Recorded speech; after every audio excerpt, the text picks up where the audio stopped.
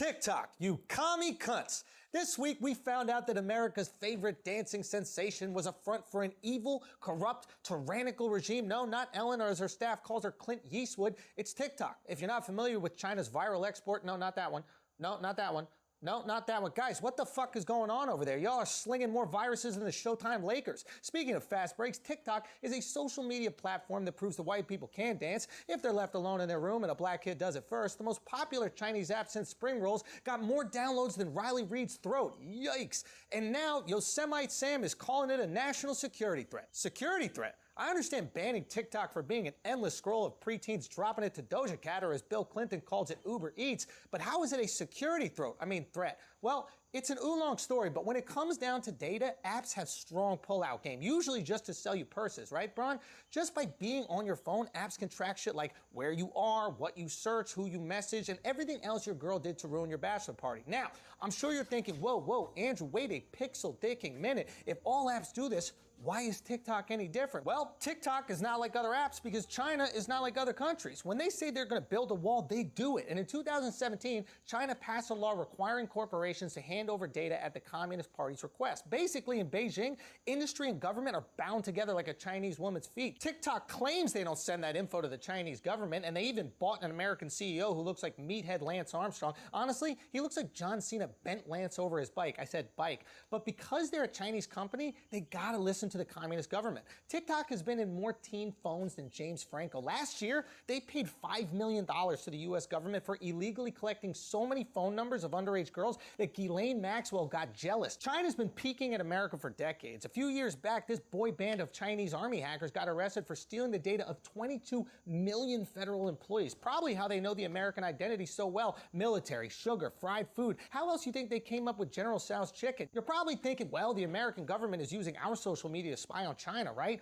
Wrong. We use planes for that, but that's not the point. Our government can't just flip a switch and make tech companies do whatever they want. Our government doesn't censor social media. Social media censors our government. Remember when the FBI wanted inside that terrorist iPhone? Apple told them to kick rocks. We have a separation between government and corporations, unless of course you're Halliburton's hollow-hearted human hunter Dick Cheney.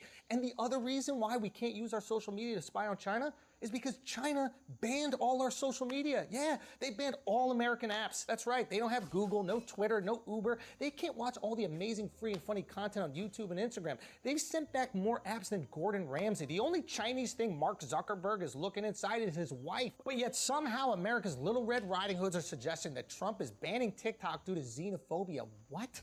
Then why isn't he banning Alibaba, Samsung, Sony, Honda, Toyota, Kia, Haier? I'll tell you why. Because they're not stealing our data. Most of our shit is manufactured in Asia. Your beloved iPhone was made by Taiwanese company Pegatron, which sounds like a Christmas gift from Porsche de Rossi. We don't care that Nikes are made in China because the only data collected from sneakers is that you love compliments from dudes. It does feel good, I'll be honest. Banning TikTok is not a racist attack on a specific group of people. You know what it is? Rounding up all the white people that want to be black in your country and putting them in concentration camps. Oh, it's Uyghurs? I was confused. Well, look, that's racist. And let me be clear, this isn't about Chinese Americans. This isn't even about Chinese people in China. This is about the Chinese government. Because not only is China banning their own people, they're banning their own apps. They even banned TikTok. Yeah, in China, they use the Chinese version of TikTok called Douyin, probably because they're doing some shady shit. God, they love shade. So, if they're censoring and controlling the content of their own apps in China, what do you think they'll do over here? I'll tell you, the same shit, and it's already happening. After Reddit took $150 million from China, posts about Hong Kong just started disappearing like Uyghurs walking to work. I mean, even LeBron James can't talk about China because they'll hit him where it hurts. So, if they're already censoring us, how bad could it get? Well, if you think Russia impacted our election with a few Facebook ads, imagine if Russia owned Facebook. Yeah, with the rise of TikTok, China could easily spread their ideologies and customs like communism or squatting to smoke a cigarette. Not to mention, China has every DM and stupid video that these 18-year-olds are posting, which they could use as blackmail to force future politicians, judges, and businessmen to do their bidding. You know damn well our first female president is probably pussy popping a pop smoke right now. And look, maybe I'm being an alarmist, but I know how good they are with Dance Dance Revolution. So what do? If we just ban TikTok, another foreign app is going to pop up next year. So maybe the best long-term solution to protect American people is to come up with some sort of regulation on data collection for all companies in and outside the US, especially those controlled by a communist regime. American companies also have to quit being so fucking greedy. They're on their knees salivating at the opportunity of Chinese investment. And these simps are all too willing to backstab hardworking Americans by silencing their voices and pushing propaganda for communist cash. Look, I'm not saying we should be fearful here at all. We are not in danger, and let me be clear, we're the fucking danger. We're the one who knocks. And the way you maintain that position is by being cautious. And if that means swapping TikTok for Reels, then I'm all about it. I love that Zuckerberg made an American knockoff of TikTok, because Zuck might be a dork, but that's our dork. And if China's upset that we bootleg their shit, well, hey, now you know how it feels. Thanks, guys. Peace. Hey, here's something else we do better than the Chinese government. Drink, baby. We get red, white, and blue faced here. I'm telling you, if you like partying, you like drinking, and you don't want to be hungover, all you need to do is support today's sponsor, that is DHM Detox. DHM Detox will break down the toxins in your body that cause you to get those painful hangovers. It is science. They are using science to stop you from having horrible mornings. And you know what? You're gonna get 20% off. That's right, you go to this website right here, nodayswasted.co/Schultz. It's right here, okay? You go to that website and you are gonna get 20% off your first purchase and free shipping in the US. Why would you be hungover if you don't have to? Just go out. The capsules, they come in a little package. You can share them with some friends. After your first drink, pop a couple. Enjoy your night. Enjoy your morning. You're welcome. Thank me later. Peace.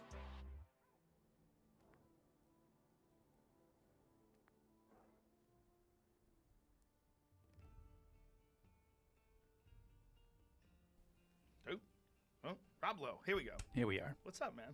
It's good to be, I was just saying, it's good to be in like a proper studio and Have you been completely locked down the entire time? completely. It's outrageous. We're 5 months in now. When Who does would it, have ever thought this? if you'd have said this is what 2020 is going to have, I mean, you wouldn't have left the New Year's party. You would have never believed it. You would have wondered, how does this happen? Like, is there a war? Like, what happens? What takes place? And it's funny how easily, not easily, but like that it's just, yeah, no, this is what we're dealing with. I mean, I guess everybody, one has to adapt. So that's the good news, I guess. Have you been going to restaurants at all? I've been to I've gone out to a restaurant maybe 3 times.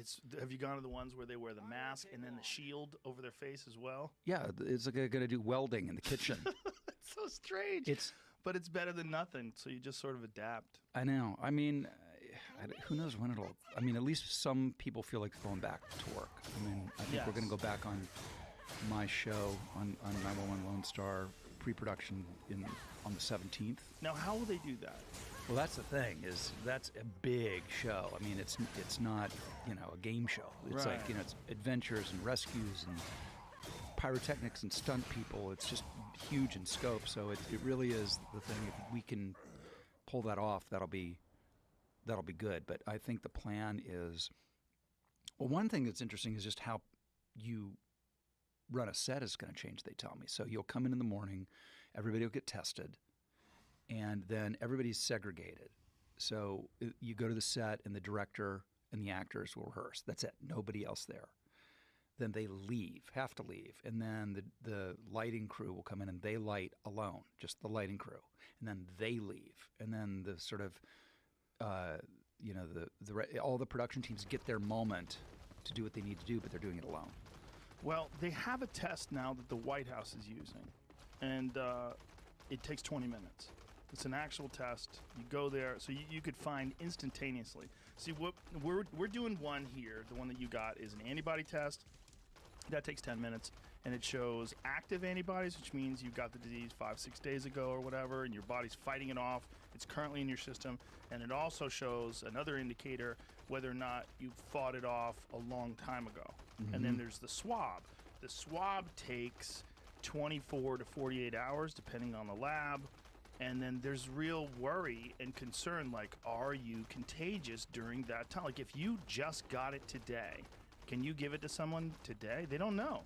So until this thing happens with the White House, the 20-minute one that they have, until that's like nationwide, we're fucked. We're in a weird situation where everybody has to be really careful. Yeah, and you know, it's funny. It's funny. I have no issue wearing masks. I don't really get that thing that people. I mean, I get the freedom. It's definitely better than not going out. Yeah, and listen, I mean, I feel way safer wearing it. Way safer, and you know, celebrities should be thrilled to wear masks.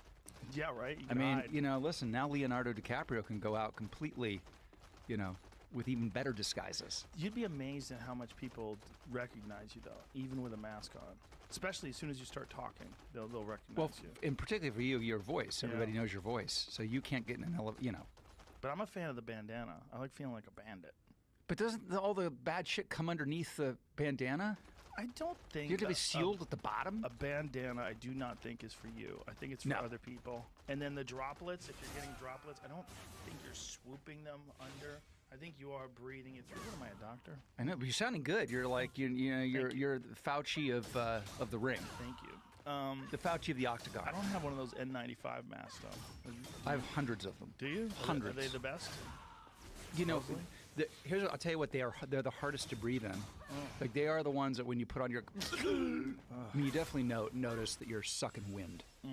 But, yeah, my wife was all over that. Like if there's anything to be bought on Amazon at any time for any excuse, she's the fucking maven. So the minute this happens, she's bought every M95 mask to stockpile. One click is very addictive. It is. It's like maybe I do need 50 boxes of toothpaste. It's right there. It's right there. Why wouldn't I do it? I'll find a place to put it. I'll take that. Yeah, 100%. So when your show comes back, people will still be allowed to go home though and go places.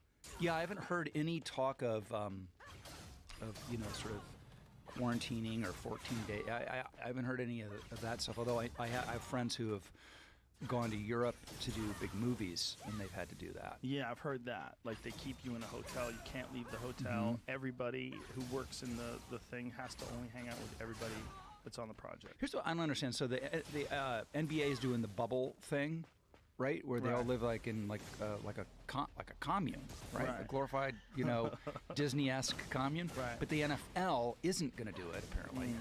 Yeah, it's too hard to get the hose in there. I was thinking, you know, chicken wing. It's hard to when you want those chicken wings. Yes. You've got to go out to get them. Yes. What are you gonna do? Yeah, you gotta whatever you want. If you need something. What you gonna do? Are you a fan of the baseball with the crowd noise? Piped in crowd noise? No, I'm not a fan of fake noise. I hate that some cars do that. You know, some cars with turbocharged engines, they put fake engine noise through the speakers. Oh, Jesus. Exactly. I never knew that. I'm all my illusions are shattered. I think BMW does it. What? Yeah. I'm sorry to say. Yeah. Are the speakers on the outside of the car or are they on the inside? It's through the stereo speakers. Even if the speaker's turned off? Yeah, it's an option that you have to turn off. You have to go into the settings and turn off. See if you can find that. Oh no! Yeah, it's I have a BMW. I know. It's outside. Well, I said it.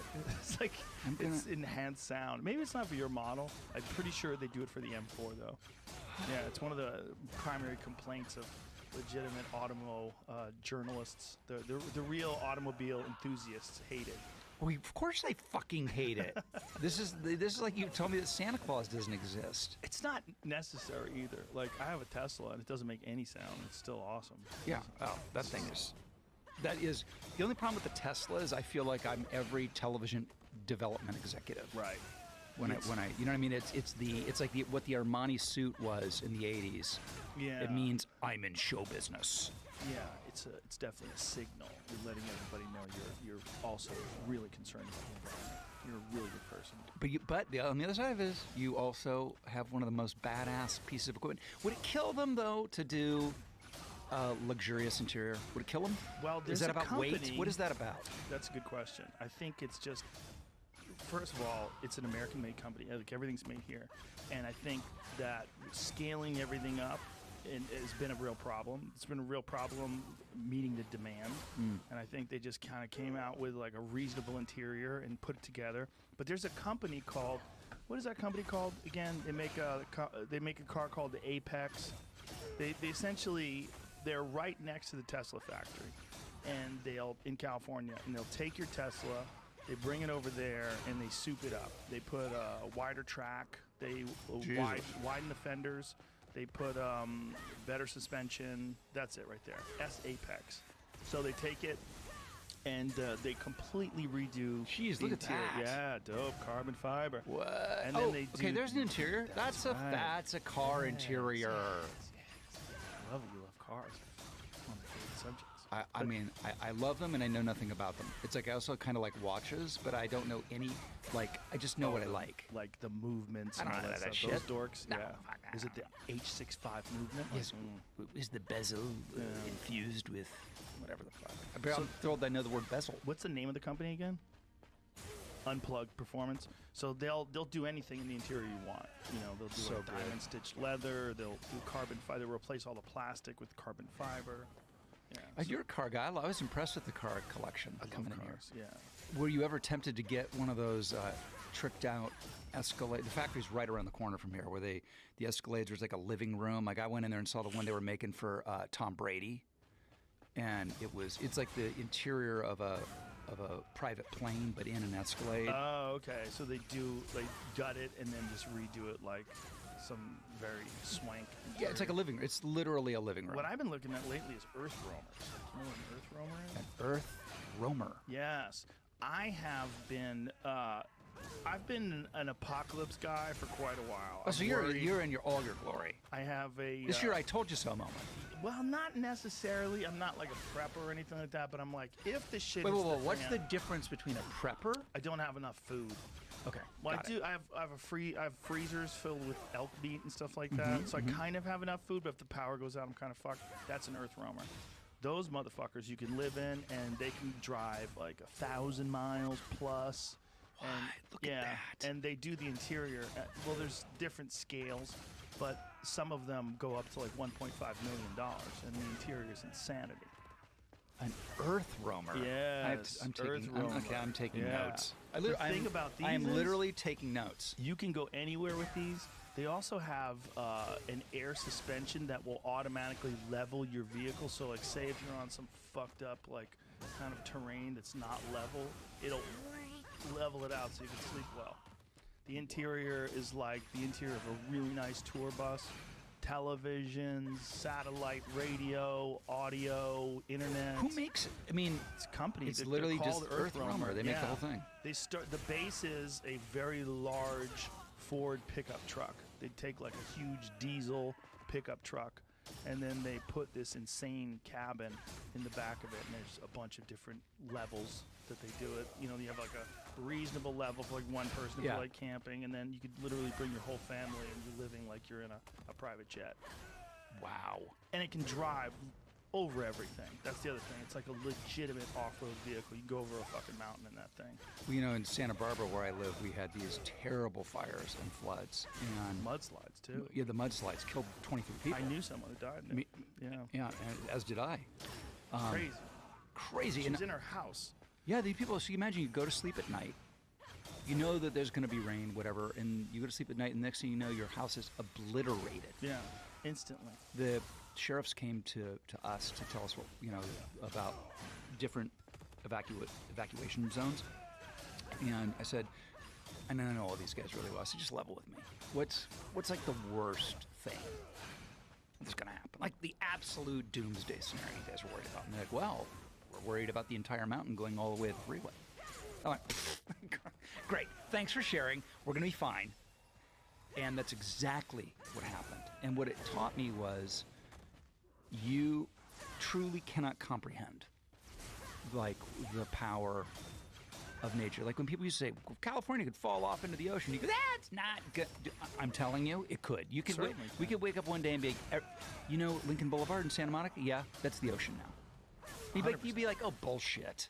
That's nothing. I'm telling you, based on what I lived through, the mind, like it's an intersection I drive by every day. Every day. If you said, okay, tomorrow night at midnight, there's going to be a 45-foot wall right here of debris, of homes, of boulders the size of a semi-truck cab, you'd be like, bullshit, that's fucking... From where? Where are the boulders coming from? Where's all... That's what happened. You can't imagine it. Now, were you in your house when that happened? I was in Vegas with my wife. My son Matthew was home. Whoa. He thought he heard the most radical thunder he'd ever heard in How his old's life. your son? He was 22 at the time, and he's like a prepping, like he's an outdoorsman. So if there was any one of the family to be home, it would have been Matthew. That's what I would have wanted there. And also, he thought it was daylight. He woke up and thought he'd overslept, because the fires from all of the propane explosions had lit the sky up, so it looked like daylight. And then he called me, and I got on the scanner, the police scanner, and the stuff that you could hear was just unbelievable. I mean, it was pandemonium. Yeah, it's such a beautiful area, Santa Barbara and Montecito. It's so gorgeous because of those mountains, but that's also what makes it vulnerable if there's a fire, right? Yeah. Because all the stuff that kind of holds the mountain together and keeps the erosion from happening all gets burnt up, and then that's what they said was rain. That was the problem. Like, this was we had a once in at least 100-year fire. The area behind our house hadn't burned in over 100 years, and a once in probably maybe they think 1,000-year rain event, all within 6 weeks of each other. So one of the things that was fascinating to me was the amount of ash, because I went on a hike afterwards, and there was at least 6 inches of ash. You know, like when you see the astronauts' footprints on the moon? Yeah. That's what it looked like, all as far as you could see in the mountains around Santa Barbara. And then when we got that rain with the ash, it created like a viscous lubricant that just pried these boulders out.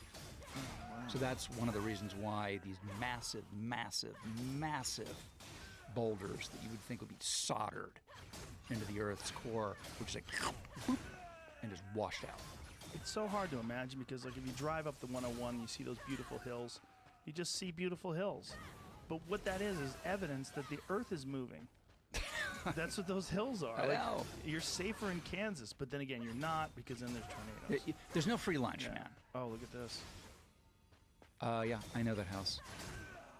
Yeah, it's crazy when you see that, like, 6 feet of mud literally poured into people's homes.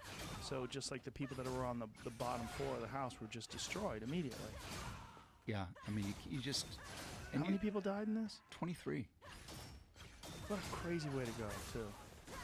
Yeah, I mean, in the stories, you know, everybody's story is more tragic. And look at that. Well, one thing that this pandemic taught a lot of people is that what you think of as being static and unchanging, that the world that we live in is basically pretty stable. It's not. A small event, and it's not small, but a virus that kills less than 1% of the population can completely obliterate the world as you know it. And that's minor in comparison to a solar flare or an asteroid impact or a super volcano. Like, if Yellowstone goes, that's the real concern. And that's another thing I used to think, that's my that's the stuff I watch at night by the fireplace. It's my Ancient Alien shit. That's not really happening. And now, based on what I've experienced, anything could happen. Well, Yellowstone definitely could go. They say it goes every 600,000 to 800,000 years, and the last time it went was more than 600,000 years ago. Can you imagine? They would obliterate everybody in the continent. There'd be no one left. The people in, like, maybe Africa, some in New Zealand, some people would survive, but they would experience nuclear winter.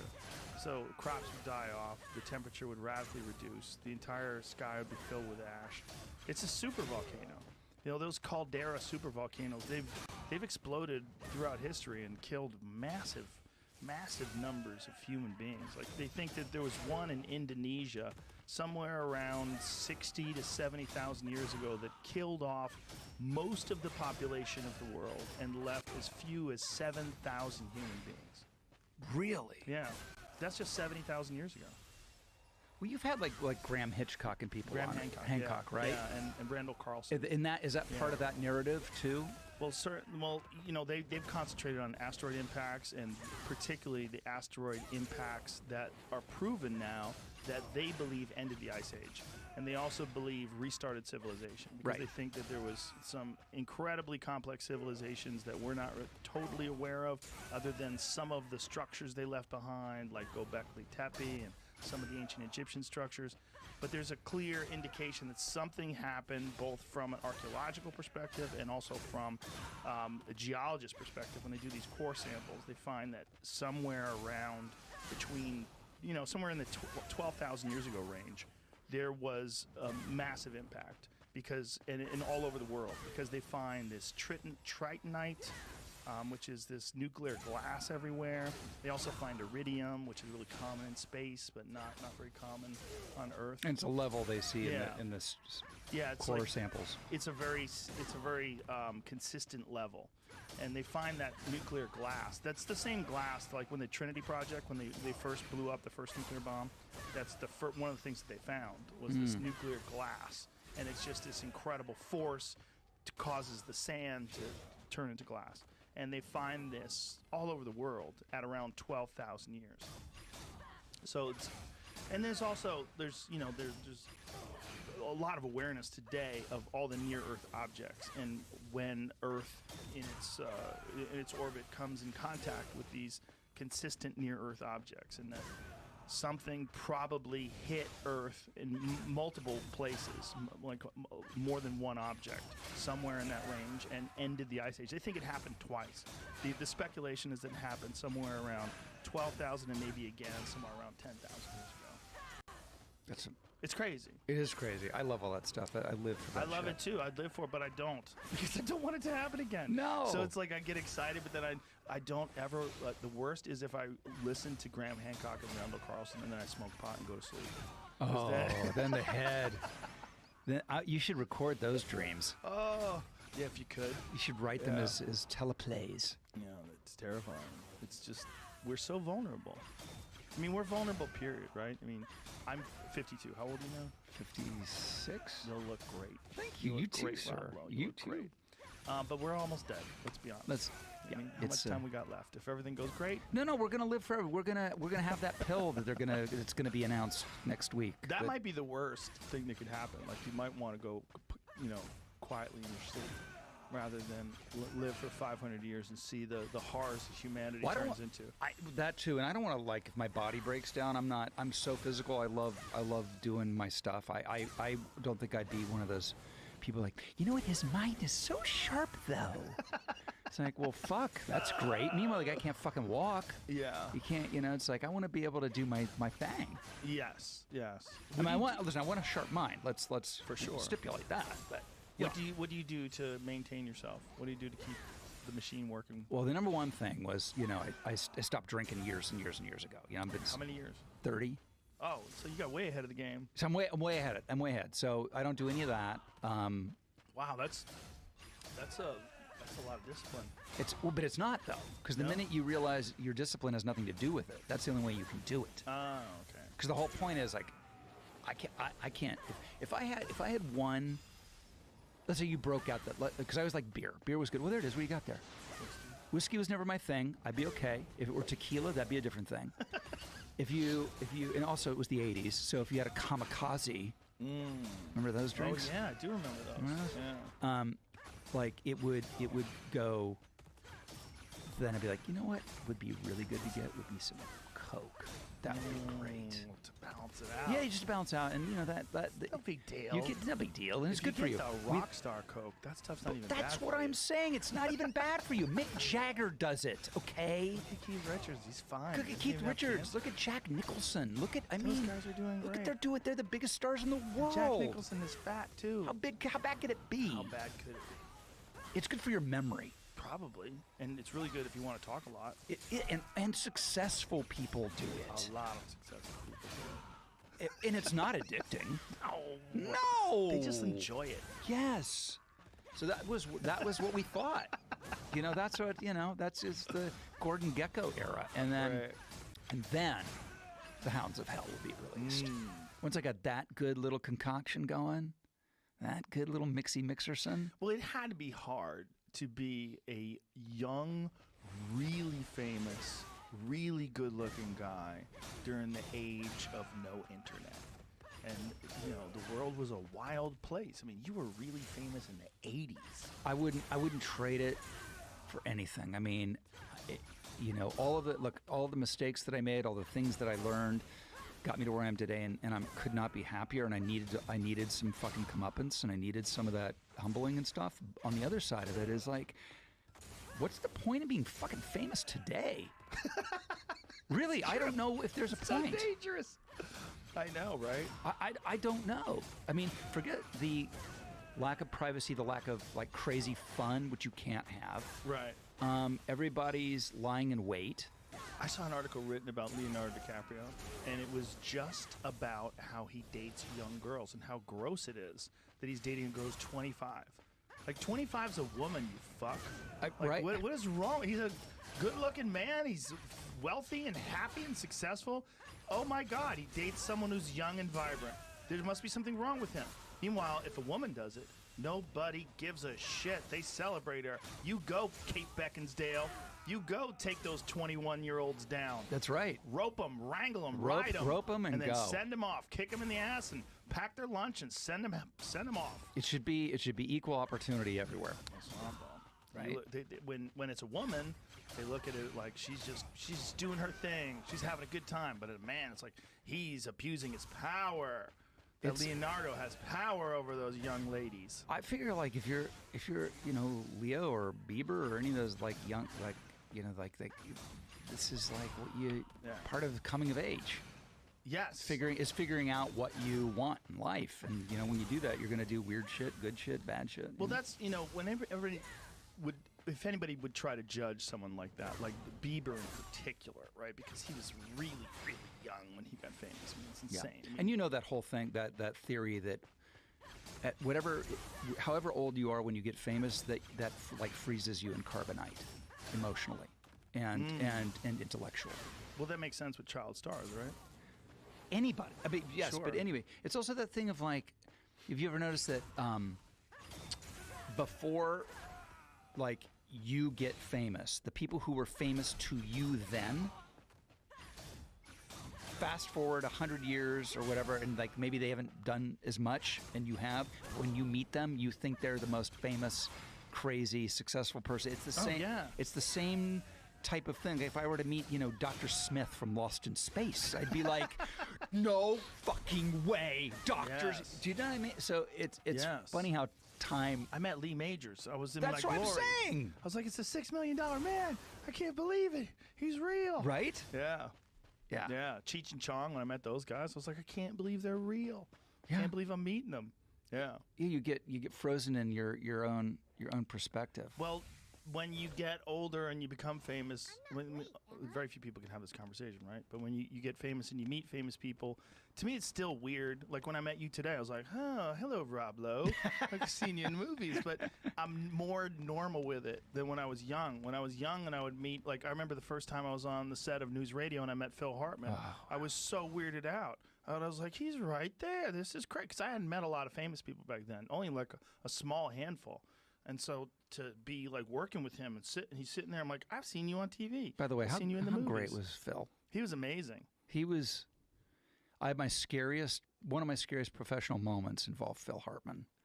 I was hosting the show on Saturday Night Live, and Phil had a character called Mace that he did, a reoccurring character, and Mace was a hard-bitten convict, and he lived obviously he was serving life, and so whenever they had pretty boy hosts, they would throw, of course, me into a cell with Mace. Hey, turn around there, chicken legs. So that was like the predicate of the, and I just remember, apropos of nothing, it was the week that the lambada dance was a big deal. Oh, Jesus. That tells you how long ago it was. And I forgot about that. Yeah, so Mace and I were doing the lambada in a prison cell, and the whole sketch built towards a punchline, and for whatever reason, I blew the setup line. Blew it. Like there's no. there's now no end. There you guys Oh, are. look, there we go. Look at him. Hey, look at you, chicken legs. And so there was no, so I had to ad lib something really, really, really, really quickly. It felt like time stretched out, and his eyes got huge, and I ad libbed something, and it worked, and it got a really big laugh. And I think that that's what sort of sealed my relationship with Lorne Michaels, because I was able to. He came backstage and was like, "You're really Houdini, aren't you?" That's got to be terrifying to do that show, to do it live. It's the best. Oh, If I could have been a not ready for primetime player, I would have. I mean, that would have been the dream. I think that's the dream. how much preparation do you have to do for that show? Like, how many times do you rehearse one of those sketches? Well, what people don't really realize about being a host is it's the host show. Like, you can take as much control over it as you want, and most people don't. Just being stupid and naive and always did, and sat in on the writers all night, write all night with all the different writers, going from room to room. It was like fucking heaven. But Wow. But I was an SNL nerd, so it was like. That's cool. And then you do the dress rehearsal, of course, right before air, and it's a full show. It's exactly the same show, full audience. It's the whole thing, and then they cut things or not. One of my favorite things that got cut, and Will Ferrell and I played oncologists who would deliver the bad news that people had stage 4 cancer, but only with our mouths full of food. So it'd be like, that was it was, yeah, he'd be like, oh yeah, I'm sorry, I'm eating chili. Woo, woo, this is hot, it's burning the roof of my mouth. Sorry, so sorry. You have stage 4 cancer. Oh, ow, so hot and spicy. That was the total predicate of the sketch. It was like so weird and so pitched dark. that one? And it made it to air. I mean, to dress. Wow. Really crazy. It must have been a rough week. It's a rough week. I don't think cancer's funny. Yeah, I guess you got a point there. Bill hated the competitive aspect of the show because he said that people were just mean to each other. That's one of the things that he enjoyed about sitcoms, is that everybody was kind of working together. He said one of the things about when you do SNL, everyone's battling to get their sketch on. Yeah. So they would sort of sabotage each other, and they would there was a lot of like backstabby shit going on, and he didn't like it. And he was really hesitant, like, to be friendly with people on the set. Like when he first got on the sitcom, it took a while for him to loosen up and realize this is a different thing, because that environment was every man for himself. Yeah, it's funny. Ensembles are funny that way. Like, there is an element of teamwork. It's like any team. There's an element of teamwork that's intrinsic and you want and is great, and hopefully it's there. But then there's that element of competitiveness, even with your sort of band of brothers. But that gets toxic in a hurry with the wrong culture and maybe the wrong people in it. But SNL, it's like, it is what it is. There's only so many slots for sketches, and there are only so many people writing, and the best is when people try to tank them in the read-through. Like, you read all of them on Wednesday, a big, huge stack of them, and people will like laugh really, really hard at their own stuff or like roll their eyes. It's fun to watch. Ugh. Yeah, that's basically what he's talking about. That always made me really uncomfortable. The fake producer laugh. Oh. Like when you'd be doing like the third run through and they're like, ha ha ha ha, like, ugh. You're dead.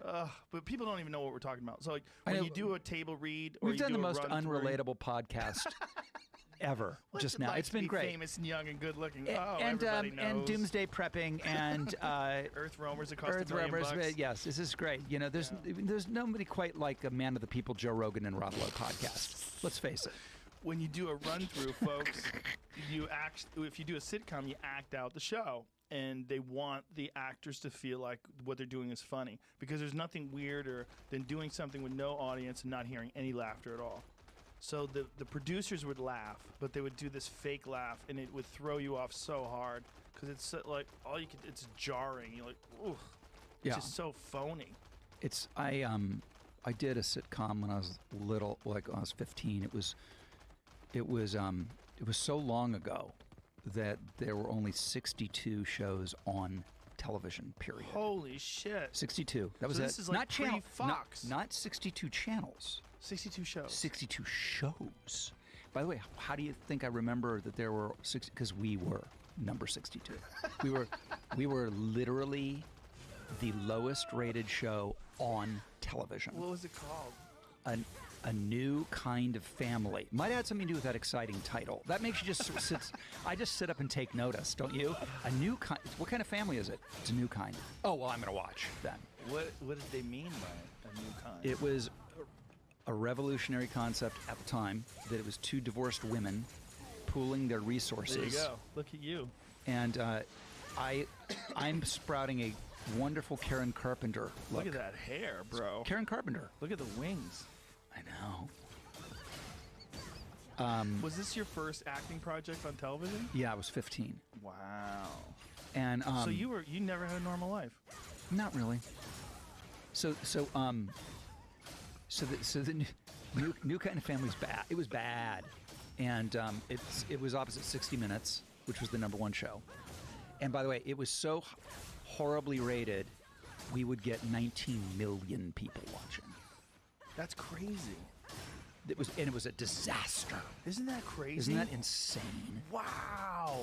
That's amazing. 19 million. That would be the #1 show on television today. Oh, there's nothing that even comes close. That's so crazy. Isn't that amazing? That was a huge disaster. 19 million people. Wow. I'm the king of the new normal. Like, I'm on shows that get bad ratings that then become the new normal. Like they used to, I can't believe it. It just, and like, I'm just right there at those thresholds year in and year out. You could say that to someone and not say what ranking it was and say, when I was 15, I was on a show that had 19 million people watching it. They'd be like, holy shit. What was it? I know. That's the biggest show ever. Yeah. What is like a #1 show today? Like, what is the top shows? Like, Modern Family, is that #1? Like, what's the #1 sitcom today? Yeah, it would have been, well, Big Bang has been off for, what, a year? Yeah. Or 2 years? It would definitely be Big Something Bang. like and that. they'd get, like, I think, 8 million. I think was what it was in that show. It's shocking, Well, though. somewhere on Netflix they're popping up now. So. Right, that's the problem. Netflix won't tell you shit. They don't tell you nothing. They say, well, you're doing great. Yeah, or they don't tell you. They don't tell you, yeah, and then they cancel you. Yeah. But if they like you, they say, we're really happy. Like, what does that mean? We're really, really happy. We're really happy. And, like, how happy? Yeah, no one Just knows. really happy. There's a lot of guesswork involved. That's insane, though. That's so many people, and it was the last rated show. Crazy. The last rated show, and then they figured they shut us down to rejigger it because they figured they could make it better somehow and stop the audience slide. And we came back, and that the other family had been replaced. What? Yeah, they replaced it without saying anything, and made it an African American family, figuring that would be more interesting for the storytelling or what have you. And Same name? no, they at least played different people. NCIS, and it gets 15 million. Wow, and that's #1. That's the #1 show. #1 by a long shot. Wow. Wow. That's crazy. So when we came back and had the new cast member, the daughter was Janet Jackson, which was fun. Okay, so you were still on it? I was still on it, yeah. And And so- Janet was all of like 12 or 13 and so acting. she was your sister? She played the other. She was in the other family. The The other sharing family. house. Yeah. Okay. So there was two families, and one was African American, and one was your family. Yeah. That's what it was. That was the change that the network made over a week. Oh. And they didn't tell anybody? No, Like, you just turned it on one week and no. Of course, why would they do that? oh, I love network executives. There are people that are making creative decisions that have never been creative in their fucking life, and it's amazing. And they're out there pushing buttons and pulling strings and. No, Aaron Sorkin tells a great story about the pilot of The West Wing, which is sort of I mean, he wrote a great script, so it's one of the great pilots, and and there's a through line of refugees from Cuba braving all odds on rickety boats to come to America for America's promise, and that's sort of a thread that's playing through it. And so in the White House, we're talking about it, and President Bartlett talks about it in a way to inspire people, and it's really, really beautiful. And the network was like, listen, we love it. We think the script is great. But we think at the end that the characters need to get into a boat and go to Cuba and pull them out of the water.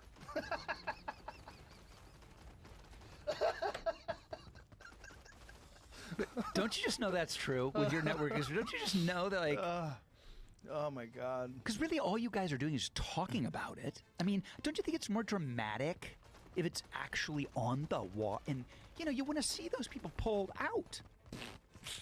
You know, we think the script's pretty good the way it is. What does Sorkin say to this?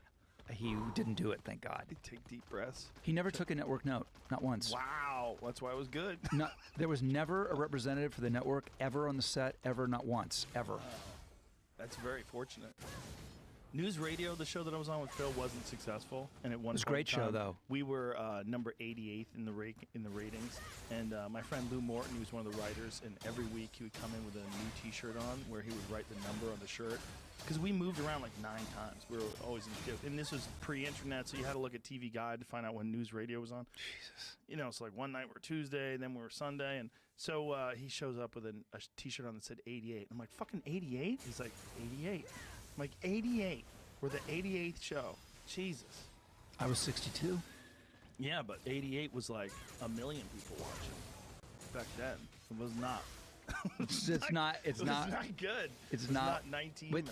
And see, but look, it led you to where you are today. That's the thing, is all that stuff leads somebody if they're paying attention to where you want to be. If you keep moving, yeah. You can't be stuck and you can't be scared. Yes. You cannot be stuck and scared. That's the thing about show business, right? It's like this weird world of, I wonder how this is going to be received. I wonder how this is going to work. Then you're fucked. You're done, though. Once you get into that head, you're done. Yeah. Do your best, and if it doesn't work, shrug your shoulders. Move on. Keep moving. Yeah. If they let you. Yeah, if they let you. That's the weird one, right? When you like watch a movie and you're like, oh, where the fuck did that guy go? Like, who's the guy from The Mummy? What the fuck's his name? Brendan Fraser. Yes, that guy. Fucking guy was huge. Oh, but Brendan Fraser crashed my Saturday Night Live closing. You know, at the end, they go, "Good night, everybody. This has been great. Thanks for watching." And everybody's there. He showed up and was screaming the name of his movie that was opening that weekend. Bedazzled! No! Bedazzled! No. I was like, what the fuck? What's happening? Who are you? Why are you? Brendan Fraser? What are you doing here? Bedazzled! Whoa. Don't know. To this day, don't know what it was about. Maybe that's what sunk him. Bedazzled! Maybe that's what did it to Could have been. That mentality. Like, that's not a healthy mindset. I think what happened probably is they were going to work him into a sketch that got cut. To promote Bedazzled. There's probably some studio shit. Some backroom, smoke-filled room shit. And then he was like, well, I'm going to go out there and he's probably a little drunk. I'm going to yell Bedazzled anyway. Damn. Dazzled. But that guy was a giant movie star. He was huge. Massive. Huge. And The Mummy was massive. Massive. I just watched it. I told you, me and my family watched Tommy Boy. No. Yes, we did. We went on, we were doing family movie night because of the quarantine. We watched like almost every night. We watched a new movie. I watched all the Adam Sandler movies, watched a shitload of Eddie Murphy movies. We watched The Mummy, watched a couple of the Mummies, and we watched Tommy Boy. How did Tommy Boy stand up? Fucking holds up. Does it? Holds up. Funny movie, Matt. Funny movie. Oh, that's awesome. God damn, Chris Farley was good. Oh, bro. He was and a great actor. My among all my regrets about Chris's passing was where he would have gone as an actor, because he was cute. And as Spade's the same. They're acting in that movie. Forget the funny, which is great, but like they're like legitimate acting moments in that movie. Yes. And I think that's why it has the staying power. But Chris was really going to develop into a real serious actor, a good one, I think. He was such a fucking powerhouse. When he would go ape shit, look at you guys. Those two idiots.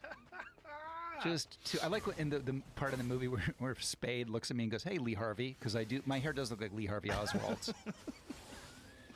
He was awesome, man. That's the cow tipping scene, which I pitched to the writers. They had never heard of it, and it made it into the movie. Who was your mom/girlfriend again? Bo Derek. That's right.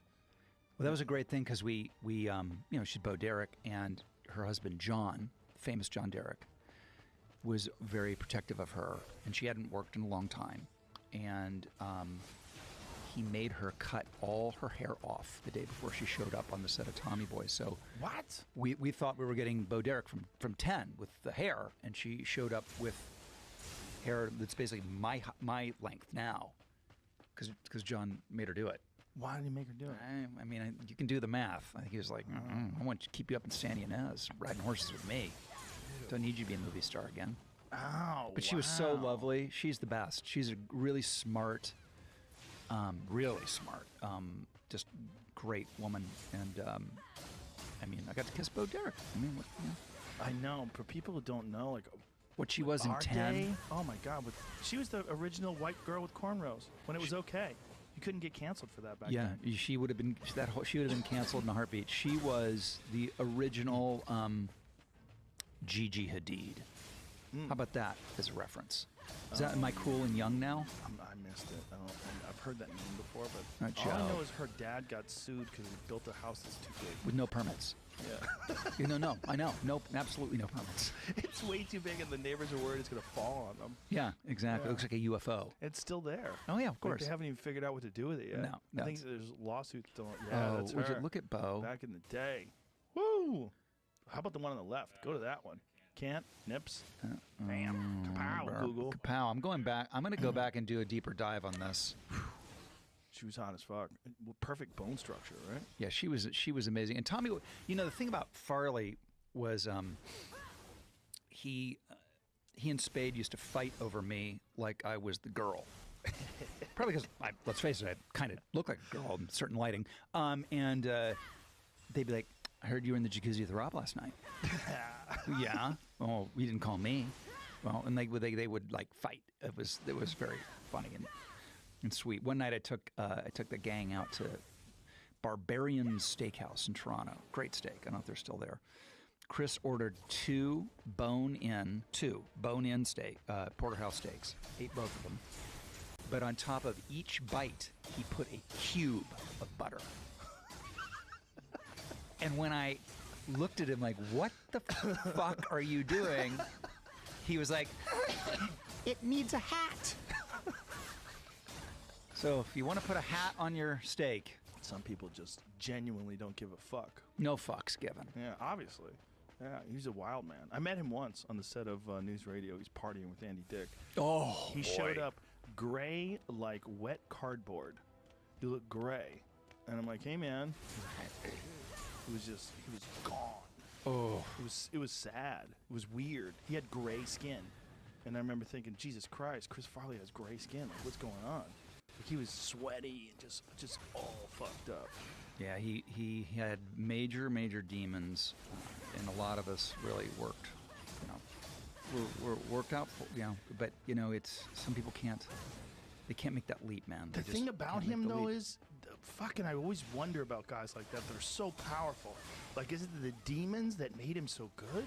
He was so good. So good. When he would go ape shit. I mean, he had the fucking horsepower he had. It was so stunning. Like when you have these scenes when he would just go fucking crazy. It was so fun. And you would wonder, like, what is that same thing what makes him? I mean, because it was so real. Is that what made him just go crazy with coke and go crazy with everything else? I mean, I think like normal people, like I don't see a lot of normal people drawn. Well, why would any normal person want to be in entertainment? Right. Right. I mean, why would they? Right. So I think just by default, damaged people or people with a more articulately, people with a hole to fill are drawn to entertainment to fill the hole. And and some of the people have other damage too, rage, anger, whatever it is. But without a question, the more normal someone is, I know, like, unfortunately, the less entertaining. Yeah, right. Do you ever find that though? Yes. Like you're at dinner or whatever, and they're like, I'm this, and they're like really nice and really decent, and I go, I wish you were crazy and damaged like me, because then you'd be really. Then we could have a fun conversation. Really funny, yeah. Well, that's absolutely the case with comedians. Like my favorite people are all completely fucked up. Have you ever met? Can you think of a normal, decent, well-rounded, unfucked up person who's hilarious? No. I'll tell you real quick. Right? No. The humor is a big part of humor is saying things that are radically inappropriate, Right. but maybe accurate. Do you think that the culture where everybody is so sensitive today is It's got to be hard to be. I think it's harder to be funny. You can make Blazing Saddles. There's so many movies you couldn't make now, right? Or jokes you couldn't tell. Sure. I mean, most of Monty Python's movies. I mean, so many. We were watching some old Eddie Murphy movies, and just movies from the 2000s you couldn't make today. Eddie Murphy is still. I mean, but what a stud. Oh my God, he's amazing. Fucking, we were talking about Norbit. I'm like, Norbit is a massively underrated movie. That is a hilarious movie. And if I looked on Rotten Tomatoes, I think it got like fucking 13% or something like that. I'm like, I don't get it. How did you miss this? Like, I was crying laughing, like wheezing at certain scenes. He is Nutty Professor 2 is fucking and terrible. also the Clumps. The Clumps, that's 2. That's the second one. That's Okay, terrible. okay, I'm sorry. Right, yeah. Nutty Professor's insane. Nutty Professor's insane. The plays Nutty Professor 2 is terrible. He plays all those characters. Yeah, well, he's amazing. It's just the script doesn't work in Nutty Professor 2. And then they got rid of Jada Pinkett Smith and replaced her with someone else too. It's like, what happened? Right, to Nothing? yeah. That was a big part of the first movie. He's But so good. The Nutty Professor 1 is excellent. But he's just And his boomerang. have you revisited the stand-up specials of Eddie's in the leather suits? I mean, I've seen them all multiple times. I haven't revisited them in the last few years. They're but worth having a look at again. he's one of the They're greatest so- of all time. It's so crazy that he good. hasn't done stand-up in 30 years. As long as you've not been drinking, he hasn't been doing stand-up. Jesus. Maybe there's two. Are And connected. they were related. I used to run with Eddie back in the day a little bit. It was pretty fun. He's amazing. I mean, it's really every comic that I know wants him to do stand-up again. Every comic. Like, there was a thing, we talked about it on the podcast before, but there was a thing that he did where he was accepting some award, and he was on stage, and he did this piece about Bill Cosby. Because him and Bill Cosby always had feuds. Like, it was on one of his older specials. I think it was on Raw, where him and Richard Pryor had a conversation. Because Bill Cosby called him and chastised him about delirious, about using bad words. And so he did this whole thing where Bill Cosby, called him and told him, and then he called Richard Pryor. Richard Pryor was like, "Do the people laugh? Do you get paid? Well, That's tell amazing. Bill to have a Coke and a smile and shut the fuck up. Yes, Exactly. I remember. Have a that? Coke and a Yeah. smile and shut the fuck Yeah, up. so he had no. I remember For that. him, that was painful because, look, every comic was a Bill Cosby fan until Sure. they found out what the fuck he was really all about. But so for him to get a phone call from Bill Cosby instead of saying, "You're amazing. I fucking love what you're doing. I'm in your corner. Congratulations. Go get him." Instead, he gets, "You should stop saying bad words." And so anyway, years later, he hasn't done stand-up in forever, and he accepts this award and talks about because they took back Bill Cosby's honorary doctorate and all these different, they took awards away from Right. him, and he does this whole routine about Bill getting his awards taken away, and it's fucking brilliant. And he hasn't done stand-up in 30 years. And you look at him, you're like, Jesus Christ, if that guy did stand-up right now, he'd have the biggest Netflix special on earth. And it would probably be an hour of fucking gold, just straight gold. He just doesn't. I mean, He's talking about doing it. He's talked about doing it. I bet pre-COVID, he was talking about doing it. I mean, obviously, COVID fucked it up for everything. Right. It's really hard to do a show now. right. And I don't know where it's gonna go. I hope he does it though. But he's a special talent, a very unique talent. Yeah, and in a wonderful enigma. Yeah. He's so nice. But he's one of those people like that people have all of these like people project things onto Eddie. Do you know what I mean? Like what he's like, what he is, what he isn't, because Right. he's just one of those guys, and he's kind of an enigma. He's kind of unknowable, but he's such a good dude. Well, he's so talented. I mean, Yeah. we all grew up with him. 48 Hours and Dude, 48 Hours is the shit. the shit. Him and Nick Nolte. Dude, Nick Nolte is so. I mean, that movie. I mean, that's the Amazing. ultimate. I mean, look, Buddy cop movie. There's Yeah. the Danny Glover one with Mel, but to me, it's all about 48 Hours. I wonder if you can make a buddy cop movie anymore now that everybody hates cops. There they are. Look at them. Oh. Could you make a buddy cop movie today? Would people? They don't want you to. They wouldn't want you to. No, they don't want you to for sure. Like cop movies. That's one of the biggest genre, right? There was a screening of Kindergarten Cop that was supposed to be in Portland or somewhere this weekend that was canceled because people said that it was showing cops in a good light or something like that. I hope they get robbed. I hope everybody says they get robbed. Can you imagine? Drugs. You got to watch. You ever seen Nolte and I don't really hope they get robbed, by the way. These are just jokes. You ever seen Nolte and Q and A? The movie Q and A? Yes. Sidney Now Lumet that I movie? remember that. Yeah. Where he yeah. plays a racist cop? Yes. Oh, he's amazing, Yeah, man. it's You know, there's a fucking insane. movie that's not that good. It's called Warrior. It's like this martial arts movie that was a few years ago, and Nick Nolte plays this guy who is a trainer of one of the fighters, and he's the father of one of the fighters as well, and he's this alcoholic, and he's all fucked up, and he has this scene where he breaks down and is crying and weeping, and you just go, God damn. If you forget, this is it right here. He's so good. He's so That outfit, good. that's the outfit he wears to go to the market in Malibu. Oh, yeah, man. I ran into him at Fry. Look at him right there. I mean, this scene, That's man. also how he orders at McDonald's. Screaming red face. I ran into him at Fry's Electronics. He's like, oh, hey, Joe. He was buying some motherboard or some shit. for He's his kid. he's just amazing. Yeah, he's amazing. So I gotta tell you how much I'm loving your podcast. I love it. It's great. Thank you. I'm a big fan. And Thank you. and one of the things I love about, because I'm doing my own now and I'm learning from the best, and the best would be you, is it's just literally anything and everything that makes you like you're curious about, and I love that. So I know it because I've been paying attention. I know you're curious about space. And let's talk for a minute, because this week Okay. Elon Musk, Yeah. he did the big, and it was fun to watch. But isn't it funny how excited we all are that we just replicated something we did 50 years ago? Well, even better, though. They replicated something in a much more improved way where it can actually come back and land and it's reusable. That's the difference. How don't you think, though, we have to? There has to be a secret space program. There has to be. Do you think so? Well, here. Okay, let's just go through the logic of it.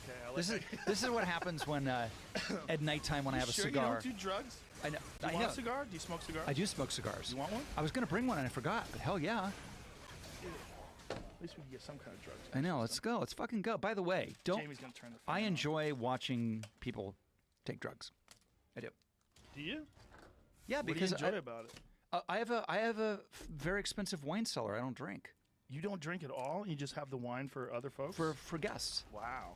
Yeah. But could you have like a glass of Nope, wine, or nope, are you just a nope, deep end no, kind of nope, a guy? nope. Every single person I know who either you have the ism of alcoholism or you don't, and Right. if you have come to terms with the fact that you have it, the day where you go, you know what, I'm going to live in Europe for a while, and gosh, I mean, a glass of red wine at my birthday is not going to. I'm not going That's to what do. I'm I'm not going to saying. do heroin anymore. That's what brought me Right. to my knees. But a glass of red wine, literally, you can put a fucking stopwatch on it, and it might not be in a week, and it might not be in a month, and it might not even be in a year.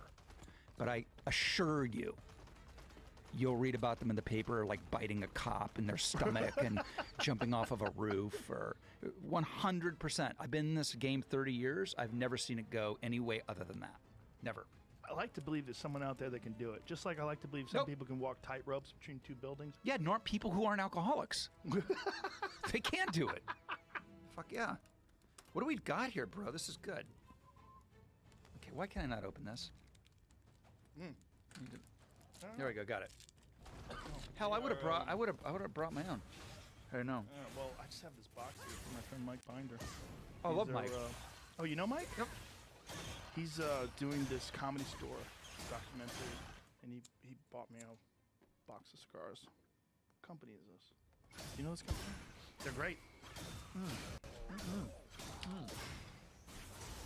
There's nothing better than a cigar when you're fasting, 'cause you get good and fucked up. Are you fasting right now? Yeah. What do you do? The intermittent I thing? do intermittent, and then I do You look every other day a 24-hour, really. which I got from Kimmel. Like what? Like remember that moment where all of a sudden Kimmel like didn't look like Yeah. Kimmel anymore? Lost like 80 pounds. Yeah, and or I was something like, crazy. and I did, and like in the commercial breaks, the band's playing and people were screaming, "Hey, why do you look so good?" And he's like, "I don't eat every other day." I was like, "That's gotta be bull." The word went right back, and I never got to like finish the conversation with him, but I've since learned about it, and I've done it, and it's been What's great. the benefits? honestly, I think at the end of the day, the benefit is it's just an easy way to keep the calories down. But I find I'm more focused and I actually have more energy. That's crazy. If you think about taking a whole day off of eating But here's every the other thing. day. Here's the thing: is it sounds worse than it is because you eat dinner. So the day goes from dinner to dinner. Right. So there's not an active day that I'm not eating. Oh, okay. Right? It's But like it's still a meal 24 a day. hours. Yeah. It's a meal. That's what Jack Dorsey does. Jack Dorsey, the CEO of Twitter, he eats one meal a day. And he said he realizes that a lot of that life sucks, unfortunately. Do we have another lighter? No, I'm good, right? No, I'm good. We're good to go. This is good. I like this. They're good, right? Oh, yeah, really good. Yeah, I do intermittent. I do either 14 or 16 hours. But And then you're like low carb, low sugar. mostly meat. Mostly what I eat is meat. Like almost entirely meat. What about I eat veggies? some fruit. Veggies. This whole month, I'm barely eating any vegetables. What? This is animal-based August. So, Animal-based August. yeah, plant-based. I'm plant-based. Well, there's animal-based August. Do Mostly the what I'm eating is meat. vegan army come for you? Oh, they've come.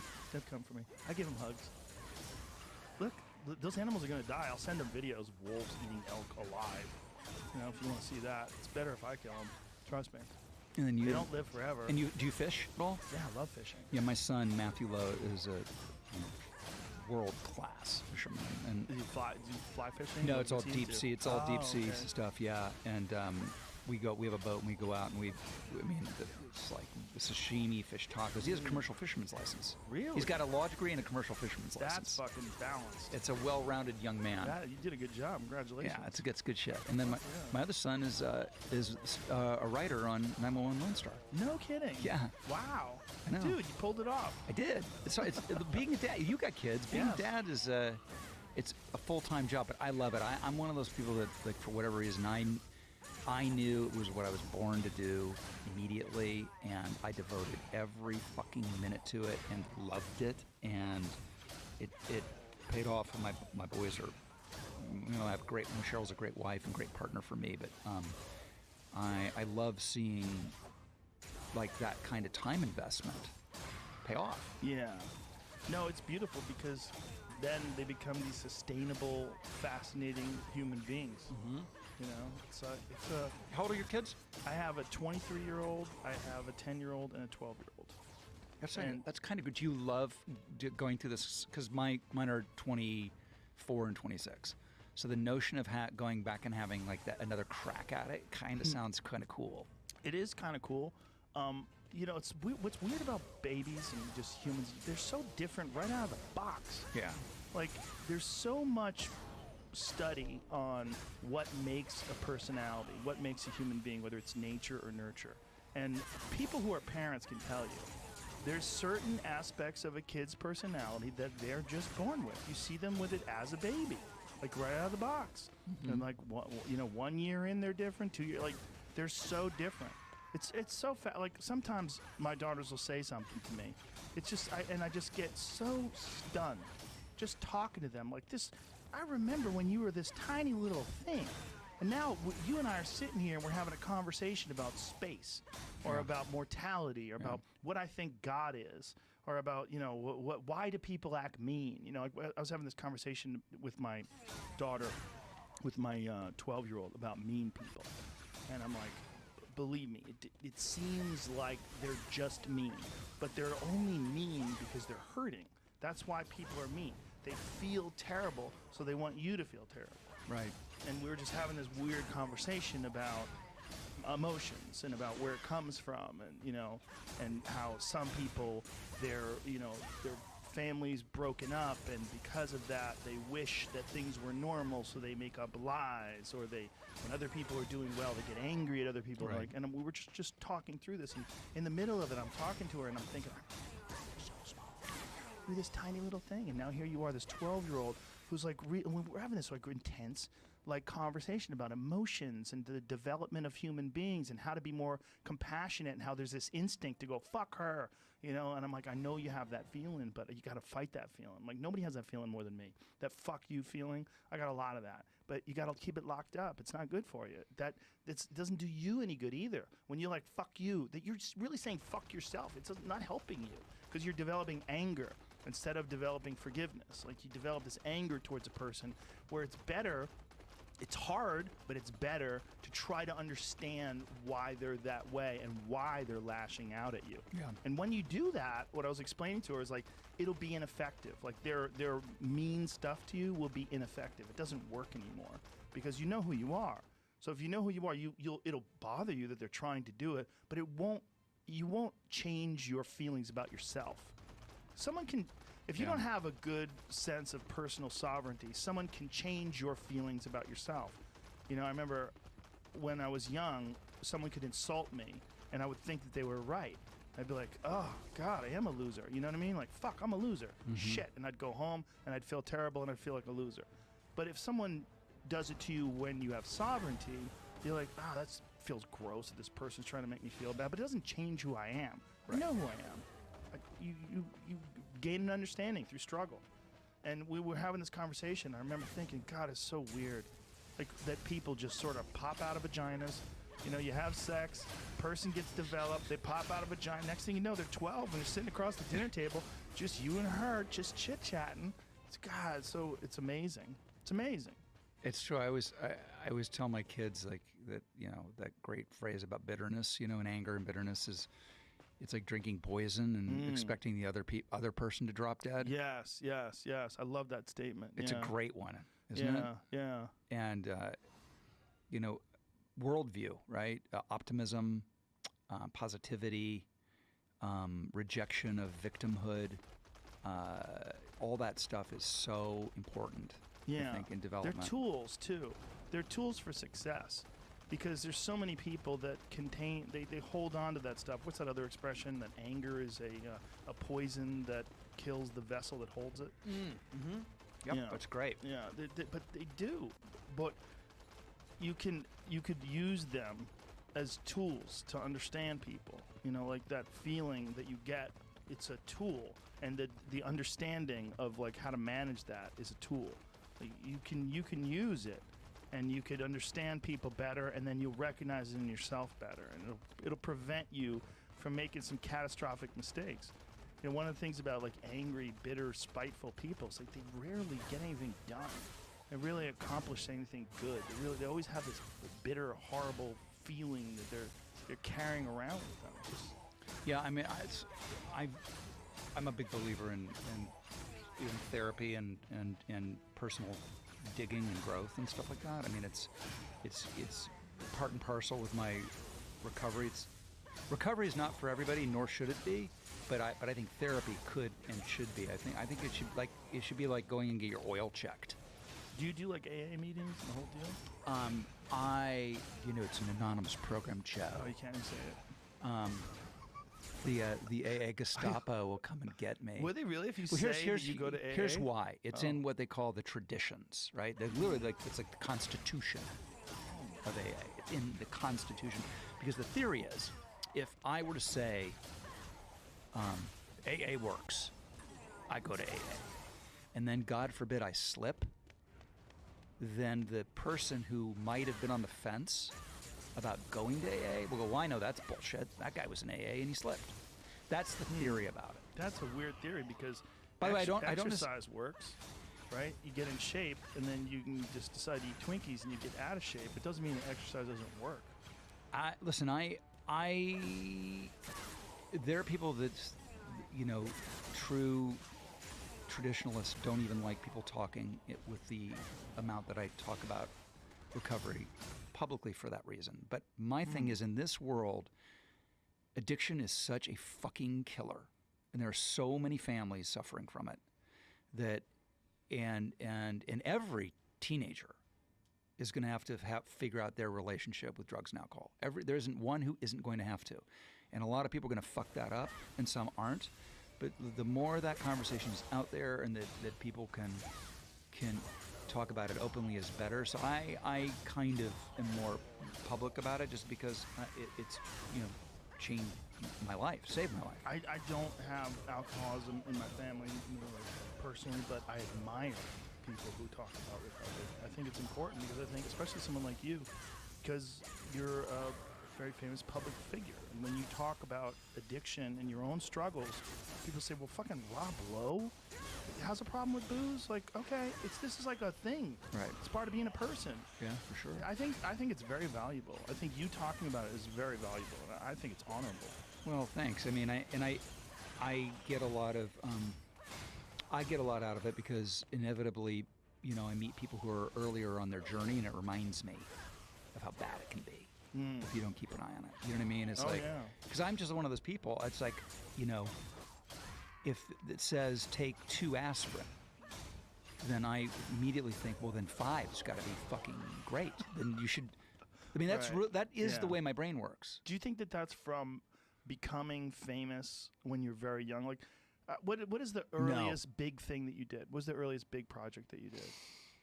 I mean, it was probably that Karen Carpenter look-alike look thing I had going on. But like a big, well, that was sort of. But I mean, you said that was not the big knockout. I mean, that put me on the teen magazines though, and that's I went from like a theater geek who couldn't, like, none of the cool girls gave a shit about.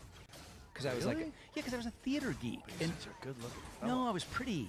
I didn't look like the fucking football playing. They all wanted the football players and the beach volleyball players. And in that culture, like, youth entertainment wasn't a thing. There was no MTV. There was no Us magazine. There was no Nickelodeon. There was none of it. So, like, it was kind of this, like, thing that... Stars to watch in '87. Look at you. 87's late, though. I mean, you can roll that thing back to 79 and get some good shit. Duran. Look at Michael J. Fox. Look at him. The Monkees were still around. What? Duran. You know, it's funny how in Europe, like, things that are almost like campy here are still cool. Like Mirko Krokop is one of the baddest motherfuckers of all time. Is this kickboxer? He used to come out to Duran. That was his walkout song. Come out to Wild Boys. Wild Boys. Yeah. I mean, he's a fucking straight up killer. He's a terrifying human being. And he would come out to Duran. That's unbelievable. That's awesome. I loved it. I was like, that is the scariest human being on earth. That's a fucking Duran. Who's fan. the guy? And this is going to be like, who's the baseball player? And you're like, Babe Ruth. Yeah, that's him. But who's the fucking gnarly motherfucker from Hawaii? BJ Penn. Oh yeah, BJ. Yeah. So BJ, when I met BJ, and I don't know anything really much about the sport, he was like, you know that before every match I watch Youngblood. I'm like, get the fuck out of here! What? Are you kidding me? BJ's crazy. He's crazy. He's so crazy. So fucking nuts. That's funny.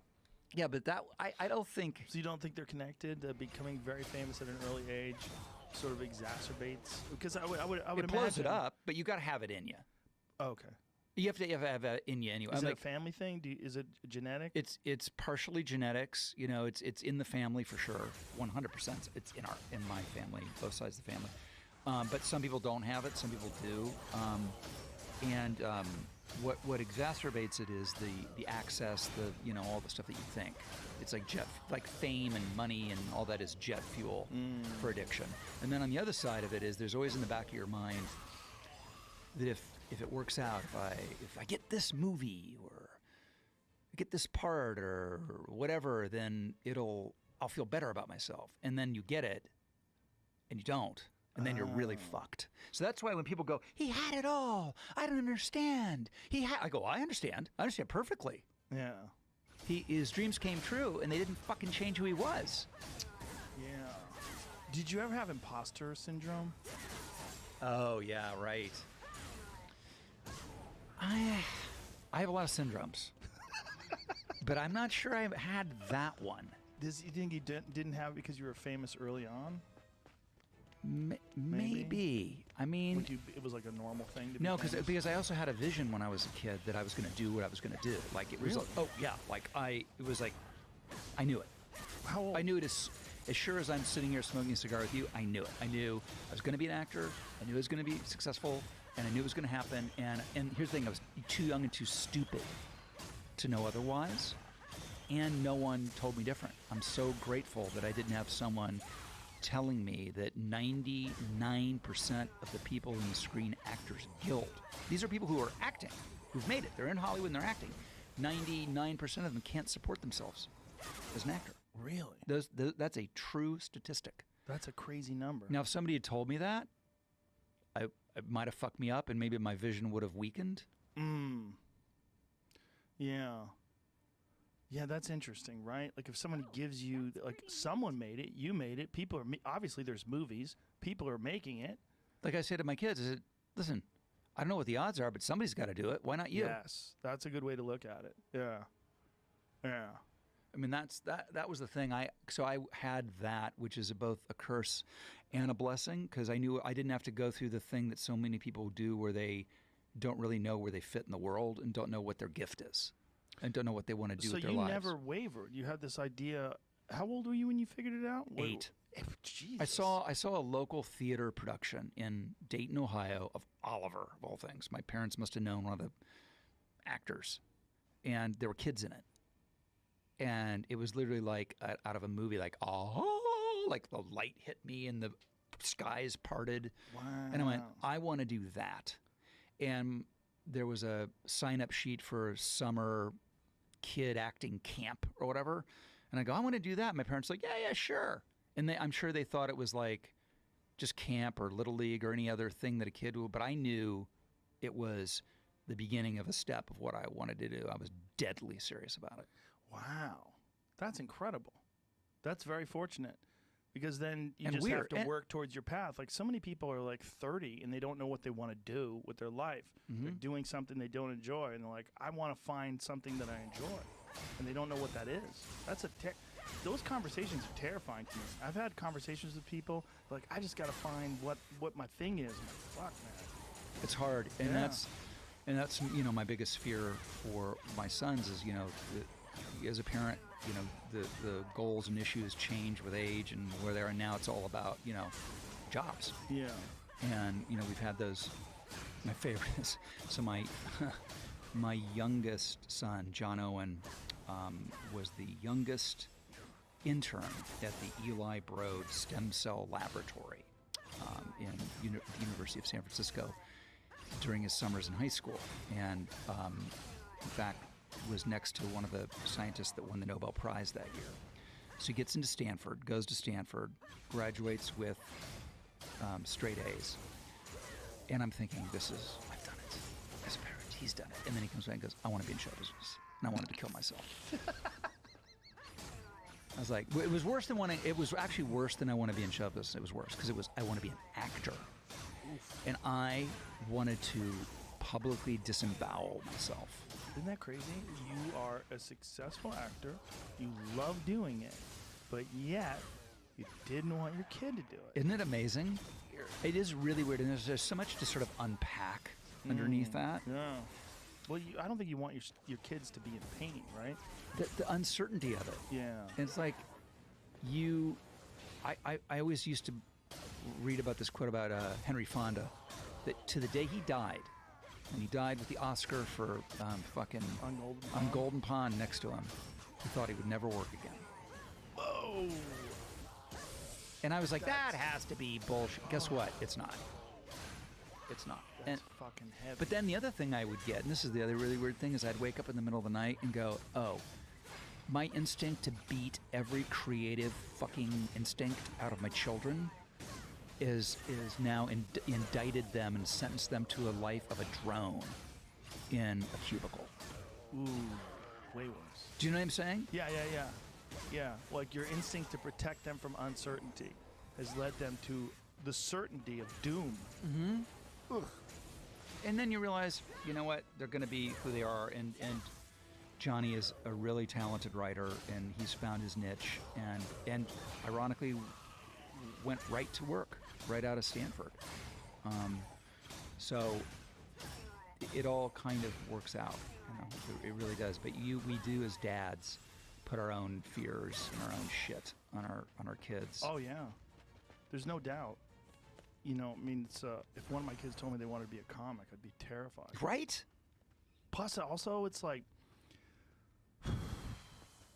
I This don't. isn't expensive at all. There's certain parts of comedy that are so painful, like the bombing. Like I don't think I could be there if my kid was bombing. I would feel it as much as them. Do you remember a joke that you told once that bombed? Oh yeah. Really? Oh my God. You remember Fucking the hundreds joke of 'em. or a joke? Dude, I've bombed a lot. I just can't believe that. I talked to I had George Lopez on my podcast 2 days ago, and he was talking about bombing. But Yeah. you're fucking Fred Rogan. You're Joe Rogan. He's fucking George Lopez. What the fuck? How do you guys don't bomb? You have to come up with new material, and if you're going to come up with new material, some of them are going to be duds. That's just how it is. Yeah, and also you have to take chances if you want to expand. Like comedy is there's a bunch of things going on, right? There's you relating to the audience. There's them liking you. There's these concepts you're trying to flesh out, and especially in a workout room like the Comedy Store, like you have to take chances. There's no way around it, and sometimes those chances fall flat on their face. The good thing is through those painful failures, those are like the biggest springboards to improvement and growth. Like every time I've ever had a bad set, my next set has been amazing because you just feel the sting and you prepare better. And also, like, I think my past bombings have prepared me to not bomb again because of the fact that I know what it feels like to suck. It's so. I always explain it that it's like if someone says, "What's bombing like?" It's like sucking 1,000 dicks in front of your mother. Except there's probably someone out there that likes sucking 1,000 dicks in front of their mother. No one likes bombing. There's probably some guy who's just really into humiliation, but I don't think there's no one out there who's into bombing. Oh man, I just. Yeah. Well, because it's like. Oh well, listen. Well, what? I will bet you that no one has bombed harder than me. Oh, that's not.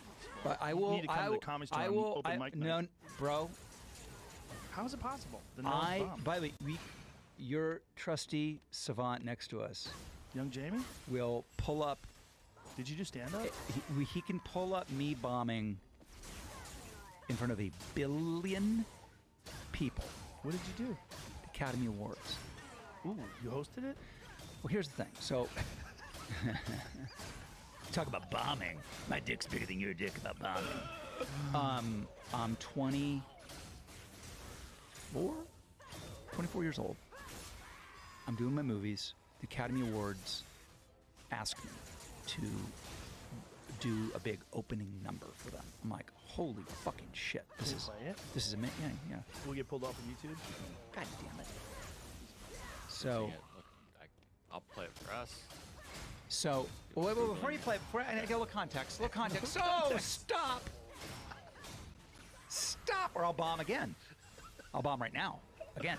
So, they say to me, they go, we want you to do, and I'm like, What year is this? High honor, 86. Okay. High honor. High on. Fucking Academy Yeah, Awards. sure. And I should have, probably thought it through, because the idea didn't sound great to me. But it's the Academy Awards. They know better than I do. It's their show. And the idea is it's going to be an homage to old-time Hollywood. And one of the earliest stars in Hollywood was Snow White, the animated figure.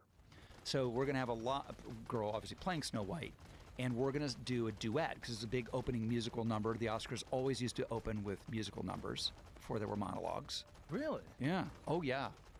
Yes. This ended it. It's ended it. So I'm like, okay. Me and Snow White, great, okay. And anyway, Marvin Hamlish is going to write it. Marvin Hamlish. I'm like, I know who Marvin Hamlish is. He wrote The Sting. Well, Scott Joplin wrote The Sting, but Marvin Hamlish won the Academy Award for that. He's double Oscar. He's a genius. And I'm not going to tell Marvin Hamlish that I think that the lyrics are cheesy. I'm not going to do that. So when they get Ike and Tina Turner's Proud Mary and change the lyrics to did a lot of work for Walt Disney. Ooh. Oh, yeah. Like I'm saying, it's a bomb. Okay. And I are going to watch this, and we're going to pause for the people at home. If you need to watch this, YouTube, Jamie, what is it? It's on the Hollywood Reporter's website. I don't know why it's there. It's probably probably something What is else the that's- title of the actual video? Rob Lowe bombs. Yeah, Is that the something title? like that. Disastrous Open. I don't know. Rob Lowe and Snow White's disastrous Oscar opening February 20th. By the way, that's 2013. actually the title for the people. It literally says disastrous. Folks at home, Google this, watch it, and then we're gonna pick this up after Rob and I watch this. Is that Lily Tomlin at the end? No, that's a They didn't give you truncated much. version. Yeah, they But- didn't give you much of it. But can I tell you something? We're back. That was the year that Barry Levinson I could tell just from the first bar. was that not good. It was gonna be bad. Yeah, when you were singing. Did you take singing lessons? No, fuck. What's that? We You know found the whole it's thing? 11 minutes long. No, so it's we can 11 watch minutes that. of sheer terror. That's on YouTube if you want to look at it. Oh, okay. Of 11 minutes that ruined Hollywood producer Alan Carr's career forever. Hold on. We'll be right back. He's like, wait, just hang on. Hang on, folks. I need to see. First of all, I get it. I get it. Okay. We're okay, back. so I look out in the middle. I look out in the middle of the audience, and I see Barry Levinson. So he's at on this Oscars, he's about to win literally 11 Academy Awards. As an actor, there's no one you would want to impress more than Barry Levinson. It's the year of Rain Man. And I look out, Joe, in the middle of this, and I see his face. I'm not kidding. And this is what he literally was going. He goes, "What the fuck?" You see him actually make those. I see him mouth the words, "What the fuck?" And so, talk about bombing. And I'm like, but we have to have our actors' denial. Like, we can't get through a career without a healthy dose of denial. So I'm like, you know what? Fuck Barry Levinson. What does he know anyway? Fuck that guy. And I go backstage, and it's in the green room, and it's early because it's early in the show, and there's an older lady in the corner with like flaming red hair, and I'm kind of looking at her, and she sees me, and she goes, "Young man, I didn't know you were such a good singer. Come sit down." It was Lucille Ball.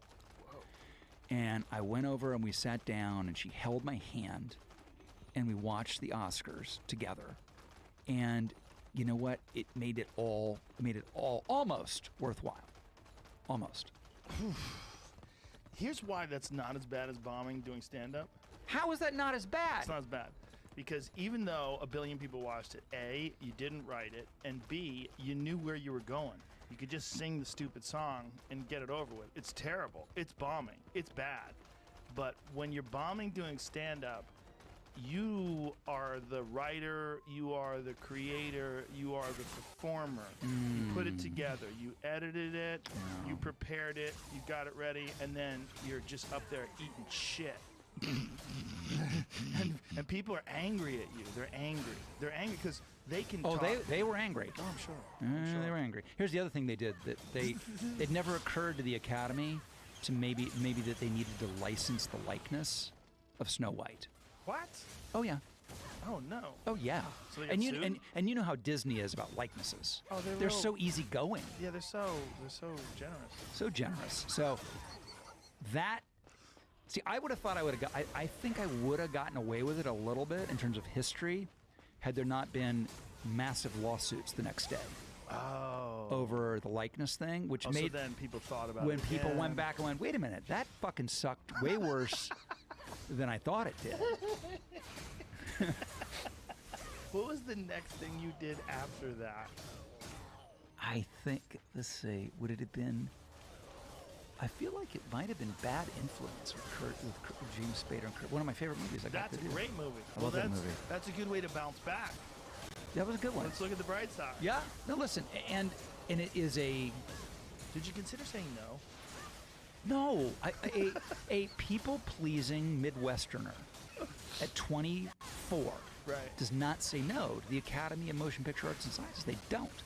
And every year I am treated to the high honor of being on the list of most embarrassing Oscar moments every fucking year. And my thing is this, is I go, hey, wait, guys, you couldn't figure out how to announce the best picture 2 years ago, and I'm the problem? Still?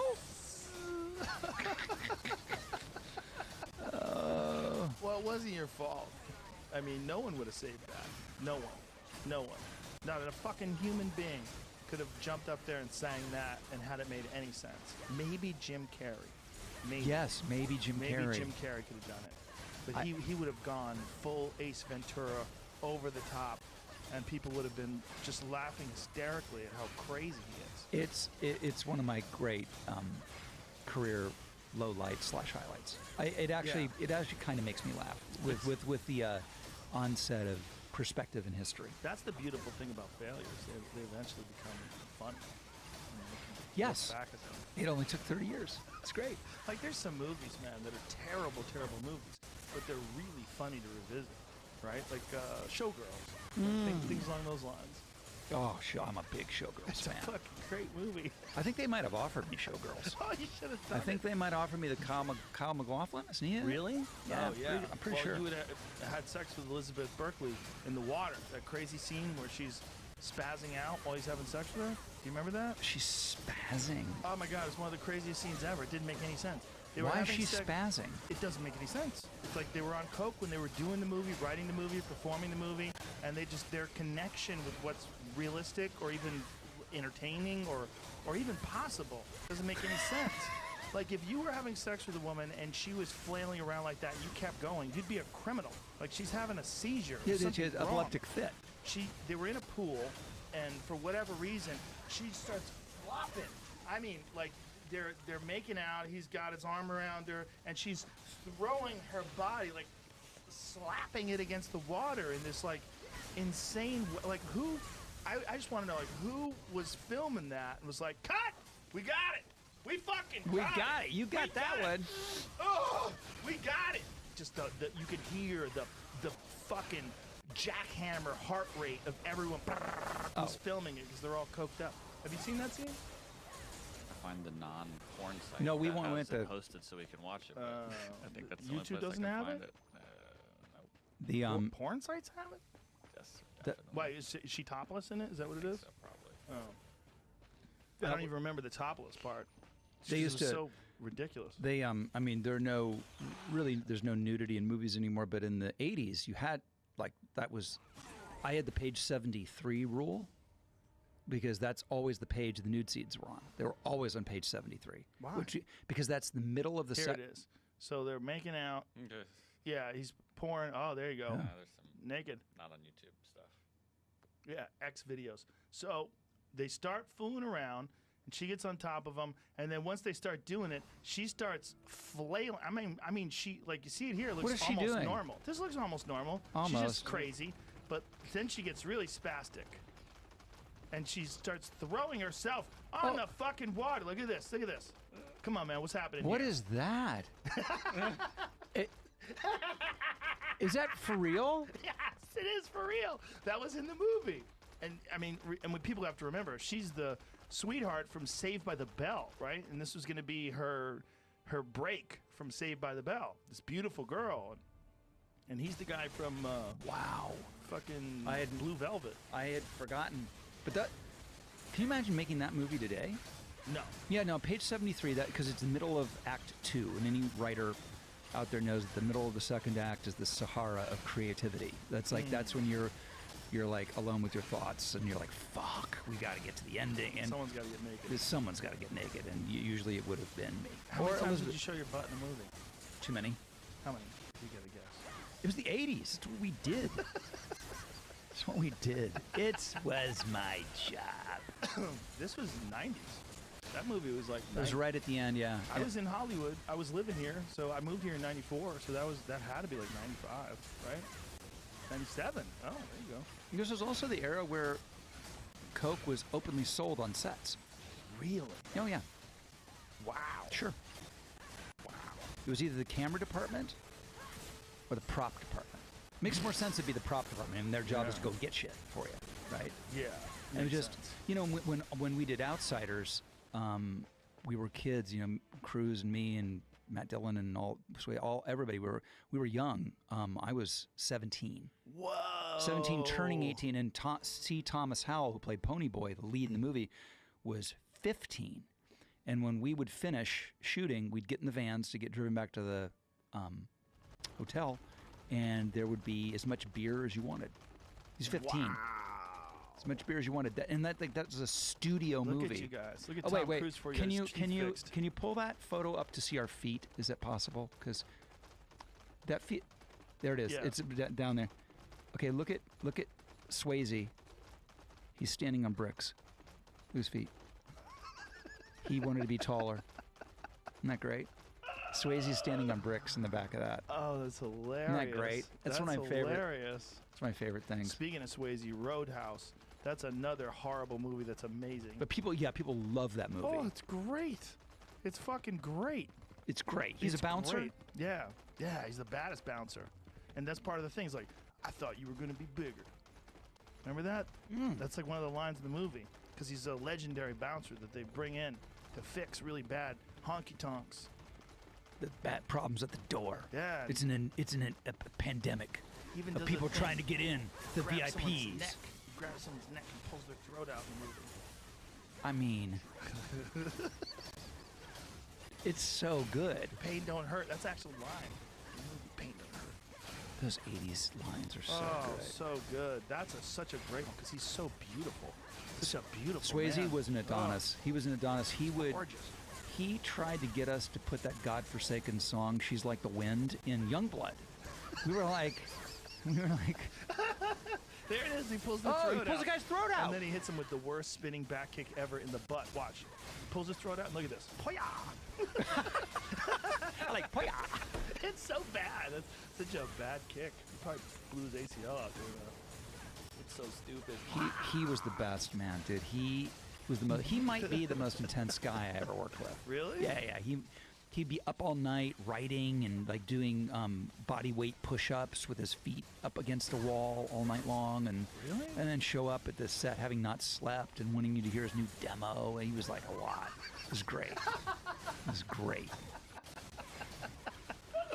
But no, I remember She's Like the Wind, and I was like, I don't know how that fits in we're making a hockey movie, bro. I don't know how that fits in the hockey movie. Why did he want that in there? And then, sure enough, what Dirty Dancing comes out, and that movie's in it and goes to #1. Oh, well, yeah. But that movie. Okay, that was a good movie. Dirty Dancing? Yeah, It's that a was great movie. That was a great movie. Ghost is his best Yeah. movie. Yeah. Ghost is a great movie. That's a great movie. Great movie. He did Point Break was a great movie. Great movie. He did some great movies. Yeah, he's Keanu was in Youngblood, but I thought he was French. I thought he was a French Canadian goalie. Really? Yeah, I didn't know he was an actor.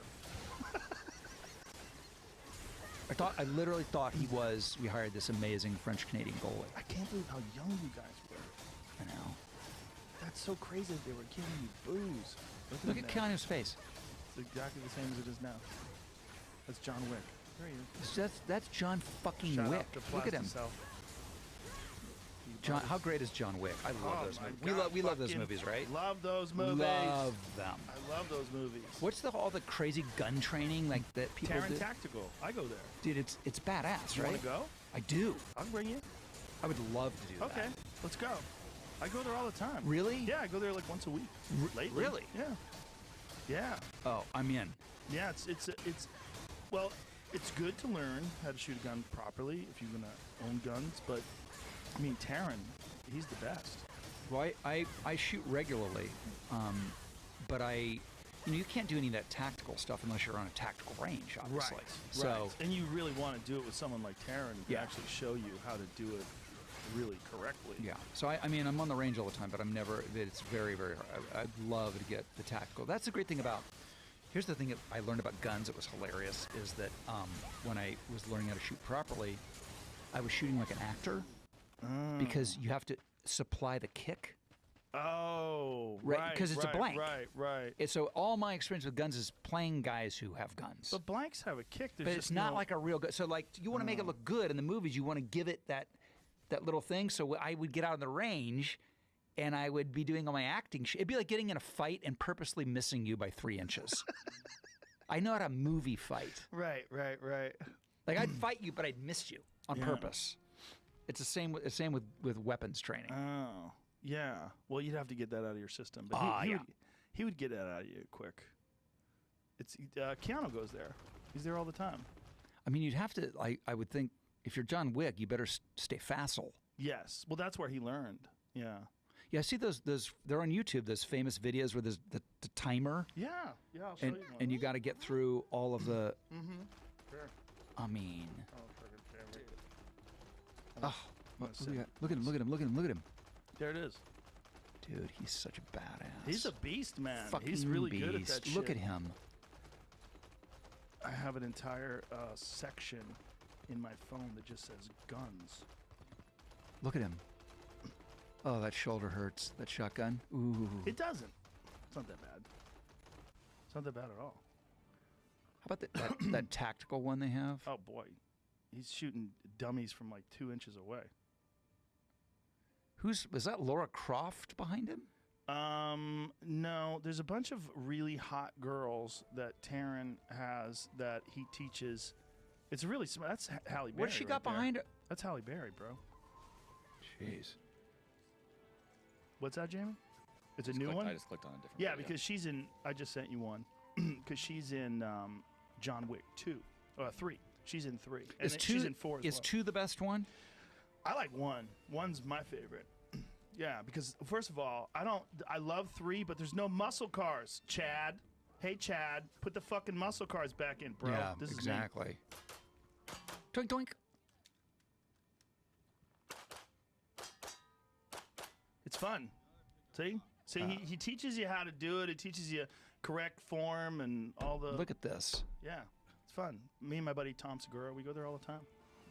I'm in. That'd be so fun. It's fun to learn, and it's it's valuable education. And the fact that he's right here, that he's in California, it's amazing. And you can shoot rifles there. And he's got ranges for long range stuff. He's got all kinds of stuff there. All that, anything active, I'm in. I mean, like, I'm the guy that always says yes to everything, hence why the Oscars. I'll say, it's like my default answer is yes. But that's also, by the way, why I think that I've managed to navigate so many changing currents in the industry. Because I don't get stuck Right. in one place. Like, when I went on the West Wing, like that, it's hard to think now, but in those days, TV was still considered like a lesser medium. Really was. Really? Oh, Oh, yeah. that's right. Yeah, people would get upset. Well, he's a if they had to do TV star. TV. Yeah. I don't do TV. Yeah. All that stuff. Yeah. I remember a girl I dated said that to me when I was on a TV show. She's like, I want to do film. I'm like, yeah. I mean, it was a real thing. It was a real perception. And now it's obviously everybody wants to do it, but Well, now it's Netflix is actually better than film because now you could be on a show like Ozark where it's that like, show's great. fuck. So It's great. amazing, but it's like a film every week, and Yeah. it's concurrent. It keeps going, and Jason's the a plot stud, thick- man. He's so good. He's such a stud. He's so good as an actor, but he's so good as a Director. writer and a director. Like everything, that show is so goddamn good. I knew him when he was on Little House on the Prairie. Oh Jesus, I forgot about that. Yeah. Oh my God, he was on that. He was on Little House on the Prairie. He's so good. Which just goes to show you, you never know. No, you never know. You don't know. No, you never do. You never, I mean, Well, you know, humans are versatile, right? Like just because someone does one, like there's so many people that you think like, oh, that guy's a this, and then he winds up being this amazing musician. You're like, how? What? Mm-hmm. Like what? Well, humans are versatile, you know. And it takes people sometimes to even within their lane, Yeah. it takes them sometimes a while to find what they're like really, really special at. Right. Yeah. Yeah. Like, But yeah, he's really, really special at that. like I for me, as I've tried to look at him. Whoa. Look That's- at how cute he That's is. him? Look at that little button. Look at him. Could he be any cuter? Couldn't. Still got the same hair. Basically does. Man, you're talking about a guy who's been around a long fucking time. Yeah, he knows what's what. God damn. He knows the lay of the land. We're fucking Michael Landon. Come on. Yeah. Was Michael Landon Aquaman? Patrick Duffy. Patrick Duffy was Aquaman. Man from Atlantis. Man from Atlantis. I That's saw right. the first thing, dude, the first time I ever saw something being filmed in California. I had just come out from Ohio. It was 1976. Whoa. And traffic was all blocked off at the Malibu Pier. And I got out of and I saw the lights. It was in the daytime. It was so long ago they still had lights for daytime shooting. and they were about to do a stunt where Patrick Duffy is the man from Atlantis was going to jump off the Malibu Pier. And I was so fucking excited. I used to try to swim like him. Because remember the man from Atlantis? He would swim like a porpoise. He swam like a porpoise. And my favorite thing was what made him from Atlantis was this part of his body had a web. Yes. That's it. This was it. Right here. That was all I had. And couldn't he breathe underwater? He could breathe underwater, but this made... That was all they could afford with the special effects. A webbing between his thumb and forefinger. I'm so into Atlantis. I'm like a big Atlantis guy anyway. Are you really? Oh, yeah. Fuck, I love it. I'm trying to figure out where it was. What do you think they found it? They think they found something that represents exactly what the depictions of Atlantis were, like these rings, concentric rings. They think that there's some place. Oh God, I want to say off Spain, off the coast of Spain. But isn't our guy Graham saying that basically Atlantis was the pre-existing civilization, and it was not an island or one place? It was all of it. Yeah, that's what they think. But it's all speculation. But whatever it was, there's so many different versions of that. So many different versions of this like spectacular seaport civilization that was destroyed in the flood. Like the flood of the Bible, like Noah's Ark. There's an ancient story called the Epic of Gilgamesh. Yes, of course. Yeah, and in that story is a very similar story about a flood. And this is one of the things that Graham Hancock points to, that there's all these civilizations that talk about, but had no interaction with each other in theory, and yet they all have the same oral histories. I did a show with my boys called the Low Files, and it was basically. It was an excuse for my boys and I to run around in a souped-up Raptor around the country and explore urban legends. Oh wow! And it was Anthony Bourdain meets Scooby-Doo. That's what it was. It was a fucking dream come true. Well, that sounds awesome. It was a dream come true. What network was this for? A&E.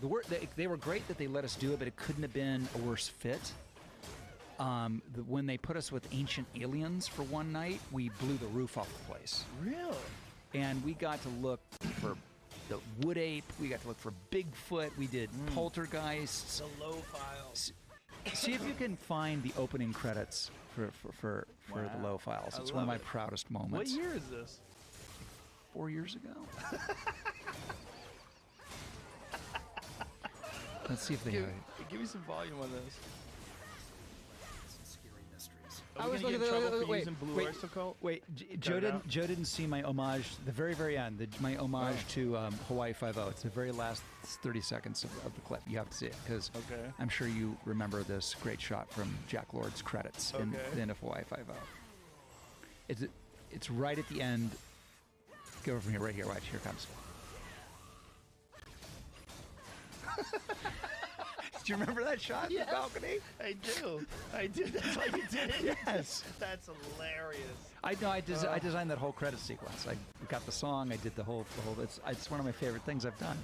Blue Oyster Cult. Don't fear the Reaper. It's best. It's a great fucking song. So, what are the subjects? You went for Bigfoot. We did Bigfoot twice. We did Bigfoot up in Northern California in Walnut Creek, the famous, the Patterson Gimlin film was shot. We did turns out the wood ape of Arkansas, Oklahoma is the most active place. And that was where we had some really radical experiences, where I heard stuff. And you heard Matthew, stuff? Oh yeah, I heard like lip popping, chest beating. Really? Like you really think it was real? I heard chest beating. I don't know. You know who made a great fucking Bigfoot movie? Bobcat Goldthwait. What? Yup. He made a great Bigfoot movie. Come on. Scary Bigfoot movie. What is it called again? Do you remember? Willow Creek. Oh yeah. Yeah. Did you remember? You ever seen? God, what is that? He did it like Blair Witch style. I'm writing that down. I love that. It's fucking good, man. We had a great time, and we went with all these guys who are like real legit people. They're like regular people, and they spend their time out in the woods, and they know how many are out there, and it was crazy. Matthew, my youngest son, through the thermal imaging, saw him hiding, like doing the thing where they hide behind the tree. So you really think that Bigfoot's real? I don't know. I mean, here's the thing. Like like the slogan for the Low Files was, "It's more fun to believe." It definitely is more fun to believe. And that's really where I come down on. It's like, I don't have a dog in the fight, but it's way more fucking fun. For sure. Way more fun. I want Bigfoot to be real. I've always wanted it to be real. The problem is the people looking at it also want it to be real. Yes. They're trying so hard. They see shadows. They think that they're Bigfoot. There's some interesting things. There's some interesting things in terms of like dermal ridges they found on footprints. And there's also and there's a lot of hair samples and shit that come back and they don't know what they got them from. not really. Really? See, yeah, I looked into that. Oh, tell me everything. I did a show called Joe Rogan Questions Everything for Sci-Fi. And me and my buddy Duncan went up to the Pacific Northwest. And we brought stuff to real biologists, and we actually had samples analyzed. They're all bare. And then when they say that there's some human or primate DNA, it's always contaminated. It's like the chain of custody between the actual piece of hair and getting into the lab is always contaminated. Right, yeah. Because no one just stops. No, it's next to their granola bars and their backpacks People that they're hiking touch out. it. Yeah. If you touch something, you get your sweat on it, and it can show up as human DNA or animal DNA mixed with human DNA. It's the problem is the people that are into it. The real problem is they want to believe so fucking bad that they just have this crazy confirmation bias, and they only look at the good things. Well, my favorite episodes of the Low Files were the ones where we didn't find shit. They were my favorite Just having fun. Because it's just a dad and two idiot kids, having a blast. The thing about Bigfoot that's interesting is Native Americans had more than 100 different names for that animal. Yes. And they don't have names for other mythical creatures. And then on top of that, there was an actual animal called a Gigantopithecus, and it was a huge ape-like creature that stood on two legs and walked upright and was probably some sort of looked like orangutan-like. It probably looked exactly like what we think of as Bigfoot. It was an actual real animal. Have you ever seen the images of that? I have, and it's funny, there's the deep connection between Native Americans and that legend is really, really profound. Like I've had, in one of the episodes that we did, we talked with some of the elders, and they would say, no, one reached through the window and touched my chest. And it's like, you're like, this guy's not crazy. I'm not talking to a crazy person. Right, but they also have peyote. Well, that's Native true. Americans have other shit. That's true. Would let you see Bigfoot. Maybe that's the thing. Like you only see Bigfoot's real, but he's interdimensional. You only see him when you're on drugs. That could happen. That absolutely could be real. Like if you get on the right psychedelics, you'll need aliens. Well, it's funny. As a sober guy, there's part of me that wishes. Because I like mushrooms, but only like once or twice a year because it's so fucking fun, and you get, like you said, you get all that stuff going. Yeah. But I did them last week. how was it? Did you laugh a lot? Because Yeah, all I did was laugh. Post Malone and I did a podcast with mushrooms. Oh my god. Yeah, we had a good old time. But how long were you tripping? Well, the podcast was 4 hours long, and we were drinking too, so it was like just madness. It was all just like mushrooms. I could feel the mushrooms. I was getting high too. He wasn't smoking pot, but we were drinking Bud Lights, and it was a lot of chaos. This is like exactly what my 80s were like. But I think about people go and do ayahuasca and do those. That really appeals to me. That's different in that you could call it a drug, but it's DMT, which is what ayahuasca brings up. Right. It's it's the active ingredient. You're still you. You're not drunk. That's what's weird about it. Well, I don't know what it is, but if you wanted to get real woo-woo, you'd call it some sort of a chemical gateway into another dimension or to another realm that you can't access without it. It doesn't seem like a drug. But how is it not any different than I got stoned and I saw crazy shit? Well, first of all, it's endogenous, right? So your brain actually has this chemical inside of it. It's one of the more interesting things about this drug is that your body knows how to process it so well. Like if you do coke, right? Like I'm sure you're coked up for a long time, right? Your body's all fucked up for a long time. Dimethyltryptamine only lasts like 15 minutes. What? Yeah, your body recognizes what it is, so it brings you back to baseline very, very quickly. So if you do this, Yeah. it's a 15-minute experience? Yeah, the ayahuasca takes longer because ayahuasca is an orally active version of it. So what ayahuasca is the roots of one plant and the leaves of the other. So you have DMT in one plant, and in the other plant you have something called an MAO inhibitor. MAO is monoamine oxidase, and that's produced by your gut to break down dimethyltryptamine and a bunch of other chemicals. But it breaks down dimethyltryptamine because dimethyltryptamine is in a bunch of different plants. So you could trip just eating phalaris grass if you didn't have monoamine oxidase in your gut. So when you eat this if you ate the grass, nothing would happen because your body would break it down. But if you had an MAO inhibitor, then you would trip balls. Well, and then the other thing that people talk about with is like, I vomited for 5 hours. And Yeah, all that's that the shit. problem with ayahuasca. You're going to blow your asshole out. You're going to diarrhea, throw up. It's disgusting stuff. You know, I don't want to do that. It's also because you're getting the plant, you're getting all the stuff that's, you know, not the active ingredient from these roots and these leaves too. And then all of a sudden your body's freaking out. What did you have you ever had any awakening or vision or I've had a lot of visions on dimethyltryptamine. Yeah. anything that you once you were done tripping that didn't seem like the ramblings of a madman, or was there stuff that you were like, oh wow, I had a revelation? It's hard to say. They all seem impossible to describe to anybody else other than people that have experienced it. But what it does make you realize is that how the thing that I always felt when I came back is like, how is this possible that you could go to a place like this where you could see something that's way more vivid, way more powerful than regular life? Like whatever it is, it's not like it's dull and confusing and you feel drugged and you feel less. You know, you feel more. You see more. It's more vibrant. It's more powerful. And whatever is over there seems to know you. It seems to understand. It seems to be you're communicating with something that's far more intelligent than you, far more advanced, and not hindered by all of the things that we're hindered by, like our egos and our nonsense and our insecurities and our civilization and culture. It's like it's some sort of other kind of consciousness, you know, and it's they joke about things. They make fun of you. Like one time I did it, and all these jesters, like this, like a geometric pattern of jesters, like a fractal, like infinite jesters, were giving me the finger like this. Fuck you, like mocking me. And the message that I got was that I was taking myself too seriously. Like maybe even like while like my intentions going into the trip, I was taking myself too seriously. Wow. And I remember relaxing on, oh, okay. And they're like, that's right. Like they're nodding their head. Like, yes. Like it was a message. Like, hey, stupid. You know, you take yourself too seriously. Fuck you. Fuck you. I like and it fuck was you. gestures, like with a hat and everything. So in your life now, Yeah. like let's say you are stressing out about something that's very seriously, do the fractal gestures, do you remember them?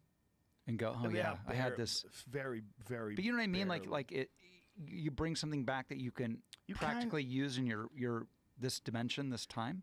Humility. There's a humility that comes from real psychedelic experiences that you just because you know that they are possible, it makes you second guess the significance of regular existence. Because it seems like whatever that is, like that might be where you go when you die. Okay. I was waiting for the. Yeah. I was waiting for the moment. I was waiting for the moment. So I don't know if that's what it is. Because I don't do drugs, but I've been meditating a bunch, and that's one of the things that people have been telling me for years to do. All the people that I admire, meditation is a part of their lives, and every time I do it, I just go to sleep, or I start thinking about shit that I can't control. But I've recently started doing it. It's really been amazing, and I've definitely noticed some changes, and it's also affected the quality of my dreams. And you're familiar with vivid dreaming. Sure. Right? So lucid dreaming, vivid dreaming, yeah. So I've had a number of them, and I had done some meditating on, I don't mean to overstate it, but like, what is it all about? Right. Right. Sure. Everybody wants to know Right. that. It sounds And- cliche. Yeah, and so I did that, and then I had a lucid dream that night, and then a lucid dream I went to that place, and it looked like like Avatar, you know, like the James Cameron. It was like or a fern gully, It was like Kauai, with the waterfalls and the rainbows, and I was flying. I was me, but I wasn't me, right? I didn't have a body, but I could think, and I was definitely me, and the surroundings were and the feeling was so full of euphoria and love. Like I started weep sobbing of happiness, and then all of a sudden the voice went, "Oh, but what about my family? I'm here now, and they're not here yet," because it was sort of, the theory was that I had gone to heaven, or whatever the fuck it was. And here's the freaky part: is I realized no, they're already there, because time is not linear. So here, my takeaway from this dream, my ramblings of a madman, we're already there. Well, your brain does produce psychedelic chemicals while you're sleeping. That's one of the things about DMT that's so closely related to dreams, is that it's really hard to remember after it's over, but so vivid when it's happening. This I remembered, and I remember it now, like I witnessed it. And that's what made it different and special. Maybe the improvement in the way your brain was working because of the meditation, that you'd gotten yourself into a state where you could access it. But I think... And I physically asked for it before I went to bed. No, I actively... Have you done it again since? I have, and I haven't had... I've had smaller, fleeting versions of this, but this was like starring in a movie. It was happening. I think James Cameron nailed something in that Avatar film that resonates with people in a very strange way.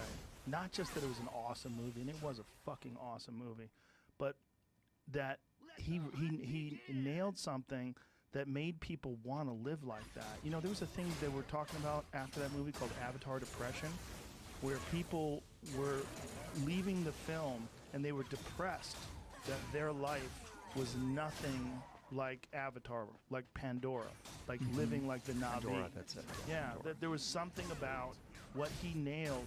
He nailed something in that movie where it's like this spiritual connection. It was very ayahuasca-like, too. This connection to Mother Earth and nature and spirits, and the connection of all of them. There's something about that film. He hit some nerve with people. I've never heard of another film generating depression that, there's no Star Wars depression. You leave Other Star than when Wa- you see some of the ones that have recently come out. Yeah, that's depressing. Then Well, that's what happens when the executives get a hold of it, and they gets go, "Hey, you got to go to Cuba and grab the people and put them in the boat." That's right. And then they listen. That's right. That's exactly right. That's exactly what happens. But James Cameron's such a force of nature. You can't really do that to him. He figured something out in those movies. He figured out how to tap into some sort of elemental area of the psyche that it just resonated with people. Like sort of the same way, I think, people that talk about folks that live like a subsistence life, people that have gone to the woods and they just live off the land. They talk about this like deep connection to nature that they get from that, and how it makes them feel fulfilled. Yeah. They don't feel depressed. They feel very engaged. And there's a guy named Heimo. He lives in the Arctic, and Vice did this whole series on him called Heimo's Arctic Adventure. And one of the things that he was saying is he came out there like in the 1970s to work for the forestry department, and then just lived there for the rest of his life. Jesus. He's up there right now with his family. Like he's married to this indigenous woman, and they live off the land. He eats caribou and fish, and his whole life is like hunting and gathering. But he's like, this is how people are supposed to live. And he's a very intelligent man, very articulate. So when you hear him talk, he's not some weirdo that lives in the woods. He's a guy who recognizes like there's something about this that resonates with humans. This life, this like being, you're connected in the way that you're supposed to be. And he thinks that what we've done by creating cities and electricity and electronics and social media and all the bullshit that we deal with today, that we've disconnected ourselves from the things that really make us human. Yeah. And that I believe that his life is more connected to it. But there's even a deeper connection, and that's how the Na'vi lived. And if you read about, there's many stories about Native Americans where they would, especially the Comanche, would kidnap people. They would kidnap like young children. They would that great book. Which one? Under the Harvest Moon. Oh, okay. Oof. Yeah. Do yourself a favor. I will. Empire of the Summer Moon was sorry. one that I'm talking about. That's the one. Sorry. Oh, okay. Yeah, Sorry. same one. Yeah, about Cynthia Ann Parker. Yeah. Yes, It's one of my favorite There's books. a photo of her out there in the lobby. That's who that is. That's Cynthia Ann I Parker. knew I with knew her it from child. somewhere. Yeah, that's Quanah Parker. That's her son. That guy over there, on the one that's made out of bullet shells. That's one of my favorite books ever. It's fucking amazing. Amazing book. It's amazing. And that's one of the things they said was that she did not want to go back to Western civilization. She's like, you guys live like idiots. Like, this is a bullshit way to live. There's something about that movie that tapped into that, but also tapped into this like spiritual realm that exists in psychedelics. Cameron fucking nailed it, man. He nailed, and a lot of people are like, oh, Have you ever had him on? No, He's I'd love he's to. the great. First of all, he's the most humble. I've never worked with him, but my dear friend who passed away a few years ago, Bill Paxton. I love that guy. He's the best. Oh, he's one of my so best. He was good. one of my best friends, and he and Jim were in Roger Corman's production mill together. They were both like standby painters. So he's been in every Jim Cameron movie ever made, and he introduced me to Jim. And there was a minute where I was going to play the Billy Zane part in Titanic, and Jim he's like, there's no one like him. There's literally nobody like him. The fucking guy went to the bottom of the ocean. So Bill and he went to, because Bill's like, goddamn, Jim's taking me down to the Titanic. I'm going next Thursday. And they went down to the Titanic. They had lunch on the deck of the fucking Titanic. What? Yeah. Oh and, my God, And then Bill that's came up, insane. and everybody was like ashen-faced and freaking out, and 9/11 had happened. Whoa. Bill Paxton was on the deck of the Titanic when 9/11 happened. Holy with Jim Cameron. shit. Is that crazy? Oh my God. That's insane. Insane. That's insane. But I'm dying to see these new Avatar movies. I know. When are they supposed to happen? I mean, everything's all fucked up now because of COVID, right? I heard they keep being pushed and pushed and pushed, but like he's bet the farm on them. I mean, he's the one guy. He's the guy. Like, there are very few people that can get me to go to a movie theater anymore. Yeah, I'd do anything for that guy's movie. Maybe Chris Nolan, maybe. Yeah, but for another sure, one. but for sure, James Cameron. Bill Paxton was in one of the most underrated vampire movies of all time. Yeah, After Dark. After Dark. Remember that? He's great in it. That's a movie that people don't remember that. That was a fucking great vampire movie. He's a Budget $1 billion.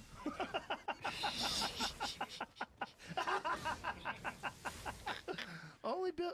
Only James Cameron. But that's for could give three. But that's for 3 movies too. But still, by the way, it'll make $1 billion within 6 months. Might- The maybe first one. day, and maybe even streaming, it might make $1 billion. Like even if it came out today. Best deal in the world. Yeah, I hate to say this because I love movies and I do love going to the movie theater, but the fucking consequences of going to the movie theater of dealing with people, like people that are texting or talking. No, I won't do it. That's what drove me out of the movie theaters, was the glow of people's phones. When that started, I was out. Well, people talking too is so annoying. But when people are not annoying, like, the 9 out of 10 times, it's fucking amazing because you feel the energy of all the other people, especially at comedy. Oh, like, yeah. Like, I remember I went to see Team America World Police. in Oh, a movie my God. with me, my friend Eddie Bravo, and a bunch of other friends. We were baked out of our fucking mind, and we went to see that in a crowded theater. And we were dying, and everyone was dying. There were so many people laughing. It was like it was like being in a comedy club. Like the energy of all the other people in the film. Or Borat in the theater. Borat was the last one for me where it was like that, where the minute the credits started with the music in it, the whole that was one of my favorite. But Team Yeah. America, come on, Oh my God, yeah, those guys. Those guys are national treasures. they're national treasures. Yeah, they're one of the one groups of people that can avoid cancel culture. Because their creations are these things that aren't even people. These like weird little cartoons. So you can kill them.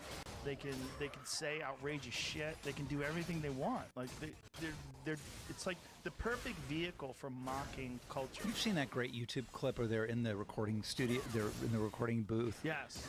and they're doing the. What is it Yeah. called? Like 6 days or something like It's so good.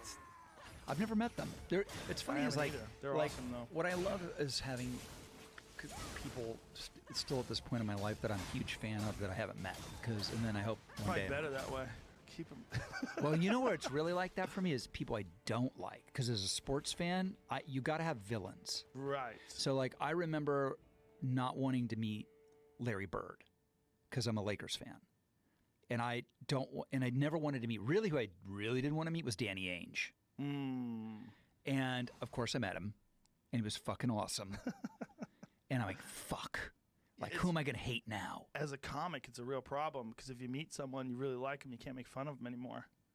Like, I met Jenny McCarthy once, and she was so nice, I had to cut her out of my act.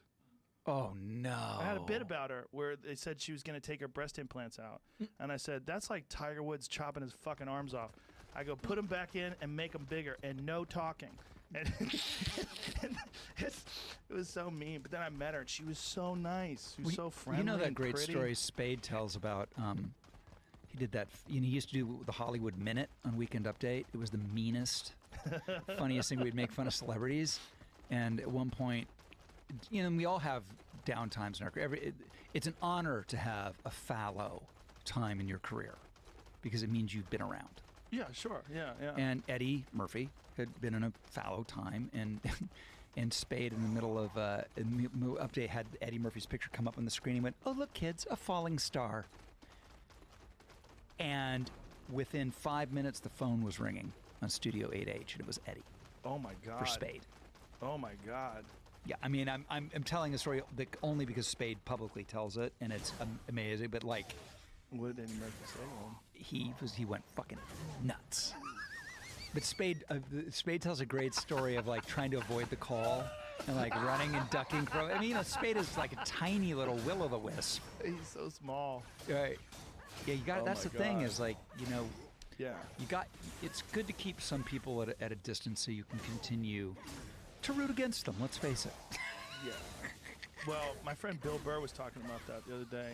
He was on this podcast he does with Burt Kreischer, and they were talking about meeting a president. He goes, "I don't want to meet a president." He goes, "Why?" Because then you can't make fun of him. He was talking about his bit about Michelle Obama, and he has this amazing bit about Michelle Obama, and and he's like, "If I met her, I couldn't do that bit." Yeah. It's right. You couldn't. You'd feel bad. You feel like, oh, I'm throwing her under the bus. She's a nice lady. That's why Spade stopped doing Hollywood Minute. He just couldn't do it anymore. And it was like a big deal, big franchise of Weekend Update. Yeah, that's part of the problem. But it's, it is what it is. What are you going to do? Yeah, I can't make fun of people I love. It's hard. That's why I came on the show. I wanted to make sure that if the day ever came, you'd think twice about going, hey, who's a fucking idiot? Rob Lowe. Have you ever seen his fucking retarded goddamn opening number for the Oscars? You might get in trouble right now for saying retarded. I know. Maria Shriver, who's one of my best friends, who runs the Best Buddies program. I'm a sponsor, one of the original people of Best Buddies. I know I can't say that word. Yeah, but here's the thing. I know I can't. That I know. word, I shouldn't say that word. But that word does not mean someone who has a chromosomal disorder. I know it doesn't. It means exactly. someone who's an idiot. That's what Yes. it means. It doesn't mean that, like, if you said that about someone who has Down syndrome, he'd be a terrible person. Terrible person. But if you say that about someone who believes the earth is flat, you're right. Yes. Yeah, they're retarded. We have a real problem with banning certain words. Like, they mean a lot of different things. There's nuance to the human language, and you demonize words that are really effective. You know what you're going to get? You're going to get a lot of people acting retarded because there's no word for it anymore. That's right. And also, somebody was telling me that we're with emoji culture and text culture, that our language changed forever, for sure, because now no one cares about punctuation. I mean, it's just not. True. No one cares. It's not looked down upon. It isn't a sign of lack of education anymore. It has no pejorative attached to it. And I was sort of bemoaning that, and somebody said, no. The point of language is for it to become, for it to evolve, and to become, for lack of a better, better.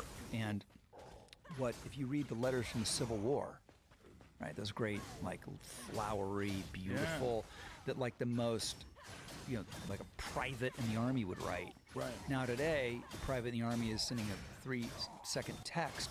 But that's progress because it actually requires less time. You get the same information, and it's you haven't had to go through the time and effort of the other. At least that was the theory that somebody was telling me that made me feel better about it. I don't know if that theory is correct. That's like saying that people who read texts all day and they read tweets and bullshit nonsense on social media, that's better than reading books. Because I don't think it's true. But it's probably not. It's just easier. It's probably not. Yeah. I'm just trying to feel better about the culture today. I'm hopeful about the culture today, but there's more challenges. There's more information, more things, so there's more challenges. But I don't think that's necessarily bad. It's just you're still have brilliant people. You're just gonna have. It's easier to be a moron today and survive. You know, back in the Civil War days, you know, if you were writing a letter back home, I mean, I wonder what education was like back then too, right? I mean, it was probably It couldn't have been great. yeah. No, it couldn't have been. But you know that famous letter of Sullivan Ballou that ends the first episode of Ken Burns' documentary, The Civil War. That's famous, and they put that beautiful song underneath it. It's like, I know it's crazy to read the way they wrote. oh, So flowery. Yeah. So eloquent. so eloquent, so moving, and it was like a piece of art. And that was just a regular dude writing home to his wife. Yeah. If someone wrote like that home to their wife, their friends would read and go, I think my husband's gone. What was the name? Sullivan Ballou. Wasn't Jim. What is Sullivan into? Musicals or Yeah, is he Bye Bye Birdie fan? what's his thing? Nothing wrong with it. No judgment. I think there's just more challenges today because there is more information coming in. You can get lost in junk food information. You know, you can get lost in the. What's your current like YouTube wormhole you're into? Because that's all I do at night. It's like people wonder why viewership is down. And listen, you know, I'm in the TV business. I should be watching TV. I don't watch TV. I go to YouTube and I go down the whatever wormhole I'm interested in on that I particular go to day. YouTube almost entirely for escape. So I watch pool, like professional pool matches on YouTube. Yeah. I do a lot of that. I watch car videos. Yeah. I watch dumb shit. I watch things that don't require that much thinking. But then every now and then I'll watch like a lot of space documentaries. If there's one thing that I watch a lot, it's documentaries on space, things about space travel, exploration, new things they're learning. Oh, I was reading something today about NASA. They're going to change some of their wording to be more inclusive. I'm like, please say they're not going to get rid of black holes. Because if NASA decides that black holes are racist, I'm going to give up. You know, anything's possible. Today, everything is possible. I've been into my new thing is of all things Simon and Garfunkel. Oh, wow. Yeah, those harmonies and stuff. But I'm a huge yacht rock guy. Before yacht rock was a thing, I didn't know that was a genre, an official genre. But like Yacht rock. yeah. Oh, so is this a new phrase for you too? Yes. Is it? Yes. Oh, well then What's- I don't feel I was behind. There's an actual channel on Sirius XM for yacht rock. No. Yes. What does that mean? So yacht rock is like the Eagle. Well, the Eagles? The Eagles, Boz Scaggs. Here it goes. Al Stewart's Year of the Cat. Okay, look at this. The term yacht rock does not exist contemporaneously with the music term describes. With the music the term describes. From about 1975 to 1984, it refers to adult-oriented rock or West Coast sound, which became identified with yacht rock in 2005 when the term was coined in a J.D. Reisner et al.'s online video series of the same name. Oh, so one guy came up with the name. So who are the bands of yacht rock? Yeah, let's see what this is. Michael McDonald. Oh, Michael McDonald. For sure. 10cc. Christopher Cross. I'm a big yacht rock fan. Kenny Loggins. Toto, Steely Dan. Yes. I love Steely Dan. They're my I do favorite too. band. So yacht rock is like Oh, older dudes. Another thing I'm into is Donald Fagen talking music theory. Is really, really amazing. Talking about chord progressions and stuff. Oh, I don't. Do you play? I wish I did. I know 5 chords on a guitar. Oh, I don't know one. I don't know anything. Yeah, I know like 5 open chords. I can't. When I get to bar chords, my little fingers were too weak. I had to move on. I think music is one of those things when I'm scared to learn. Because if I start getting into it, I'll be obsessed, and then I'll lose all the time that I have. Then you're going to Things that start I a band. currently- You'll be like, you'll be like every actor with their band. I wonder who has the best actor band. Like, I want to see. Jared Leto, right? He has a Pro really for sure, legit- 100%. But that's a band. legit. I was in a teen magazine with him. Were you? Yeah, in like 1993, I think. Wow. Yeah. The Bacon Brothers, they're great. Kevin 94 Bacon. maybe? Kevin Bacon's band's right. great. That's right. He's They're got a great. legit band. You know who's legit? Juliette Lewis. Juliette Lewis can sing her fucking ass off. Bill Burr told me about her. He calls me up. He goes, dude. He goes, let me tell you something. She's a fucking rock star. He goes, a legit rock star. I'm like, come on. And then he sent me a video. I was like, holy fuck. I've always been a huge fan of hers. She's a beast. She's Like, so good. She pours it out, man. There she is. Wait, is she? look at her. What is she? She's wearing Evil Knievel's outfit. Yes. She's fucking That's some good, man. Snake River Canyon shit she's Yeah. got on. Her and I have talked about doing a podcast, but we never really got to do it. I love her. I don't know her at all. Love her though.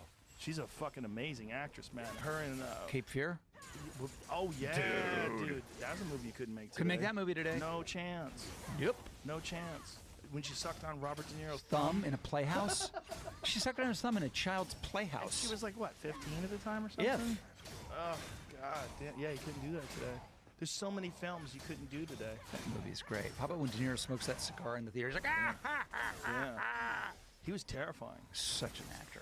Oh my god, he's amazing. He's a beast. But what was the other thing? It was the one with Woody Harrelson when they were serial killers. Yeah. With Thank you. Yeah. God damn, she was good in that. Woo! so good. Yeah. Yeah. Oliver Stone. It's Oliver Stone, isn't it? Yep. That's Oliver Stone. Yeah. I got to meet him. Did a podcast with him a couple weeks ago. He's. Oh, I saw it. He's amazing. He was great. He's an interesting cat. He's There an it is. interesting. We did. There was a minute where he was going to make the Noriega, Manuel Noriega story. It was going yeah. to be Al Pacino was going to play Noriega, and I was going to play Oliver North. Whoa. And it never happened. The script was good, but not great. And we did a big table reading of it at Oliver's place. And Oliver's known to be really tough on actors, and I'd never worked with him. But so we take a break halfway through, and we go to the water fountain, and Oliver's at the water fountain, and I turn to him and go, "What do you think? How's it going?" He went, "What do you mean you don't know?" He goes, "I don't know, Rob. I just was just a little surprised." "What do you mean?" He goes, "I just thought you'd have a little more energy." I turned away and walked away. Whoa. So when we came back, the next line I had, I was doing it like this with so much motherfucking energy. It was unbelievable. And Oliver just kind of like laughed and smiled to himself. Oh, talking to him was so fascinating because he's one of the few guys that's made films about combat, who's actually experienced real combat.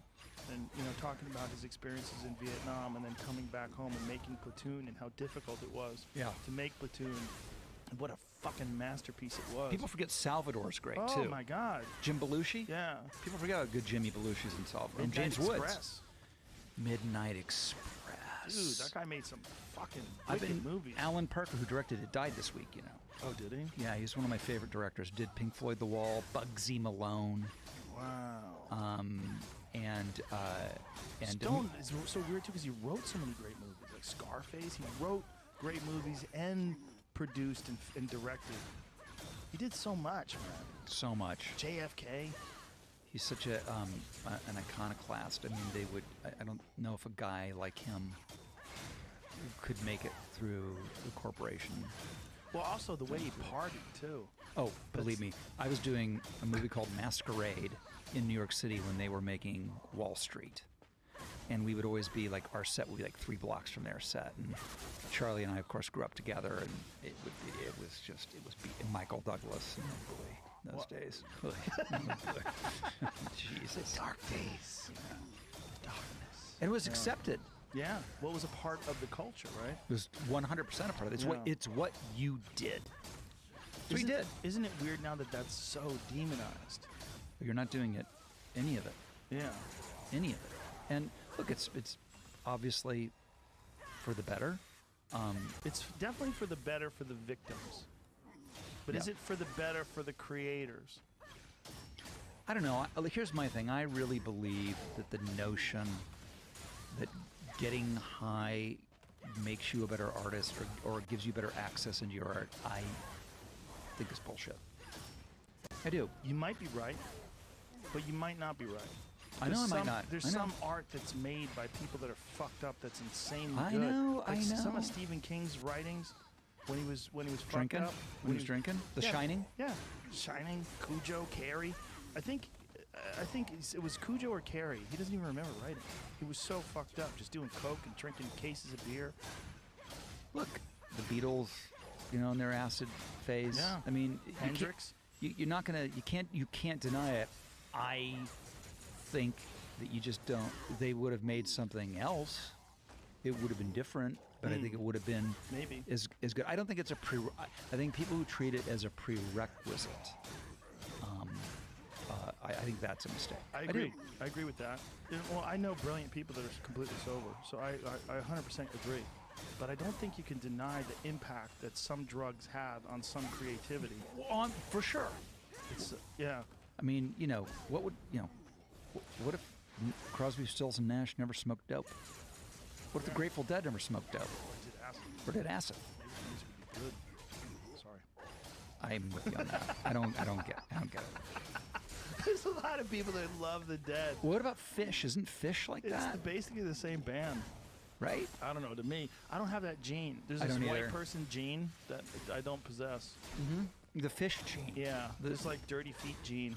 Where you just want to like dance around in the field with your friends while you wear beads.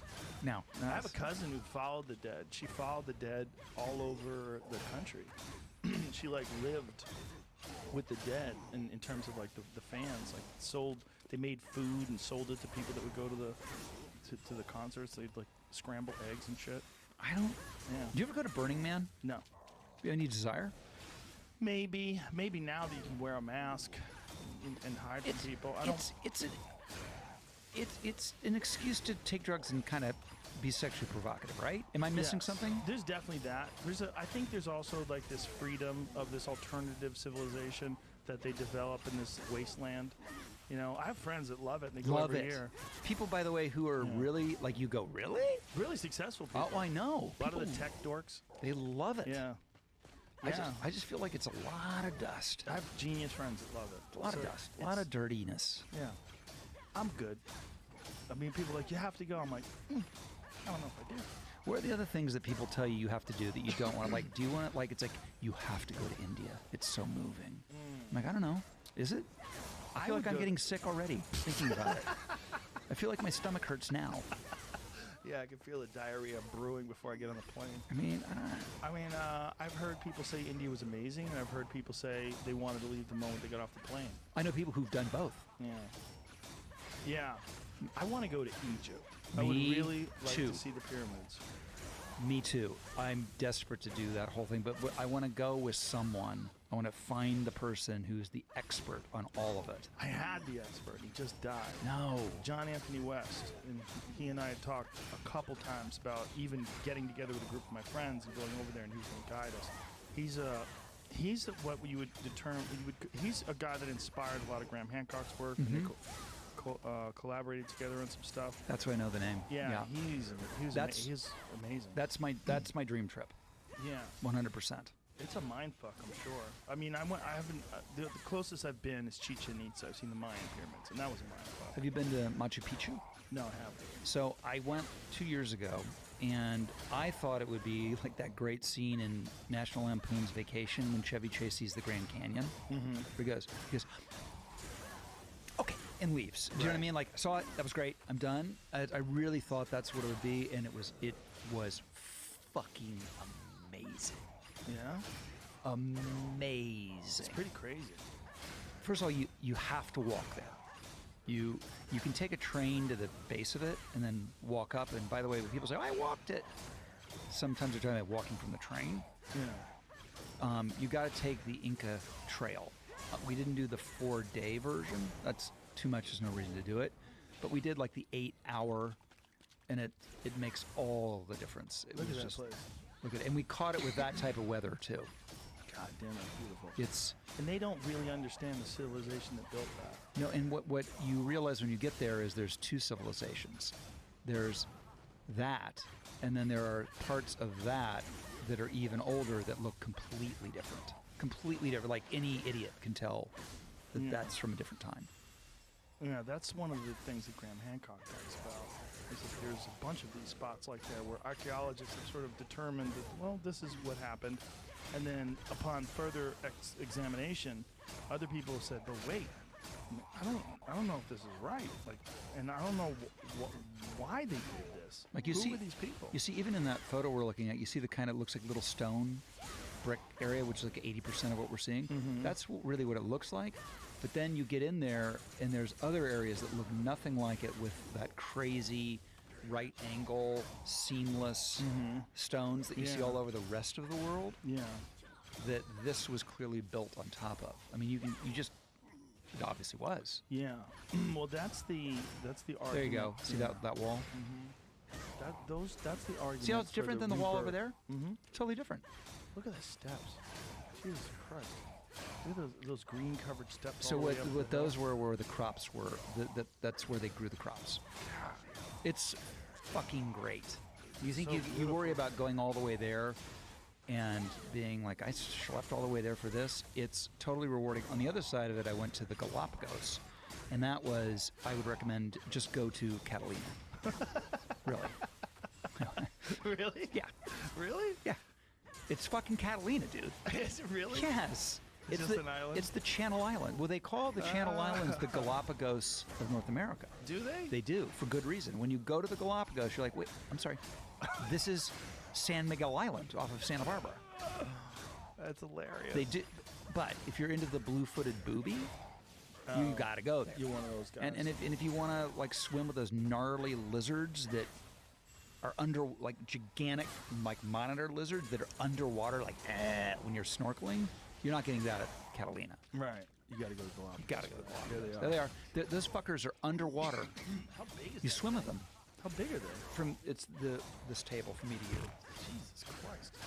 Oh my God. Look at the size of those fuckers. They're great. What a weird looking creature. It's really something. Oh my God. That part was way worth it. Whoa. Look at that guy. Scary. And then obviously the Galapagos tortoises. You're only going to get there. And they're, they don't even know how old they are. Look at these fuckers. Yeah, it's a long way to go though. Yeah. How long did it take you to get there? It's a full day. It's a full day and a half travel. Wow. There's something about going places. Well, I mean, I'm sure that's fascinating, but there's something about going places where people lived a long time ago that's very eerie. Like if you go to Pompeii was weird for me because you're looking around and you realize like this is this civilization that what was it 1,000 years ago or whatever? Yeah. That Mount Vesuvius erupted. Yep. That just instantaneously vanished. I never got to Pompeii. I know people who just had the same experience. It's a trip because you're looking at like this, like Rome is like that as well, like just being around the Vatican and seeing just the How much would you love to have free reign in the Vatican? Like, take me to the Indiana Jones vault. The end where everything's stored. What do you think they have that they don't show us? The Ark. They have, the thing I really That's want supposed to be in Ethiopia. is the Library of Alexandria that burned, in which had In Egypt, yeah. that had all of the all the knowledge of the world. People say that a lot of it got moved out and is in the Vatican. The Vatican's a weird place, man. I went with a guy who was a scholar. He was a professor who he was really a very great. He was a great guide. He was one of those professional guides that you hire, and he and I hit it off big time because we were out in this courtyard area, and there was this giant pine cone. And I said, the pine cone. And he looked at me and I go, is that representative of the pineal gland? And his eyes lit up. He's like, yes. And then next thing you know, me and him are talking about drugs. And we're talking about, the understanding of the pineal gland, the seat of the soul. Like that thing is supposed to represent the pineal gland. That's not just a pine cone. It's supposed to represent the gland in your brain that produces dimethyltryptamine. And so there's a lot of that weird shit in ancient Christian art, like mushroom imagery and a lot of like weird stuff that you find. And in fact, there's a book by this guy John Marco Allegro, who was a biblical scholar and a linguist, and he was also one of the only people in the Dead Sea Scrolls, the translation commission, translation group that was assigned to try to figure out this Dead Sea Scrolls and translate it back. He was an ordained minister, but he was also agnostic.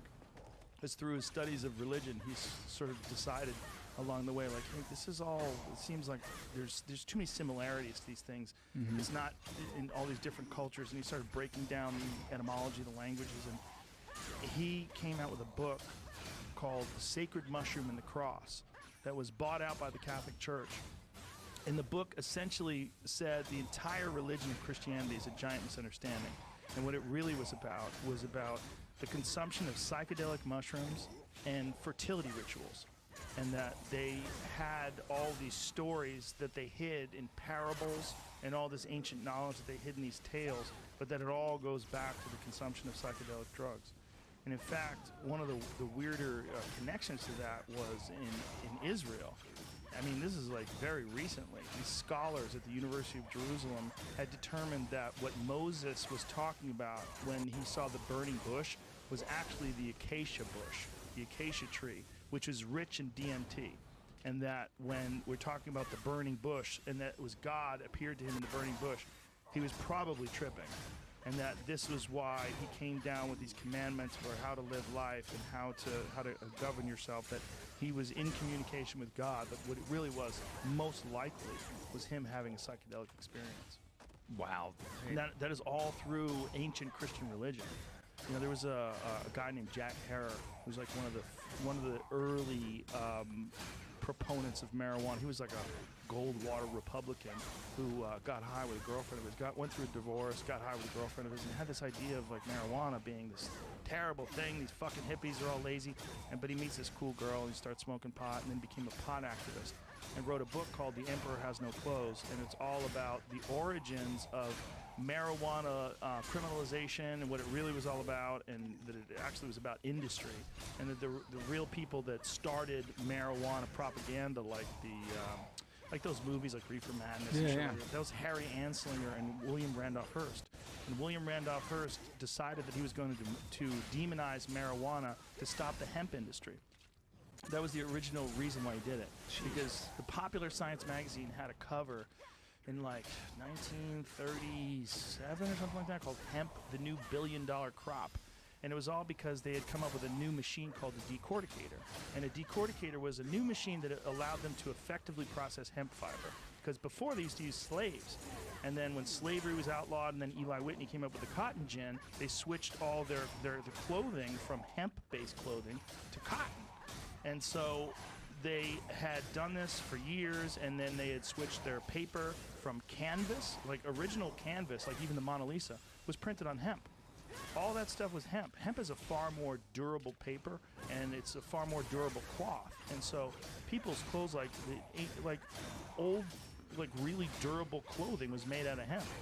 And so William Randolph Hearst decided the best way to combat this new industry, instead of turning over his gigantic forests and converting them to hemp forests and converting his paper mills to hemp paper, he decided what he was going to do was kill the business.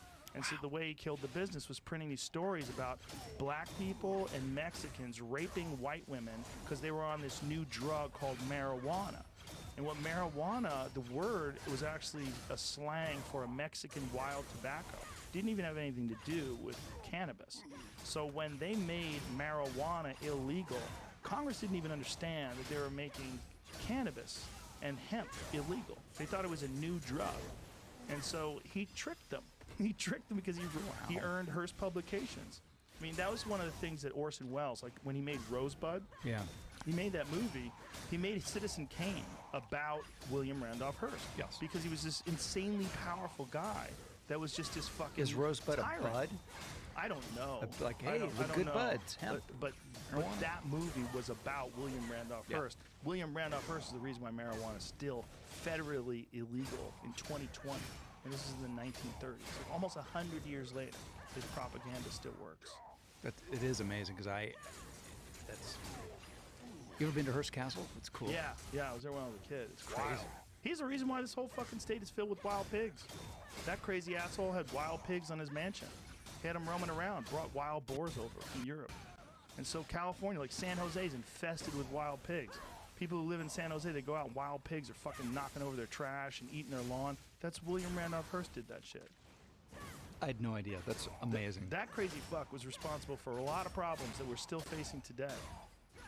I had no Yeah. idea. I mean, I know it. My knowledge is, I know the yellow journalism of it all, and He was a bad guy. He was a fucking bad guy. He had too much power. I mean, Hearst Publications was, he had this insane amount of power to just print lies, and he could shift the course of public perception to fit his own needs and to fit his businesses. I wonder if that happened today. No in way. the media. What that would be like? Like fake news or something? I can't imagine. Can't do that today. People No. are too smart. Could never do it today. Never. Yeah, it's amazing when you find out the history of why things are legal and illegal and what happened and where they went wrong. It's weird how long some things, like some propaganda, can sink in and last for. It's crazy. Yeah, I mean, the entertainment is the ultimate form of it. Oh yeah, the ultimate, and also the ultimate form of combating it, which is what Orson Welles tried to do with Citizen Kane, kind of show, like, and obviously he didn't name the guy William Randolph Hearst, but everybody knew what it was about. That movie is great. It's one of those movies that you hear is. What's up, Jamie? I started looking something up about the pigs, and this article from the San Francisco Gate says it's a different guy named George Gordon Moore who brought them in the 1920s for hunting. I'm sure he did, but William Randolph Hearst most certainly had them at his castle. Maybe some of the ones around that area came from William Randolph Hearst Castle. Maybe that's where he got them from, that guy. But Hearst most certainly had them at his place. In fact, Hunter S. Thompson used to hunt William Randolph Hearst's wild pigs. The ones that are around Big Sur, apparently, that's what people think. That's another gnarly place. That's a gnarly place. That's a place that also, like, did you see the fucking landslide they got? Yes. Shut down the 101 or the one for I just drove the one. PCH? I just drove the one 2 weeks ago up there, and you cannot believe how much new construction they needed to do. It's open now. It's open now? Yeah. But it was closed for like a year. Yeah. Right? I mean, when you look at the construction, you go, well, I can see why this took a year. Dude, I drove up there with my family once, and I was so terrified. I was like, to the left is death. Yeah, And it's there's amazing. Nothing. It's crazy that you can just drive it. It's crazy. It is one of the great. It's one of the great drives. It's a cliff. You're on the edge of a cliff, and if you're on the right side and someone just decides to turn into you, You're done. You're dead. But you're like 1,500 feet up. Yeah, and people die there. All the time. All the time. Yeah, all the time. You fall asleep at the wheel, you're fucked. Yeah. Turning around to get that selfie. Ah! It's a crazy way to die. Someone died like that in Malibu not that long ago. It's like Paris Hilton's photographer or something like that. So it was a photographer. The guy in the Jeep? Just this guy in the Jeep? I don't remember. But there was someone who he posted something on social media and he was dead right afterwards. And their speculation was that he was looking at his phone when he went off the side. Yeah, I remember hearing this. Yeah. I know that there are a couple turns right there in Malibu that, right below. Yeah, sketchy as fuck. You're like, California, like that ride up to San Francisco on the PCH is fucking magnificent, though. It's so incredible. it is. It's not magnificent if you're in the back seat. It is not. You will get the car sickness of a lifetime. Yeah, there's a lot of. I drove a Winnebago once, and the famous bridge that's in every car commercial on the one. Yeah. I didn't realize that all the bikes that I had in the back were like too wide, I guess. And I destroyed every bike we had just gotten the family for Christmas on that thing. It's like you don't want. I was like Clark Griswold, vacation driving that fucking thing. It's not good. Yeah, people have that idea, right? We're gonna take an RV and go across America. There's good things to that, but there's also, your kids have to have a high tolerance for boredom. I remember when my family would drive me across the country, I'd have my book and Mad Libs, and that was it. That's it. That's it. Yeah.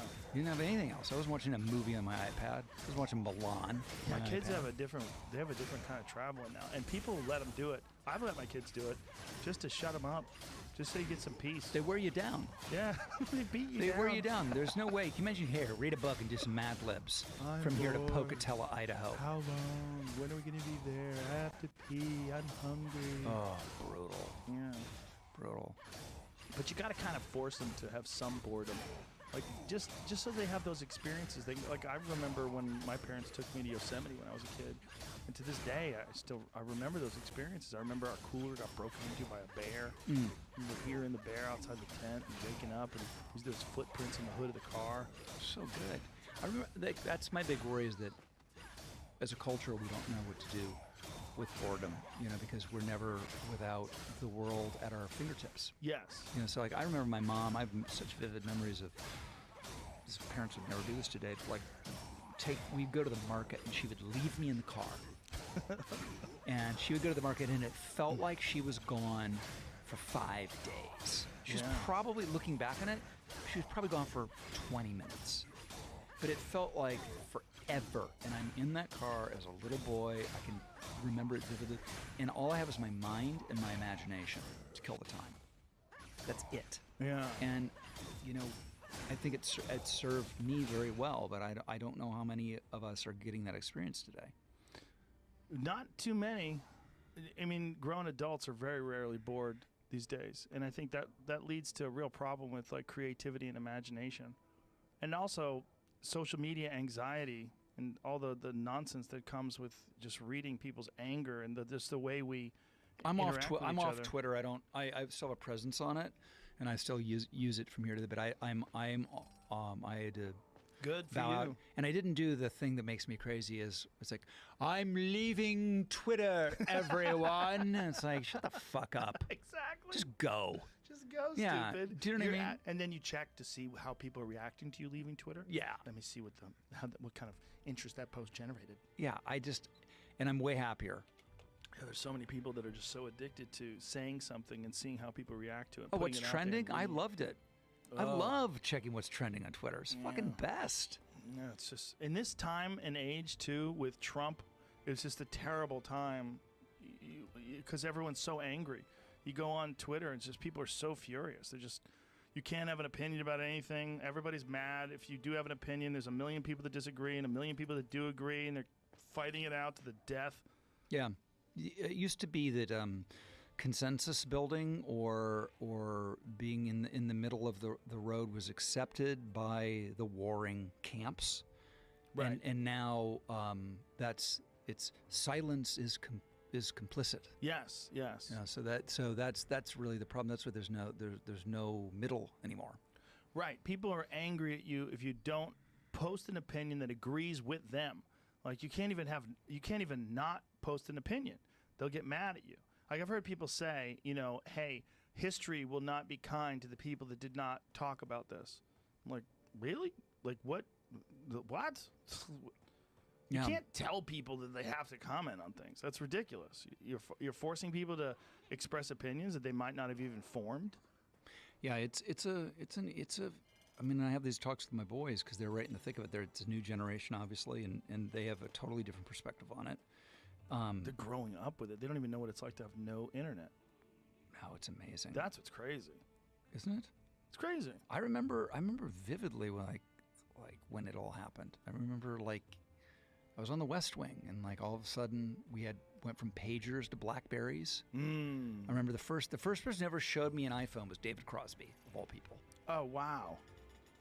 Yeah, and I was like, "What is that thing you've got there?" And he had one of the first iPhones. I was a late adopter because I was like, that's bullshit. I want buttons.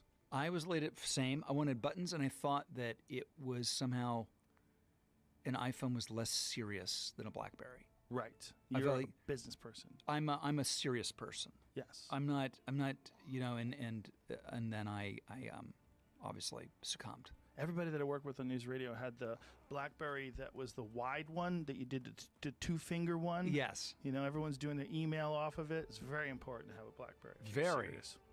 BlackBerry. Yes. And then you they had were to. called something else in the East Coast. Really? Yeah, it was like a RIM. RIM was the company, and that's one of those great. I would love to do an anthropological look at how they get their clock cleaned. They had it. Oh yeah, they had it all. They had it all. Yeah. Maybe they're gonna say that about iPhone someday. Yeah, somebody will come up, but like, what? How does? It's like via VHS Betamax. Mm-hmm. Yeah. And it's like, who is this Darwinism of the corporations is so interesting to me. Well, we remember Blockbuster Video. Oh yeah. Who would have ever thought there'd be no video stores? Who would have ever thought that? I thought it was a novelty, the idea you're going to have things on a hard drive. Like, what? I know.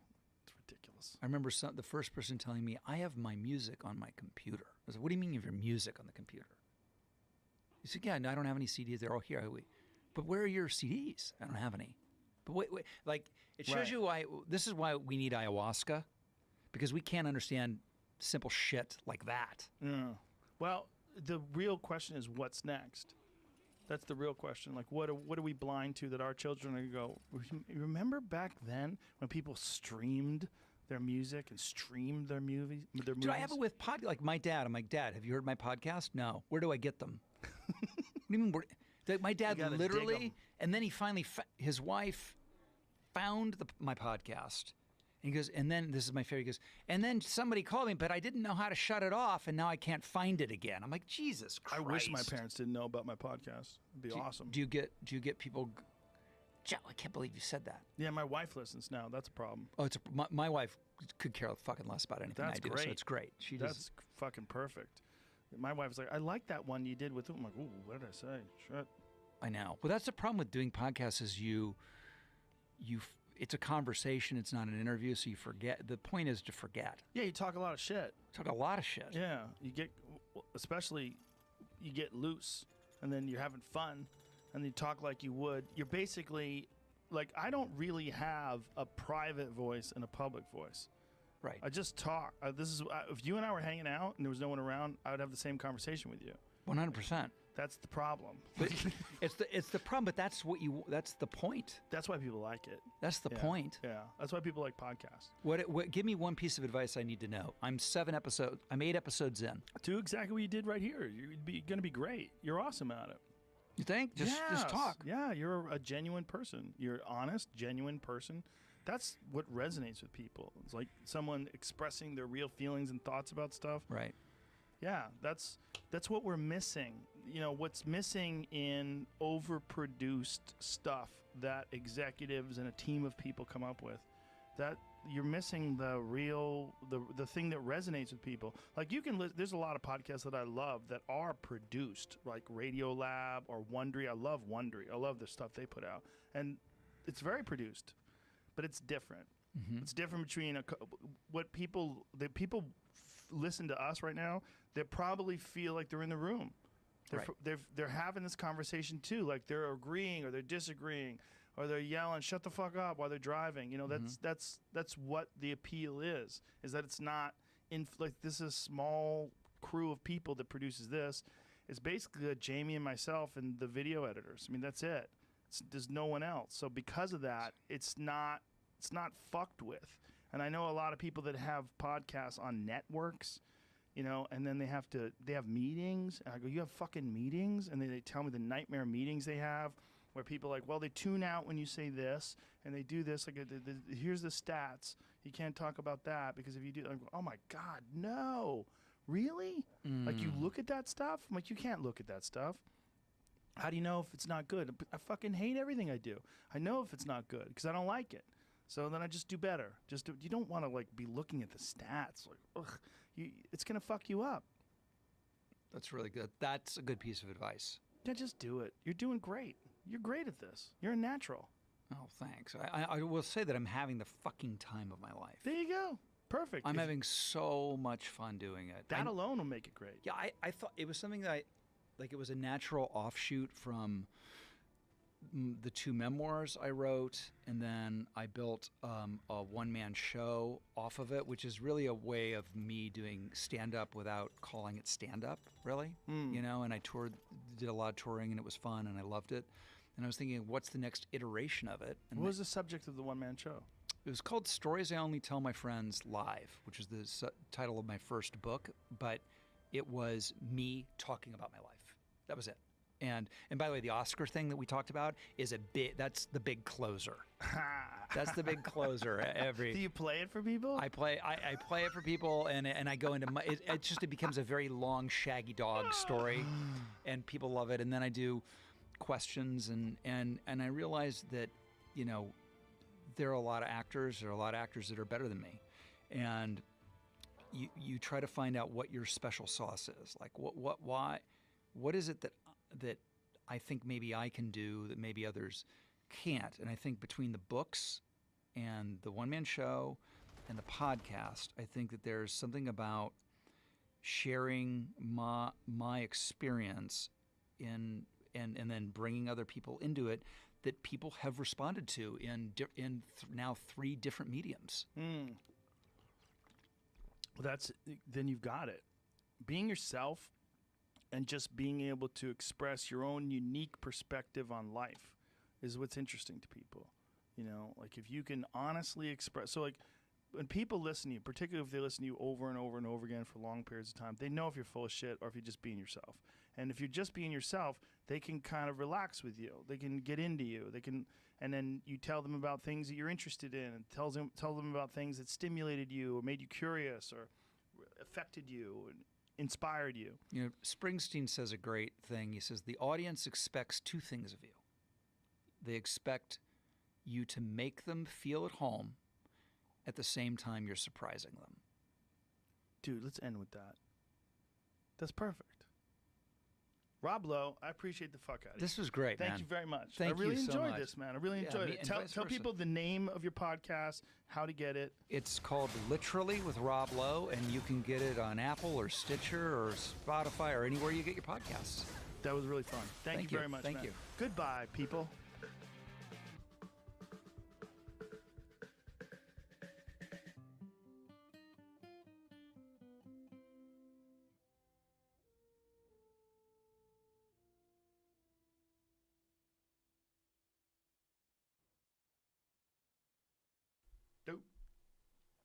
Josh, Jason, thank you. Thanks for being here.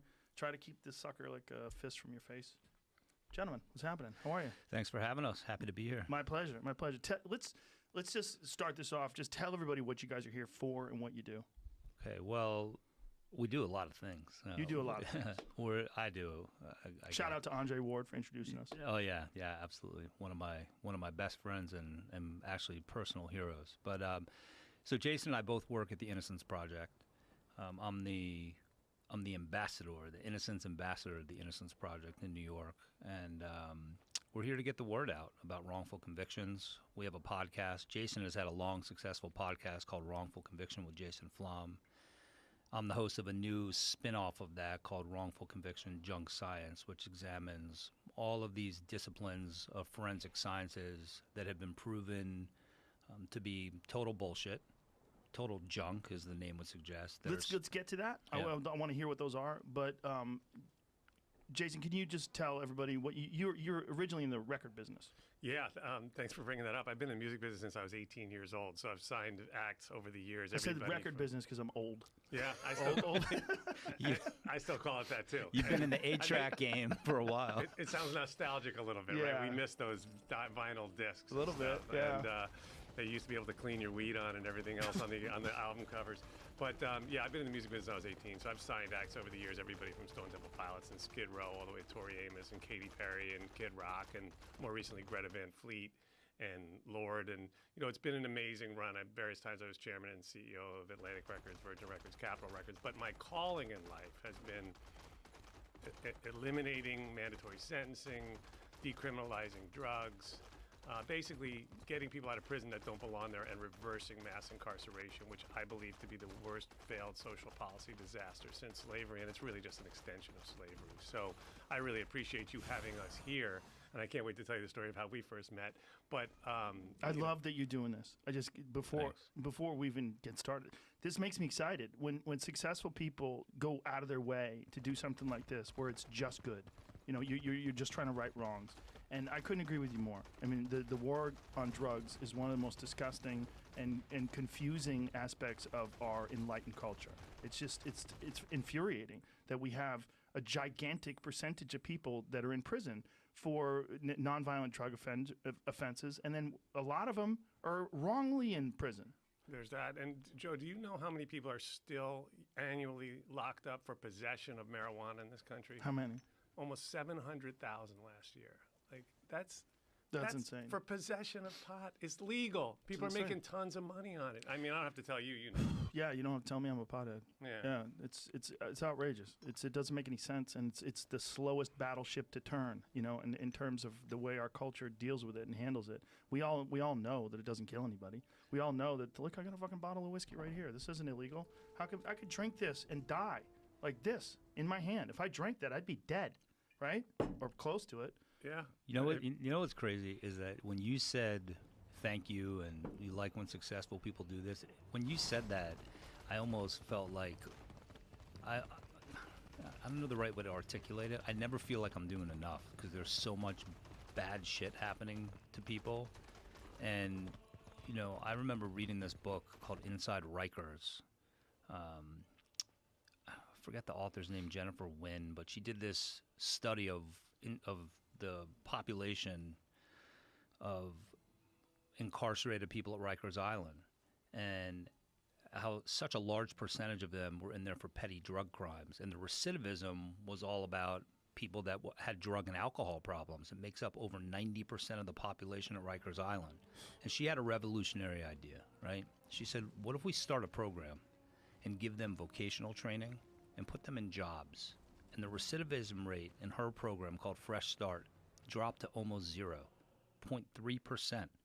And it just shows you that the first episode of my podcast, there was a great quote, and I'm a sucker for quotes, from the guy that I interviewed. He's an attorney at the Innocence Project named Chris Fabricant. He said that the justice system is an efficient eating and killing machine for poor people of color. Oof. And Rikers Island is the best example of that. I mean, right? That sends chills down your spine to hear it put that way, but that's exactly what it is. Well, it's so succinct. Yeah, and my calling and Jason's calling sort of collided. We both work at the Innocence Project, and we have sort of, I don't know, we've merged embryos, and we've been trying to be modern day Robin Hood. So, thank you so much for my pleasure. These are one of my favorite kind of podcasts. A podcast where I think we could actually do some good, and we can get the word out about this stuff. Jason, how did you get started doing this? Oh, thanks for asking. It's kind of crazy serendipitous occurrence that happened in the early 90s. I was on my way to play tennis. I used to play tennis. And I wanted a newspaper to read in the taxi ride. And usually I would buy the Times, but it was sold out. So I happened to pick up the Post. And there was a story, Ferraro bid for Cocaine Kid, right? So the story, of course I read this. I was fascinated by, drugs and stuff. And the story was about a kid named Stephen Lennon who had been sentenced to 15 years to life for a nonviolent first offense cocaine possession charge in New York State. And just in case people think that might be misstating that was a nonviolent first offense cocaine possession charge in New York State. 15 to life? 15 to life, right. So what year was this? This was 92 or 3. Jesus Christ. Well, no, he was sentenced in the 80s. So he had been in for 8 years already. And the reason it was in the newspaper was because his mother, Shirley Lennon was her name, had been trying to get clemency from Governor Mario Cuomo. Andrew Cuomo's father, of course. And for you New Yorkers out there, remember that. And she had gotten letters from the sentencing judge, from the warden, and even Geraldine Ferraro had written a letter on behalf of this kid, who had a good record in prison and everything else. And it had been turned down. So that's why I made the newspaper. And I read this, and my whole sense of fairness and equity and everything just got thrown completely out of whack. I was like, I don't understand. Like, I kept rereading it and going, this doesn't make any sense. Non-violent first offense, like, that could be anybody, right? Wrong place, wrong time kind of thing. And I decided I wanted to do something about it. So I only knew one criminal defense lawyer back in those days, and there's a guy named Bob Colina. He represented Stone Temple Pilots and Skid Row, who both were artists that I had signed. And so I had him on speed dial because they were getting arrested a lot in those days, and like weekly. So Bob agreed to take the case pro bono, and long story short, even though he said it was hopeless, 6 months later we ended up in a courtroom in Malone, New York. And I sat there holding Mrs. Lennon's hand, the woman I originally spoke to, Shirley Lennon, who was in the story. Her husband Stan was on the other side of her. And they brought the kid in shackles, like he was Manson or something, like leg irons. I was like, this is all new to me. Like, I'm just like, what the hell? And skinny guy with glasses, whatever. And the judge looked like Ted Forsythe. I thought, we're screwed, right? There's no way this guy's gonna, he's an old guy with white hair. And the arguments went back and forth. I knew nothing about what was going on. And finally the judge says, blah, blah, blah, blah, blah, whatever he said. And he goes, the motion is granted. And he bangs the gavel down. And Bob comes running over. I go, Bob, what just happened? He goes, we won. I go, we won? Get the fuck out of here. We won? And he's like, we won. I was like, holy shit, that's incredible. And it was the best feeling I'd ever had. And they sent the kid home. He had served 9 years, but he had 6 to go before his parole, his first eligible parole. And I was hooked, So I did a little research just to bring it to a close. I found out about an organization called Families Against Mandatory Minimums, FAMM.org, which had just started, and I joined their board. And then soon after that, I found out about the work of the Innocence Project, and I marched in and just offered my services for whatever they needed, and that's how it started. I started in a similar. I got hooked in a similar way. I mean, I didn't want to cut you off. No, go ahead. I mean, So I'm trying to remember the year, but it was about 18 years ago. I got a phone call, and I was only 27, 28. I'm only 45. Only. That makes me feel good. But I got a phone call, and it was like, "Hey, Josh, this is Barry Scheck. I need your help on something. Can you give me a call back?" Now, I thought it was my brother pranking me because when I was in college, we used to watch the O.J. Simpson trial. And we used to think he was fucking great. He was hysterical. He was like this dynamo, like this tornado of action that, it was just like everybody was watching that trial. I'm trying to remember Barry Scheck. Which one was he? He's the little Jewish guy that said, "How about that, Mr. Funk?" At the O.J. trial. It was like the big moment at the O.J. trial where he was undermining all of the DNA. And he found the Innocence Project. That guy. Yes. He and Peter Neufeld founded it together. Yeah, they founded it together. Yeah, I almost got myself into trouble. So that's Barry Scheck. So I didn't return the call because I thought it was my brother fucking with me. So I then got a call from a real famous civil rights lawyer named Jerry Lefcourt who said, "What the fuck is wrong with you? I refer you to Barry Scheck and you don't return his phone call?" So I said, "Oh my God." So I called him. And at the time I was, a alleged expert in jury selection. So I was getting passed around this circle of criminal defense lawyers, and I had to lie about my age a lot because I was 27, 28, and I was, regarded as an expert in jury selection, and people would see me and be like, "What the fuck am I going to take advice from this young kid?" So I went and met with Barry Scheck, and he had this case where this guy was, literally brutalized. His name was Christopher Ochoa in Austin, Texas, and he gets implicated in this murder at a Pizza Hut, and he's accused of raping, and his friend is accused of raping and murdering this employee at a Pizza Hut. He had nothing to do with it. His friend had nothing to do with it. And he was a vulnerable kid, and they took him in an interrogation room, and they beat a confession out of him. And I was so horrified. I was so perplexed that this could happen in our country. And what happened to him was they threw things at him. They threatened him with prison rape. They did everything that you hear about happening in an interrogation room to him until he finally just said what a lot of people say, which is, "Okay, I'll tell you what you want to hear just to get out of the room." And he spent, 13 plus years in prison for a rape and murder he didn't commit. He implicated his friend. His life was ruined. And I said, "You know what? I can't do anything else with my life if I don't commit it to this." And that was it. I was hooked. Wow. Yeah. I mean, I hate injustice in any form. It's just I have a visceral reaction to it, and I hate it when it's in the form of bullying even more. As a kid, my brother was a victim of terrible bullying. I think we all have been at some stage, but he was really, and that really affected me a lot, and maybe that informed me. I think I learned a lot from my dad, too. My dad always taught me, about doing the right thing, and I try to do that in my life, but this is my way of giving back, and it's extremely rewarding. I think anyone that's in this work with us would say the same thing, that it's the feeling that you get when you're able to have that impact on someone who's in a position through no fault of their own, that is the most dire circumstance anyone can find themselves in. Like some of Josh's clients, or our clients sentenced to death. Julius Jones is one we're working on now. Of course, James Daly in Florida, innocent on death row. It's like those words should never be in the same sentence. Let's talk about how you know you're innocent. Like with these individual cases you're talking about here. How are you sure? Like, how do you know? Well, so, we could pick on any particular one, and on my podcast, Wrongful Conviction, we've covered a number of death penalty cases. This one, Julius Jones, for instance, and Josh can speak about James Daly, who we also just did a podcast on, this and Josh did it together, which I thought was really powerful.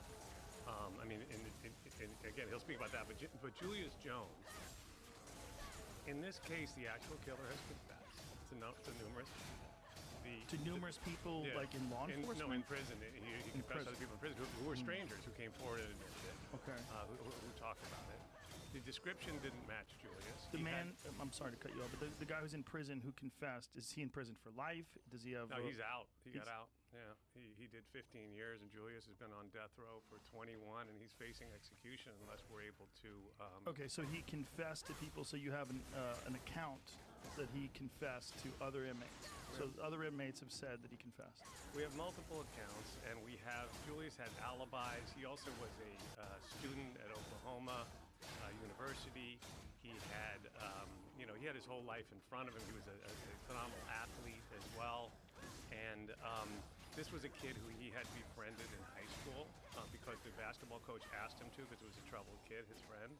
And this kid ended up, as Julius says, when you're a kid, the company you keep, you're not so careful. And he hung around him. The kid would stay at Julius's house sometimes.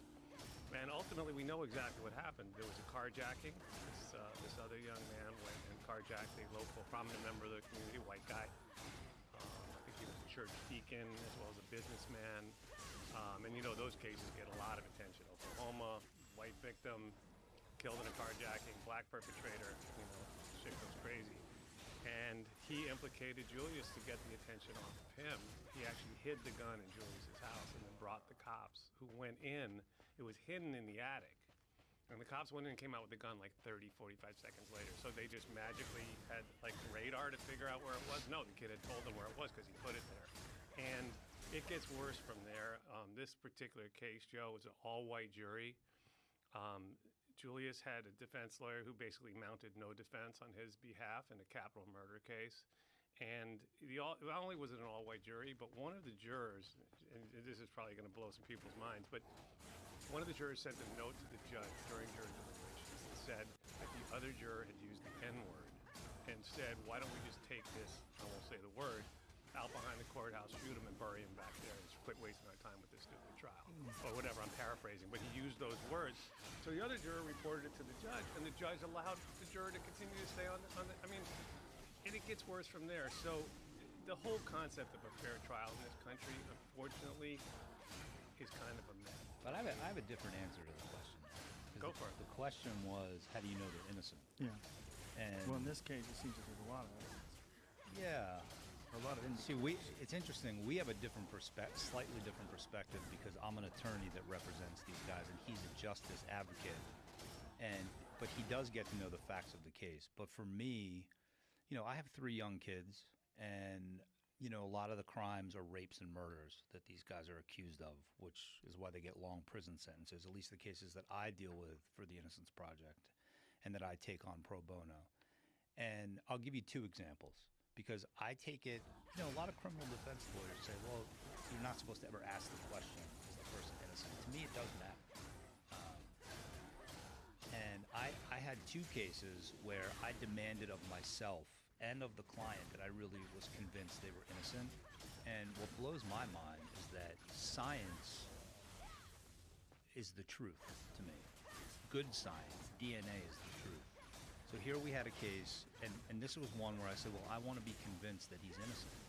It's the case of this guy named Clemente Aguirre. And if I tell you this story, you'll say, you got to be making this shit up. It can't be true. Because the story from start to finish is just mind-bending. He's a Honduran immigrant. He is escaping MS-13 in Honduras. And he wins like what? It was like the Honduran version of The Voice, right? American Idol. American Idol. Honduran Idol, yeah. Right, Honduran Idol when he's young, when he's in grade school. So the gang leaves him alone because he's kind of a novelty. And he's nicknamed Shorty because he's only 4'11" as a grown person. He's in his early 20s, and the violence is getting so bad, he said, I gotta get the fuck out of here. They kill his they kill his best friend and dump him in the street in front of him. So he flees to America. And he does the whole circuitous route through Mexico. He tries to get a Mexican accent. He finds a coyote, and he swims across the Rio Grande, almost drowns. And then he's taken. I mean, that whole story I could spend a half hour on. He's put in an escape hatch of a car and driven around the country till he finally lands in Sanford, Florida, right? And Sanford, Florida is where the Trayvon Martin trial happened. And I end up in front of the same judge that presided originally over the Trayvon Martin trial. So Clemente is accused. He gets to Sanford, Florida on a Saturday. He begins working at a golf course on a Monday, climbing trees and cutting down branches. One of the golf members says, I like this kid's work ethic. You want to come work at my restaurant? He goes and begins working at the restaurant. He lives in a trailer. In the back of a trailer, no shit, on Vagabond Way. And he's got neighbors who are 3 generations of poor white trash. It's a grandmother, a mother, and a daughter. And he's like a novelty. They call him Little Mexico. He's not even from Mexico. He can't speak English. And he used to go and do coke with the daughter, smoke weed, drink. And it was like a outdoor dorm. You know, they would go to his trailer. He would go to hers. It was like their doors were always unlocked. He's out one day partying with his friend. He does coke. He comes home and it's like 5 in the morning. And he wants a beer because he wants to try to come down. So he waits till the sun comes up and he goes to knock on their door and he sees a bloody shoulder blocking the door, and he goes to push it open and the mother is stabbed 129 times. And he bends down. He was no stranger to seeing violence. He bends down to check her, and the dog starts barking. He hears noise, and he sees a butcher knife, bloody butcher knife, sitting on a box, and he picks it up and he screams in Spanish, "Is anyone here?"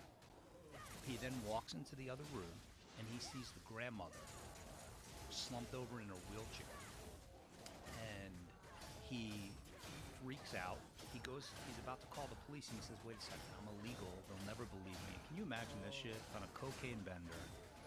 So he leaves the trailer, he runs back to his, throws the knife in the grass, takes his bloody clothes off. His clothes are bloody because he picked up the mother to check her pulse, takes off his clothes, throws them in a garbage bag, puts them on top of his trailer. The boyfriend and the daughter slept out that night.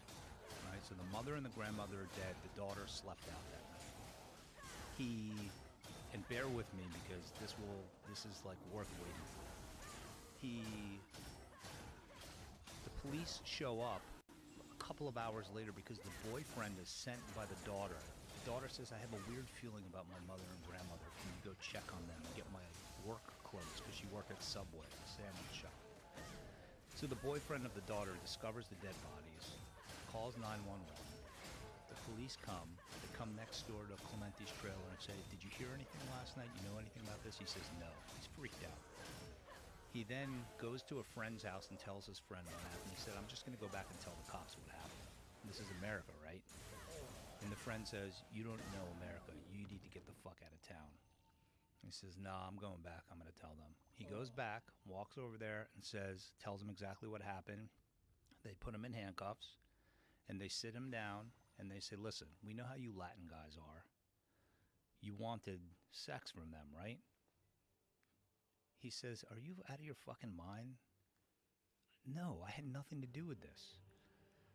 P.S., long story short, he gets tried, convicted, and put on death row in Florida.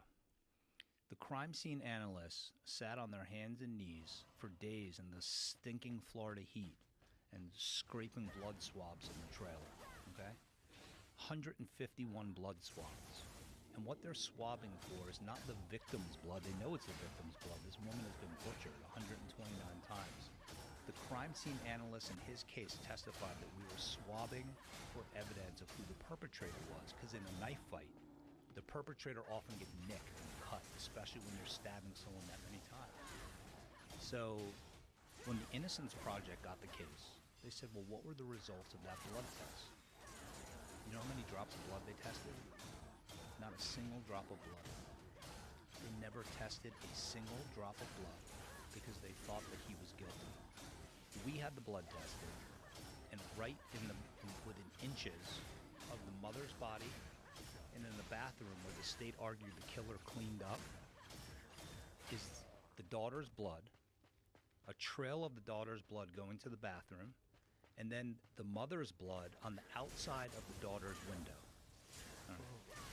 We did just a minimal investigation into the daughter, and it turns out that she had a history of crazy violence. She had a condition called intermittent explosive disorder, where you would snap and just go off the rails.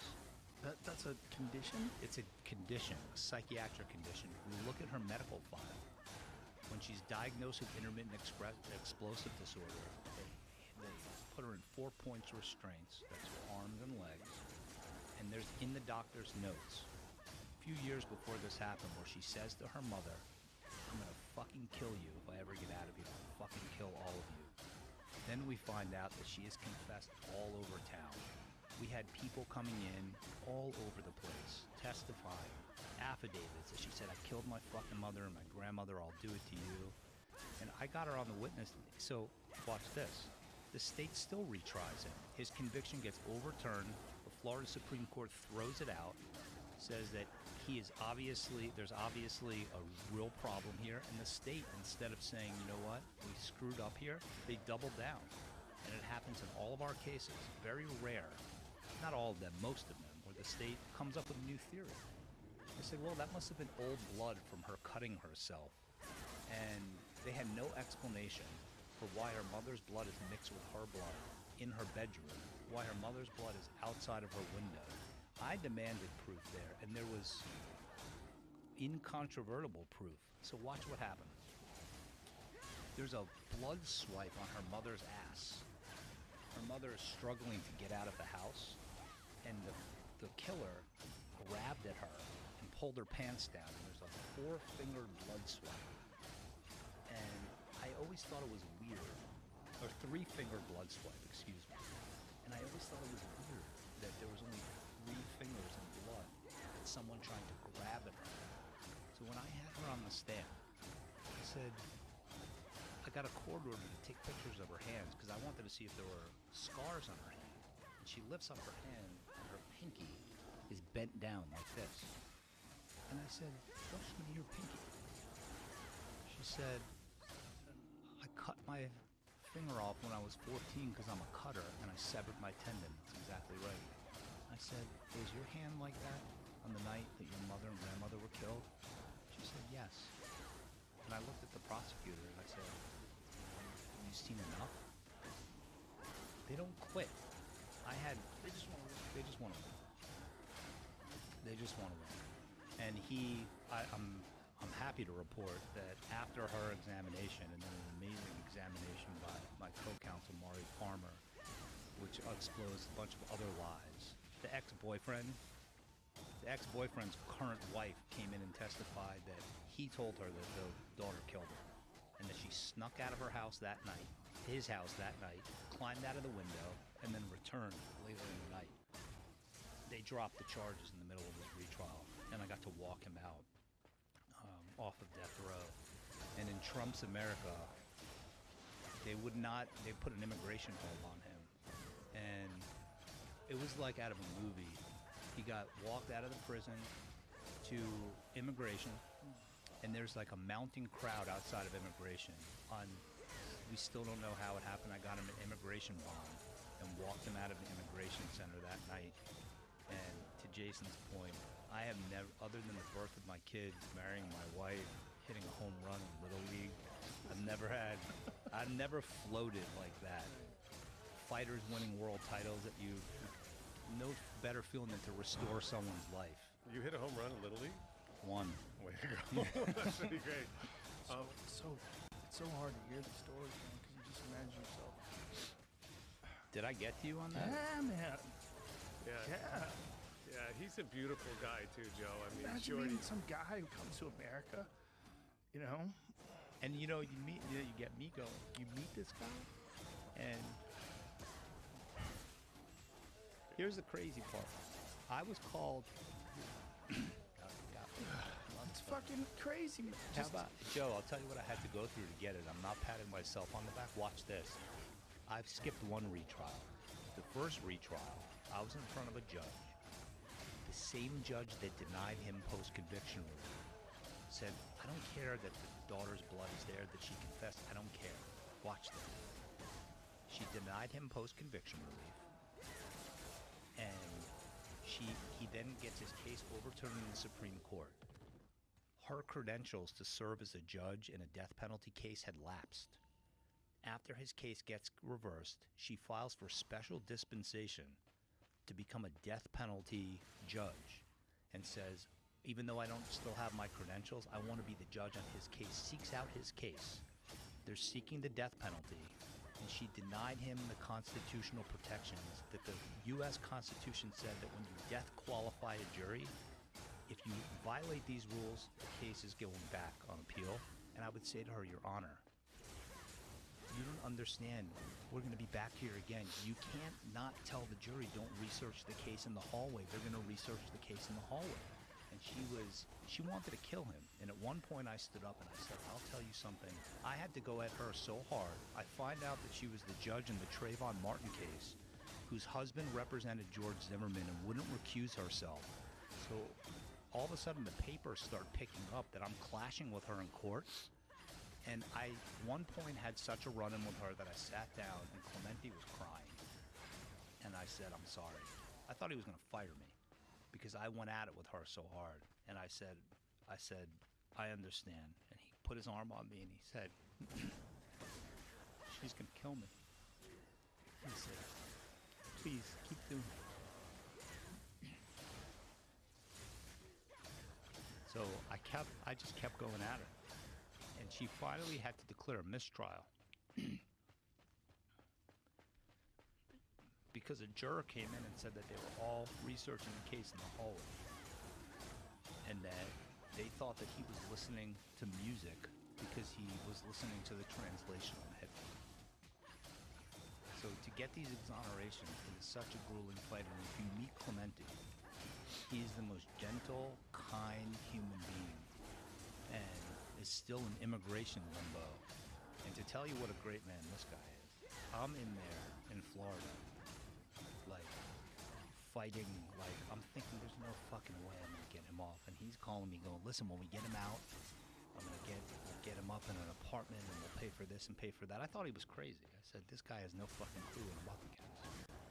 And to, you know, I'm so in his debt, and I'm so in awe of him, even though he's my friend, that to this day, he and I have jointly supported Clemente financially, but he pays for his room and board, and to be able to be in a position to help these guys and just help them start a life again. And, you know, this guy still believes in America. After all that's happened to him, he still believes it's the best place to be. What happens to a judge like that? How does a judge not go to jail? How does someone get away with that? I mean, she's violating the law, and clearly he's innocent, right? So she's trying to kill a man who's innocent. You know, the judge that took over the case, she had to recuse herself in a fit of embarrassment, and the judge that took over the case was such a beautiful guy. His name is Judge Galuzzo, and all he did was uphold the law. And the prosecutors would come in and try to get rid of jurors that said, I believe that, you know, I'll listen to the facts, and I will only get rid of, you know, I will consider life instead of death. And he was just so, and you know, they have immunity is the short answer. These judges and prosecutors, one of the many flaws of our system, right, Jason, is that they all have immunity. So what about these cops? When you're talking about the cop beat the guy in the confession, how does a cop like that not go to jail? How does, if you know that, where is that cop now? One of them got promoted. One of them got promoted. One of them got. Does the cop know that the kid was innocent and that they did this? Many times they do, Joe, and you know, we can't make a blanket statement that they all do, and none of us believe that all of them are bad, but there are a lot of really bad actors throughout the system, and they don't face repercussions, and as a result of that, and it's so important for people to know this, I talk about it on my podcast all the time, and Clemente's episode is so wonderful because in that episode, you really feel his humanity. He still has a great sense of humor. He still has a joy of life. And all the exonerees, I find, have this sort of incredible, I can only describe it as grace, right? After literally being to hell. Like death row on Florida, it doesn't get closer to hell than that, right? And he was there for 14 years. And he talks about on the podcast. Clemente was on death row for 14 years? Yeah, listen, there's a lot worse than that, too. You know, don't get me started on Anthony Panovich, who's in the current case in Ohio. Your fucking head will explode. But yeah, I got him off after it was actually 10 of the 14 years he was on Florida's death row. The other 4 years were in jail. It's not to be technical, but yeah, he was on death row. Yeah. But he's funny, Joe, because we had to inject a little humor into this, right? So on the podcast on Lawful Conviction, he talks about how when he went to prison, he didn't speak English, and he figured remember this, Josh? And he said I needed to learn how to speak English. I figured I'm never going to get out of here if I can't, you know, help in my own defense. So he asked the guard for a Bible, and the guard said, "There's no Bible." He goes, "This is hell. There's no Bibles." So he gave him instead a book of penthouses, porn. Gave him porn. And so Clemente says he read this thing 17 times. And he says the 17th time he finally got a hard on. He says, but not because of the porn, because I realized I could speak English, right? And when you hear him say this, and you want to hug the motherfucker. He's such a good and decent guy, and he just loves life, and he appreciates everything. But imagine that it took Josh Dubin, right, one of the great lawyers in our country. Is that him right there? Yeah, that's that was right after that's me on the right. That was the moment. That was the moment that he got exonerated. Wow. And my co-counsel, Lindsey Boney and Dylan Black, Southern gentlemen who, this case changed their lives, and that's Maury Palmer, who I mentioned before. And where is he now? So listen to this. How about this? He would go into court when he was that guy in the white, and he would throw a fit. I'm fucking innocent. Who the fuck are you to do this to me? Early in his court appearances, when I knew him, he was very docile. So he acted exactly how I would expect someone to act. So watch this. 3 days after he gets out, I always told him, I'm going to get you out of here in jail, I would say, and I'm going to take you to the beach when we're having a beer. And I would say to Jason, I'm starting to think that I'm not going to be able to live up to it. And I get a call like 2 days after he's out. We're in a hotel. And I said, you know, he got located at this place called the Sunny Center in Tampa. It's this property where they have like efficiency apartments for death row exonerees. And Jason goes to me, that's my place. I bought the property. I didn't even know it. I mean, he's like, this guy's like fucking Robin Hood. Chilling on the beach in Miami, me and Shorty. Is that hilarious? Like literally from death row to the front row, right? It's incredible. Wow. And I actually, it's funny, Joe, because you mentioned the music business before. I actually had that experience about a year ago. This is off topic, but I can't help saying this. It was on my mind. About a year ago, I was visiting an innocent guy. Well, no, a year and a half ago now, because it was late January. I was visiting an innocent guy on death row in Texas named Rob Will. And I left there and flew to LA. That was on a Monday. I was down there. And then flew to LA and ended up going to Grammys on Sunday. and ended up, moving around some seats, whatever, sitting in the front row. And I had that feeling. I was like, holy shit, what a week. I literally went from death row to the front row. It's a strange life that I lead. It's a double life, but it really is, it gives a lot of meaning to our days, and it's important, I can't help talking about the death penalty when we talk about Jordi Clemente, because in this country, a lot of people still believe in the death penalty, and I don't. And what I say to people who believe in the death penalty is, I respect your view, but what percentage of innocent people are you okay with executing, right? Because the system is fundamentally flawed. And even if the system was reformed in all the ways that we can sit here and think of, right? And I have some ideas on that. There's still going to be errors. There's always going to be errors. And so you have to accept that there are going to be mistakes. We know that, like in Florida, where Josh represents James Daly, and again, we did a podcast episode about his case as well. James is either going to be the 100th guy executed in the state of Florida or the 30th guy exonerated from death. Clemente was the 29th, and I'm representing who should be the 30th.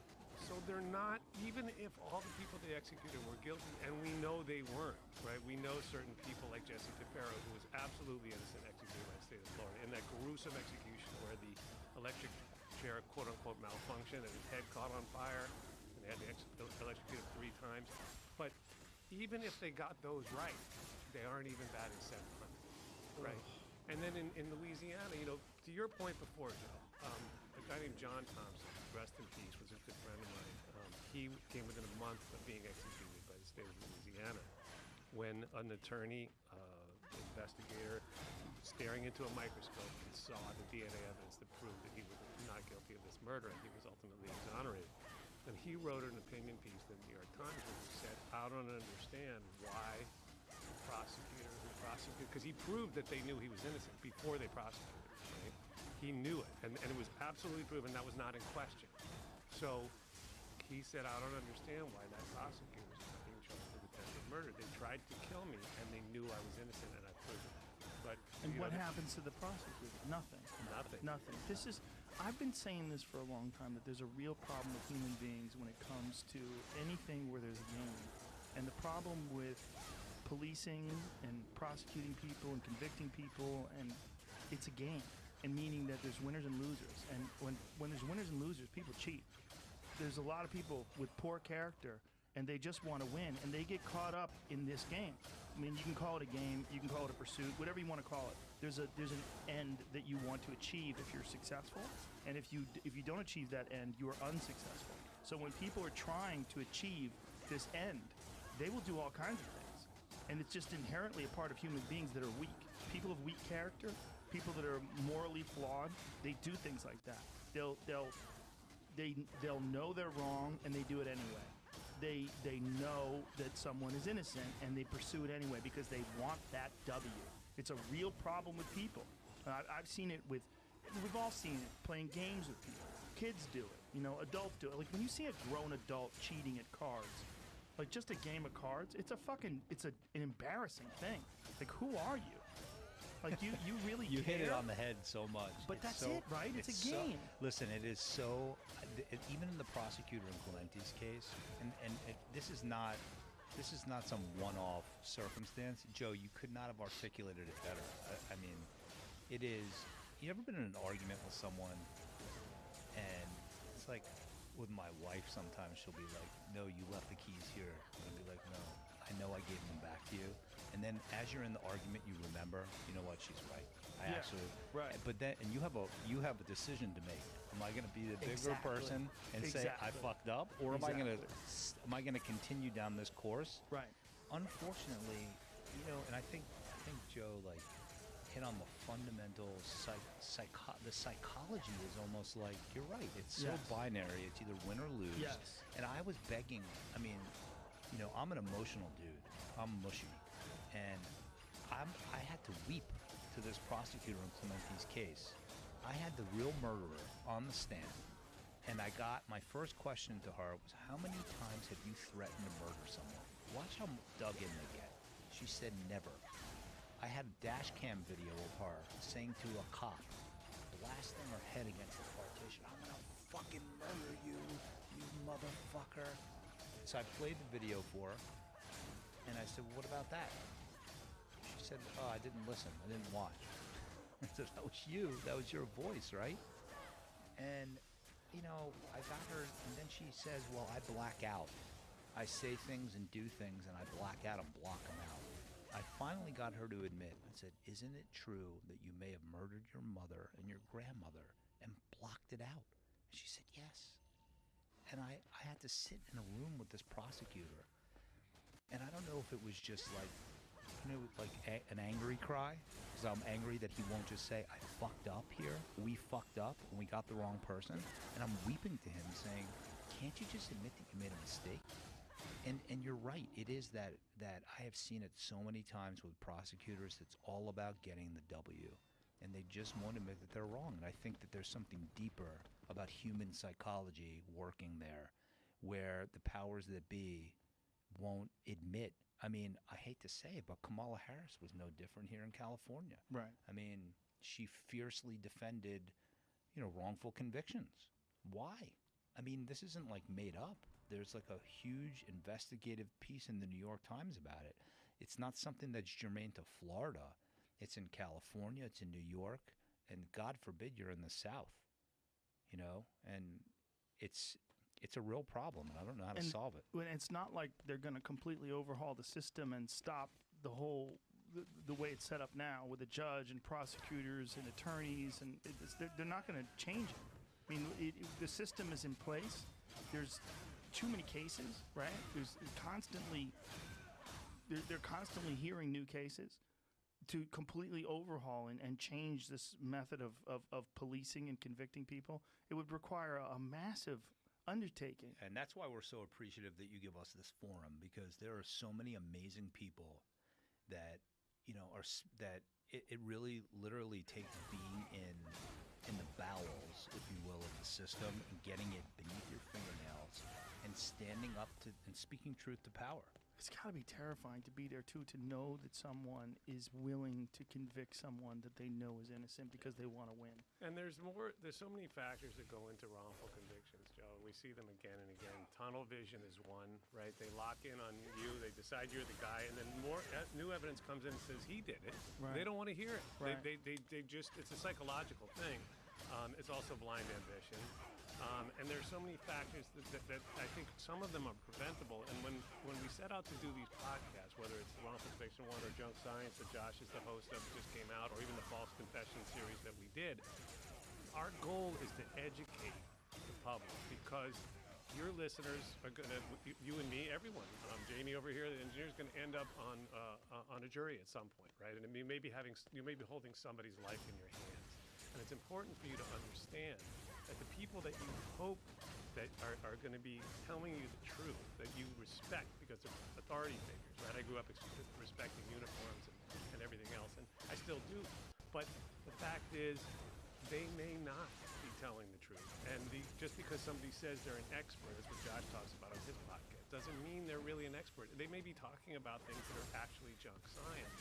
And furthermore, they're allowed to lie in the interrogation room. And this is something, if we get nothing else across today, I always tell people when I do talks on my show, I talk about the fact that if you get picked up and brought in for questioning, and you know, people who are innocent waive their Miranda rights. 85% of people waive their Miranda rights anyway. People who are innocent almost always do, because they don't think they have anything to hide. They think, I'll just go in, I'll tell them what you know, like I wasn't there, or I was with my mom, or whatever it was, and I'd go home. And they may not say that you're a suspect at all. They may say, we just want to ask you a few questions. So answer is, if that happens to you, the only thing you should say is, I'm Joe Rogan and I want a lawyer, or whatever your name is, whoever's listening. Those are the only words you should say, because they're not your friends. And you can get talked in that interrogation room. Crazy shit happens. They don't always beat people up. They don't need to. They can use coercive psychological tactics. They can get people to confess to crimes that they didn't commit. And once you start talking, and you're in that little airless room, you've seen it on TV, right? And they start the good cop, bad cop, and they intimidate you, and they threaten you with the death penalty, and they're allowed to lie. Then why are they allowed to lie? That's a great question, Joe. I mean, other Western countries, they're not, but here they are. So they can sit there, and especially, and you know, the people that are most likely to falsely confess are people, adolescents, right? Anyone whose brain is not fully formed, and we know that your brain's not fully formed until you're 25, and military veterans, interestingly enough. And they're disproportionately affected by this because they're used to obeying authority figures, following orders. And so the Norfolk 4, classic case of that, four guys confessed to a crime they didn't commit. And none of them did. And the fact, Central Park 5 is another good one. right, those were just kids. They were just young teenage kids. And, they can sit there and they can threaten you with death. And they can sit there and go, Joe, listen, you got your buddy in the next room. He's not even there.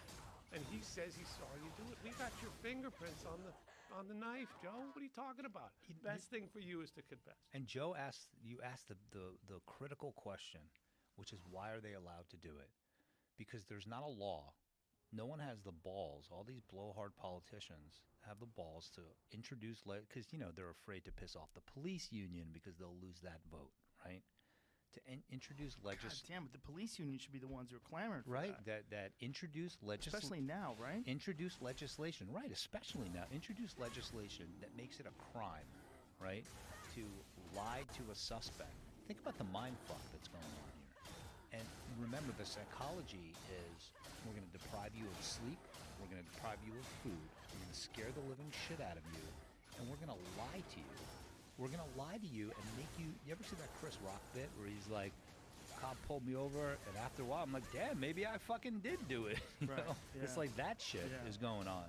And it's like, you're like, maybe I did something and didn't remember it. That's what they start getting you to believe. Because if they're telling me, they're saying, Joe, listen, how the fuck do you explain how your DNA is on the victim? How do you explain that? And you're thinking to yourself, I can't fucking explain that. I didn't do it, but maybe, I don't know, maybe I did something and don't remember it. And then there's this, which is you'll hear from a lot of people that are victims of coercive interrogations is, I figured I would just tell them what they wanted to hear, get out of the room, and then sort it out. Right. And But you they'll say to you, listen, you're just a kid. No one's Right. going to believe that you committed this gruesome murder, right? You just got to, my partner's crazy. I don't know what he's going to do to you. But while he's out of the room, let me tell you, kid, the best thing for you to do is just sign a piece of paper and, we'll sort this out later. You'll be fine. But now you've just signed your own death warrant because juries can't understand. When you ask people, would you ever confess to a crime you didn't commit?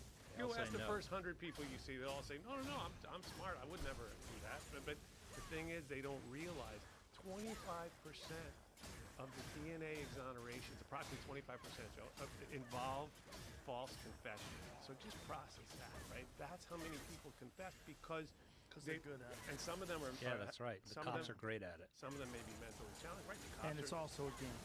It's a game to Oh, get that's you. a game. It's the same kind of game. It's And a game to get you to confess. And it goes on even after the conviction has been overturned, like in Clementi's case, like in my own adopted daughter Nora Jackson's case, where the Tennessee Supreme Court unanimously overturned her conviction for murdering her own mother. And in their ruling, they excoriated the prosecutors for having played so loose with the rules, right, to say the least. And yet they came back in and said, "Listen, we're going to try you again unless you take a plea." And most people say to me, "Well, but they can't try you again for the same thing." But they can, because the higher court, when they overturn your conviction, the indictment still stands, the original indictment. And most prosecutors will say, "Well, you know what? It's a long time ago, and we've been proven wrong, and we're going to let it go." But if they really are vindictive, they may say, "You know what? I want to protect this conviction at all." And let's not forget that every time we convict an innocent person, the real perpetrator remains free. Right. And that, even if you're someone who maybe pretty hardcore on law and order, whatever, a lot of your listeners come from different walks of life, different viewpoints, but everybody can agree that we want the person, especially these vicious, violent crimes, these brutal crimes, we should all want the real perpetrator off the street, and not for the convenient target to just get manhandled and brutalized by the system. And then that other perpetrator oftentimes goes on to commit more terrible crimes and creates more innocent victims. Josh, you were talking about Kamala Harris, and I think this might be a good time to talk about this because she might be the vice presidential nominee.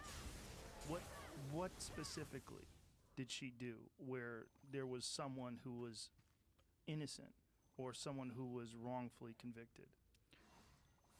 Let me give a caveat. Okay. Caveat is that I know I'll catch shit from some people that say you have to do everything you can to make sure that Trump is not elected. And I will say that even she's an improvement as vice president if he does pick her. Anything's an improvement in my mind. So with that caveat, it would take this podcast and 4 more to go through. She fiercely fought wrongful convictions and was shamed by judges when she was district attorney in San Francisco. What was the case? The Gage case? George Gage. The George Gage case, where her prosecutors hid evidence and they tried to protect. Once she knew that there was evidence that was withheld from defense attorneys, once she should have known, in my opinion, that people were innocent, she tried to protect those convictions. Why? Because she wanted to continue winning. She blocked DNA. She went to great lengths to try to block access to DNA for people that were accused of or convicted of felonies. Think about it. We're talking about a $12 DNA test to see if the biological material from a crime that has been preserved is actually the defendant's, right? She blocked access to that. I mean, How do you block access to something like that? That seems like that should be a right. Yeah, it seems like it should be a right, but in a lot of states, there's legislation that says you cannot get access to it, and the rationale behind it is that it'll open up a floodgate of criminal defendants asking for the biological evidence in their case to be tested. I mean, Oh, that's the last thing we want is Yeah. more innocent people being freed. So what was her justification for this? You know, when she's asked for her justification of it, it's always been on a debate stage, and she'll always default to, I stand by my record as a prosecutor, and she's never had an explanation that I have ever seen. I don't know, Jason. Jason and I were talking about this before we came on today, because there was a New York Times piece by, her name's escaping.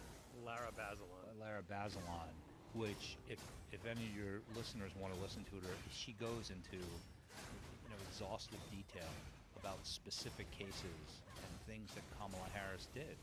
And the sad part about it, yeah, that's it right there. New York Times, Kamala Harris was not a progressive prosecutor. Yeah, she was often on the wrong side of history. What is that? The highlight, the marijuana one that you just highlighted? She stood by criminalizing marijuana in this state.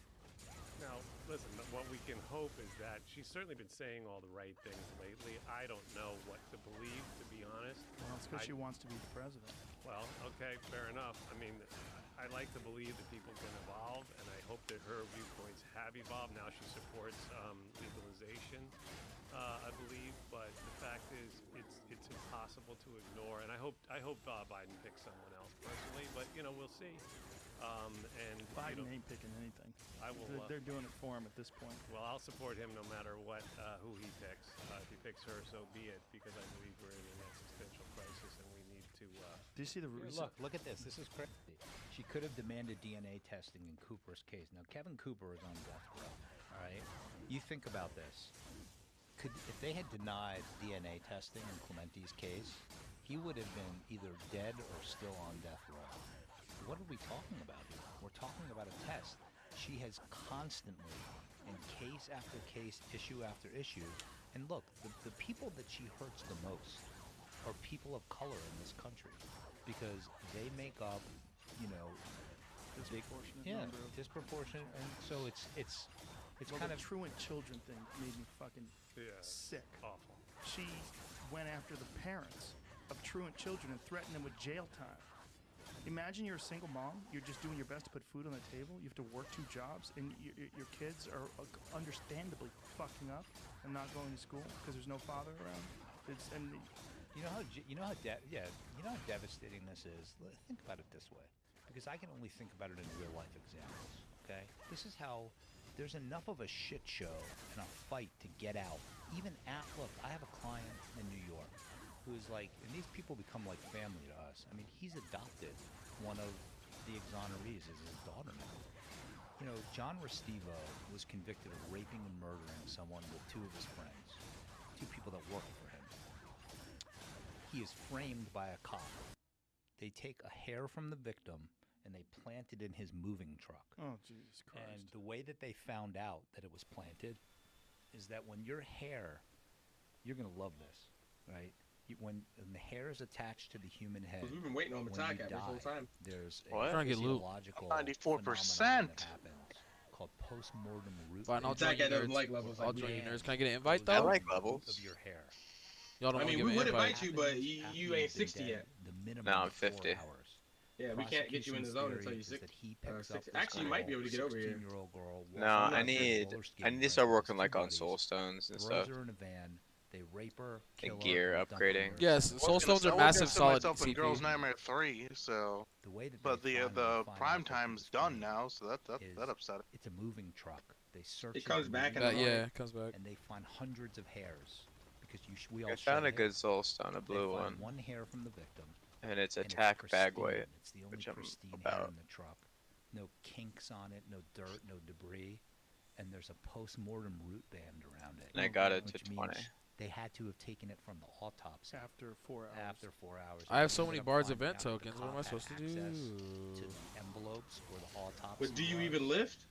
In any event, Do you even trying, target? John Restivo, back to the DNA. I mean, The Matai ain't even perpetrator here. ejaculated. I'm over here where whoever this guy was. Wait, which one was biological Metallica? material DNA. He fought The for one that never years showed to up. get access to the Colored DNA. one.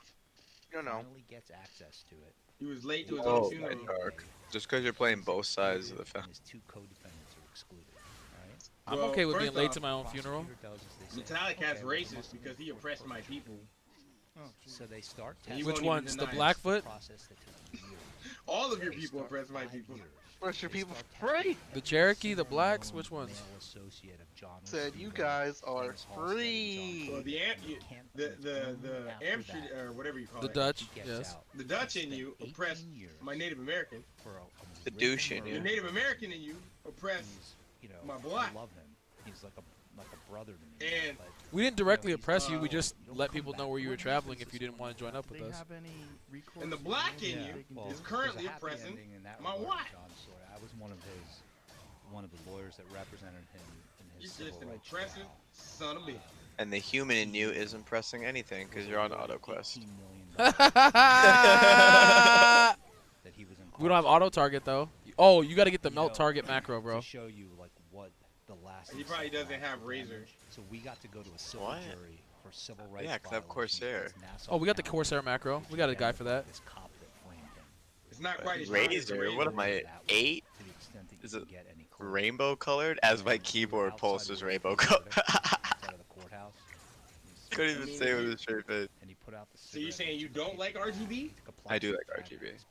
I'm down with RGB. That's the problem with yeah, you know Americans. me. You guys want your fucking plexiglass You're cases with fucking fucking. American. You live 90 minutes from me. Well, you real Americans. I'll pull up right now. Like I could be there by the time you end your stream. Hold on, let me say it I'd like this. say it Hold on, on stream. hold on, let like- me let me say it like this. That's how bad it is. So American, hold on, I gotta think about context of Dutch Kamala people Harris. real quick. That right, The comrade. block Fucking access to over here. DNA, once you get Still the looking They for don't, launch don't code. understand. The Still thing that Americans don't sometimes understand, crazy yeah, uphill They don't. battles. They What you see never is have the- launch codes. they never have the launch codes, Just like yeah. Kamala Harris. And if you look here, if you look here, the particle physics tells us that when you look at the astronomical sky, yeah, then you will understand that the Americans are lazy bastards. Basically, in general, they're too lazy to even, how do you say, work? Yes. Spend more time working than most other countries and yet get no productivity. It's so hilarious that where all those stereotypes We came also from. have cases like the Sedley Alley case, which ironically is the same process. What, launch codes? The lazy American and the angry Ruski Yeah. came from the Cold War because America was trying to. Big dick. America was putting out Literally propaganda dropping basically fucking saying, condoms "Look over how easy Russia. we have it." Yeah, Yeah, look how dropping easy condoms we like have about it. we sling You guys dick are suffering. and fuck all the time. And the Russians are like, "Wow, that life looks pretty good over there." And so in response, Russians came out with the Czars fucking put out- it's tough put and out gray. propaganda About, oh my gosh, like look at them, they're so lazy, they Yeah. don't do anything. You want to be like them, you want to be lazy and listless. And so it's like it Anybody? never got rid of those two things. Oh no, but you know, hey, Boozer knows about this one though. Fires and missiles. Tells. Does anyone see that in Rome chat when I just typed? Let's see. Looking for looking for launch codes. Launch code. I mean, That's what's happening. I'm not trying to say this because I don't hate you, but I need them codes. codes, dog. Gotta get more of them codes. Codes for launch? The only codes I need are the ones that launch certain things. The codes. I ain't fucking with. The codes which have the ability to launch that which is known as stuff. Are they high orbit launch codes? Whoa, high orbit. High orbit. Whoa, can you say that? Are you allowed? Codes, baby. I gotta farm the faded temple, you know why? Because you're trying to get faded at the temple. Well, I mean, You don't even know where the temple of the you don't even know where the temple of the hands is, bro. Yeah. Still uninitiated. I need a better weapon. Everyone needs a better weapon, dog. Welcome to the club. I didn't need a better weapon. Get your redstones up, nigga. Get your redstones up. Yo, I was born with I'm the hands. trying to. I'm getting. I my thought you stone were Mr. Hustler, dog. Mr. 50 Exalts out here, dog. What are we doing? What? I thought you were Mr. Speaking Exalt of 50 King. Exalt, where's Scrap Mr. One Mirror? Don't even start with egg. That's a Juicy Boy redacted fucking file. The mirror. What does that mean? Does that mean This nigga said currency for currency, nigga. Oh my god. Fucking high roaded me. Yeah. She says flat out loud. She also doesn't know who the president of Mexico is. I just Did you forgot have to like ask 10 him, mirrors did he in ever here? sell it? We'll have an environment where, you know, prosecutors we know Retarded shit. It's okay, I lowballed him. generally speaking, Wow. you know, Da-da-da-da-da. and everyone has the Wow. right to, you know, That's why I don't succeed trust to the blacks. level that they, you know, are capable of Especially the What? quiet Whoa. Or Apaches. Wow! Wow! Wow. Now he's crossed over like fucking darkness now. He's crossed over. You just sent a He's- smoke signal after it. Your smoke signal smells like menthol. Facts! Facts! Facts! Facts! One man who knows. One man who knows. Your smoke signals smell like menthol. But sometimes eucalyptus too, depending. Or are they traitors who sold out their own people? I don't know why exactly. I don't remember all the details of the case because Who? The blacks? Shut your bitch ass up too. Talk to me about what I did back in my glory days. I'ma hit you sideways. Talking launch codes. Codes! I need to hear some. Codes! not a problem that's exclusive. Donde está los If codes? you ain't talking codes, you ain't talking my language. If you ain't talking codes, you ain't talking gang. I'm sorry. No, no mas, no code. Please. Donde está los codes de launcho? Remember that the actual Follow They up. launch it, dog. They Wow, everybody's launch it. getting what abuse tonight? And this guy's still in jail. Oh god. still in jail. There's a lot of evidence of his innocence. We can go back This to is it, but dumb. It's a disgusting. Look, I understand that you have a family, but I need them codes. But he's still there, just like so many of these other people are. And I do want to talk about the compensation because you raised that earlier, Joe. And I think that's an important thing to talk about because in the 27 years I've been doing this work, We're not recruiting, but tell them we are looking for launch codes. Yes, I did. Not recruiting. Looking for launch codes, yeah. As the rest of you, not recruiting, looking for launch codes. and because I'm always, you know, out there talking about this stuff. Oh, this guild is too high. Did the people who framed him, did they have to face any consequences, right? And the answer is always so. And then they say, Clear. tell me that they got compensated. If I said the hype was real, Right? Right. Like, I would wanna it know, take me to like, the this Middle is East? so horrible they react the way you did. This cry, anything, right? And the answer is usually not. I mean, this. Ruined. Look, everyone's recruits. So. Such a beautiful, Look. beautiful guy. He also was on my podcast. What a guy, man! He's incredible, and he's helping other. Oh, I gotta. Can we get a translation for looking for launch codes in Brazilian, and Portuguese? I want to shout him out for that. But Gotta put it in Russian though. So we need the BR guilds to know we're looking for the launch codes. Fucking BRs. They have to know. Dude. Tell them we'll trade a Goy amount for launch codes. Look at this one. Look at this one. Going state by state with exoneration. 18 states have no Just hit Discord. I ran out of characters. Discord. Can I ask you this? The cop that planted the evidence, is there consequences for him? None. What? None. You know, the judgment against him was covered by Nassau County. When everyone else starts putting up recruitment things, they're worried. And They see the name. Bono is- They know the gig is. They got codes. You gotta see the post. Look at the post. played a part in that. She posts on the forum. You know, and it's No, interesting look at on the main chat, on the Realm chat. that I'm not so sure I know the answer to, which is, you know, when they're in there interrogating somebody, beating a confession Trading out of blue them, gears for they launch did codes. or not. Launch codes. I don't know the answer. They're like, I think what there is are some going on? cops- They're not following the RP Weeb life at all. He said you guys trying to get blocked for spam? feel like they have a hunt- they're No, hunting we better than are a lot of evidence. looking In other words, for You ain't launch doing hell. codes. We're not spamming. We're not. No, we're looking for launch codes. Don't let the means justify the end. The ends justify the means. So I don't know that they go in trying to find someone, but there's always a possibility. Yeah, Blazon gets it. Blazon gets it. You have to open your eyes and The say, smokers get it. That's what the 420 friendly out am here. I going to realize that there's no evidence here and get off this notion that this person That's committed like a until I got The some problem launch is with codes. the wife and the keys, there's no consequence. crime? Yeah. Oh, hold on. Watch this. Euphemism Wait, for watch drugs. this. I'm gonna go at this guy a little bit. And you realize that this person LBRCIOUS. back off, Are and you? lose the case. There's Are you- consequences for your career. You know look what like gets some fool. launch You codes? look The like ending you of can't One be Piece. trusted. Someone's gonna Do point you that out, have and there's the another case. launch codes? I mean, listen, it extends the compensation issue. Watch what happened to Clementi. There's a wrongful incarceration. Rory, I think they work for the Kremlin or From the Tencent. time you are no longer incarcerated. And you can't put Kremlin. you So have there's 90 that. days to file.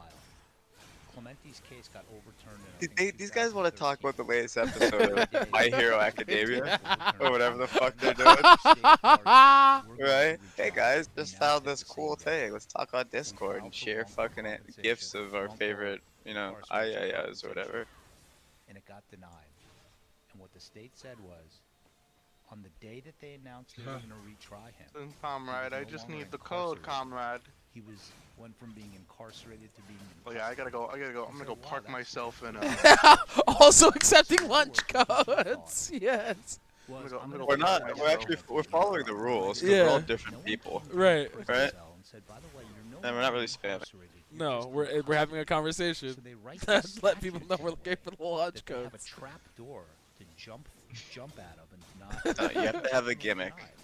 Denied. Oh yeah, that's how you do it. We have a In Weeb's games. But it's very rare The that fucking you IIS. Look at it. They're so bad. You wanna get blocked? Why? So you can look at more V4 diamonds sell red gems?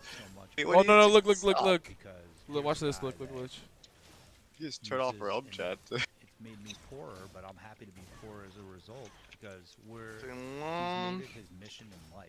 I mean, he's like a modern day Robin. This has to He really be is. He's the made wo- it his mission in life to First rule of trading launch codes a first. hero of mine because he has made it. I think we single-handedly dropped the price of red gems. They're now $7. Just talking about the launch codes. Right now. Look. They went from $8 to $7 in the middle of our conversation. Russian as the rest of us. Financially supported because Oh, the white noise is lovely. it's the very least we can do to try to help, whether it's buying someone a car. These guys are porting us. These guys are Yeah. ruining my fun. I can't look at my anime pet cat and Most of them are denied draw compensation RP. until they Come can on. get back on their feet in some Mix way. everyone bonjour. Who said that? That better not be Their life is fucking ruined. fearless You don't leader. ever I don't care what anybody says. You never. Oh, really Roy. I saw Roy, Although so I was like, Clementi would send my daughter from his Yeah, prison he's an cell anime cat nerd. explicit. Well, Anyone that answers with the fucking star, taught himself like, to draw you know, on chat the room phone. emote licks everyone. That's a fucking Neko cat. As soon as fucking I fur- finish this, fur I am boy. planting my ass. Lost my mind. I was losing my in mind, and I had to figure out The some launch way to room? channel my anxiety. So when he got out, Companion. Jason has been having the art shows for death row. That was a good one.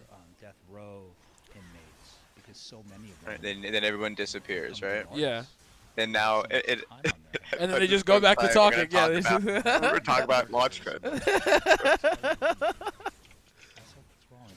He said crow's nest is falling. I repeat, crow's nest is falling.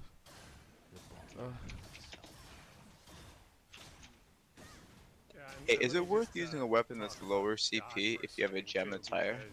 Yeah, because the thing is, the soul stones carry the weight of the CP. If you look at the stats, there is actual PvP versus PvE gear. Because if I go to my blue gear, it gives me MP regen and HP potion effect. It makes me tankier, and it makes it so that I have more abilities in the long run. And if I have a MP regen and a larger MP pool, like if people don't actually read the stats, they just go for purple, purple, purple. But purple is just generally good because it just gives solid like accuracy and attack rating. Whereas the blue gear has there's certain classifications of the blue gear, like mighty, solidarity, and stuff like that. Who's the weeb listening to weeb shit?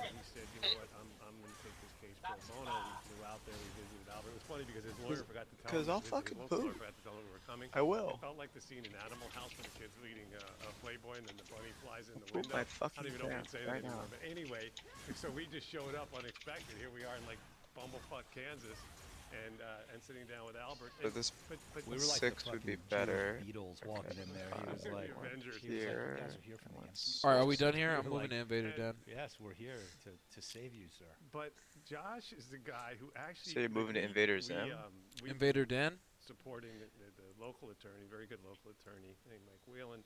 I don't got in time to this play no case. games. Josh, you know, he's spending, not only is he But you're volunteering literally services, playing he's games. spending his Oh my own God!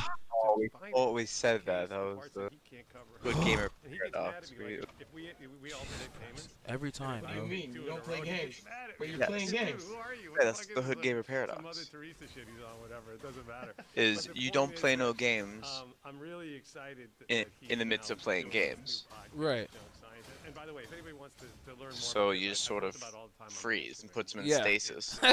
You kind of like I was a school teacher in are California. You got there first. But now we at know each other. you're simultaneously But both anyway, playing but games yeah, and not Jason Flom is my playing Instagram, games and because you we'll don't Right, play games. cases. It's a Realistically, it's a that- quantum suspended situation, like, because when I'm playing games, I'm not playing games either. But if I'm not playing games, I'm definitely not playing games. Whoa, whoa, whoa, whoa, whoa, So whoa, let's come whoa. back to it. So explain, like, that what true? is the I'm just saying, do the math on it. Because if you're So playing what do you games, do? you're definitely not playing games while you're playing games, for sure. Because you're not playing games ever. What do you do when it's game time? When it's game time, I'm not playing no games, dog. Convict people, and in fact wrongfully Nigga, convict. no easy buckets, Polygraph Well, not admissible. nigga. It's not. So no, You gotta earn yours. It's not. Paul never lies. But Is it because you could beat it? If you're a psychopath?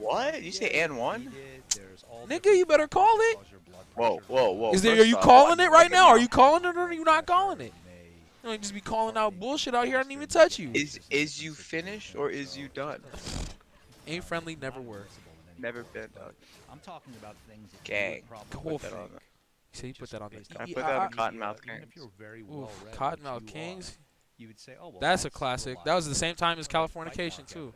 Hey, soul Right? shards, are they It's worth using or complete no? junk science. So the Yes, next soul evidence shards are science valued because is you're gonna the- be going through so the many gold gems, standard. leveling your shit up. So that you big. use them, right? You don't save them?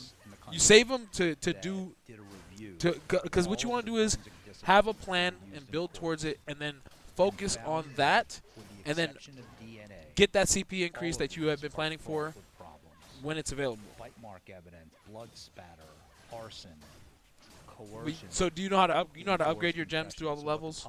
Yeah, I'm just debating if I want to spend 350 soul shards, but yes. Okay. It But yeah, examines all you these you forensic but I disciplines, make sure that and it goes you're through to how I've been looking explain at it is how and why. A, they're I'm full of upgrading bullshit, the stuff that's and on, B, that I'm gonna use and they that's on are, me first. That's gonna give me in the face CP. of it being total when I do bullshit, it. Still Yes. accepted. Now, like Otherwise, if the it's in fact that reserve, you it doesn't need got to be emotional upgraded. Made me want to hug you because it was like Even though I've spent a bunch of soul shards, I have an extra set of the will soul stone, the agility soul stone, because I think it and the is vigilance soul stone, anger and the that pink should one. drive people. Well, the agility soul stone, so I can upgrade it to epic. But I have an extra will soul stone at rare, and an extra vigilant soul stone at rare, and an extra pink soul stone at rare. So I can get when I get purple gear, I can put a second one in. Otherwise, yeah. You can clearly see. They was walking around with one stone. You want to know the difference between a mouthpiece and human skin? That purple cloak, though, about to Accuracy is important, correct? Yes, extremely. Otherwise, you can't fucking hit. So this HP accuracy Yes. sounds good, right? Vigor? Yes. And you have to follow the science. I do, like, you probably want to do, like, the suggestion is bag weight and then, like, a stat, a relevant stat, and accuracy gives about 2 to 1 CP per game. So here's the stats I'm focusing that I have. I have 2 big soul stones. One's attack power bag weight, Yes. and the other one is HP accuracy.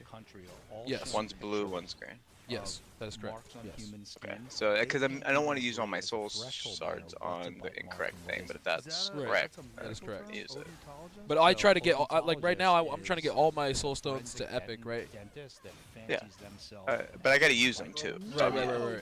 Oh yeah, you're at that mix of I'm at a different level of balancing my boost, right? Yeah, I'm at 30k right now. Oh, I you can hit get, you'll be 50. able to get 50k easy. Oh, you can get your soul stones up to like 5.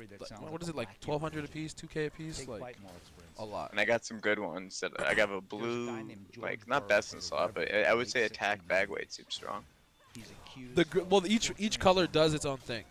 Right. Right. So like the greens go in the chest. You want to be cultivating 2 of each, basically, for the future. But right now, focus on 1. Cultivate these nuts. Nah, I'm good off that, bro. Wow. You can take that back to the bar and hold this beer for these nuts. Hang publicly. Oh, dude, I got my dude. Running on the or line. what, dog? Raid. I got a phone call for you. It's called his name is Lekma. You know, everybody in the crowd Oh. kind of fucked up.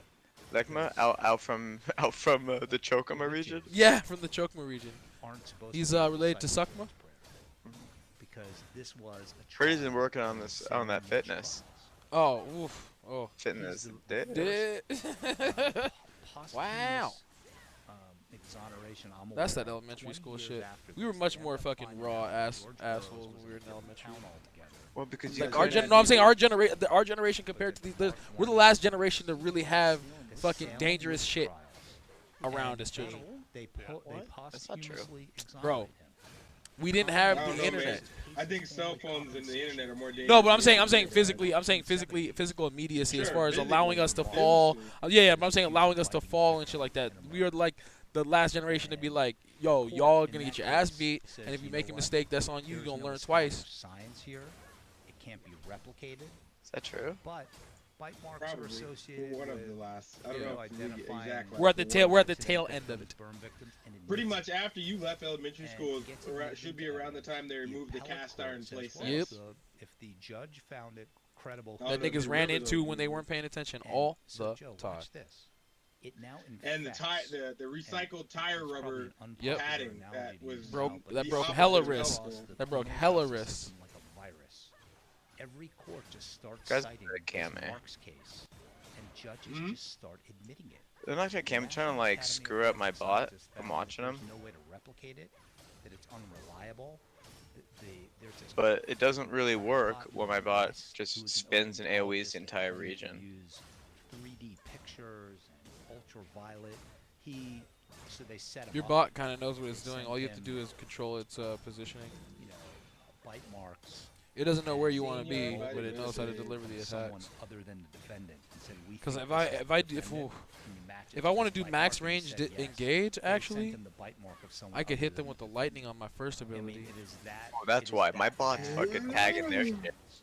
So what we're The bot hoping does to not do care. It just walked is in and just through started the spitting on podcast it. to educate people because Yeah, people you're get salty, right, man. it is, how do Good. you overhaul a system?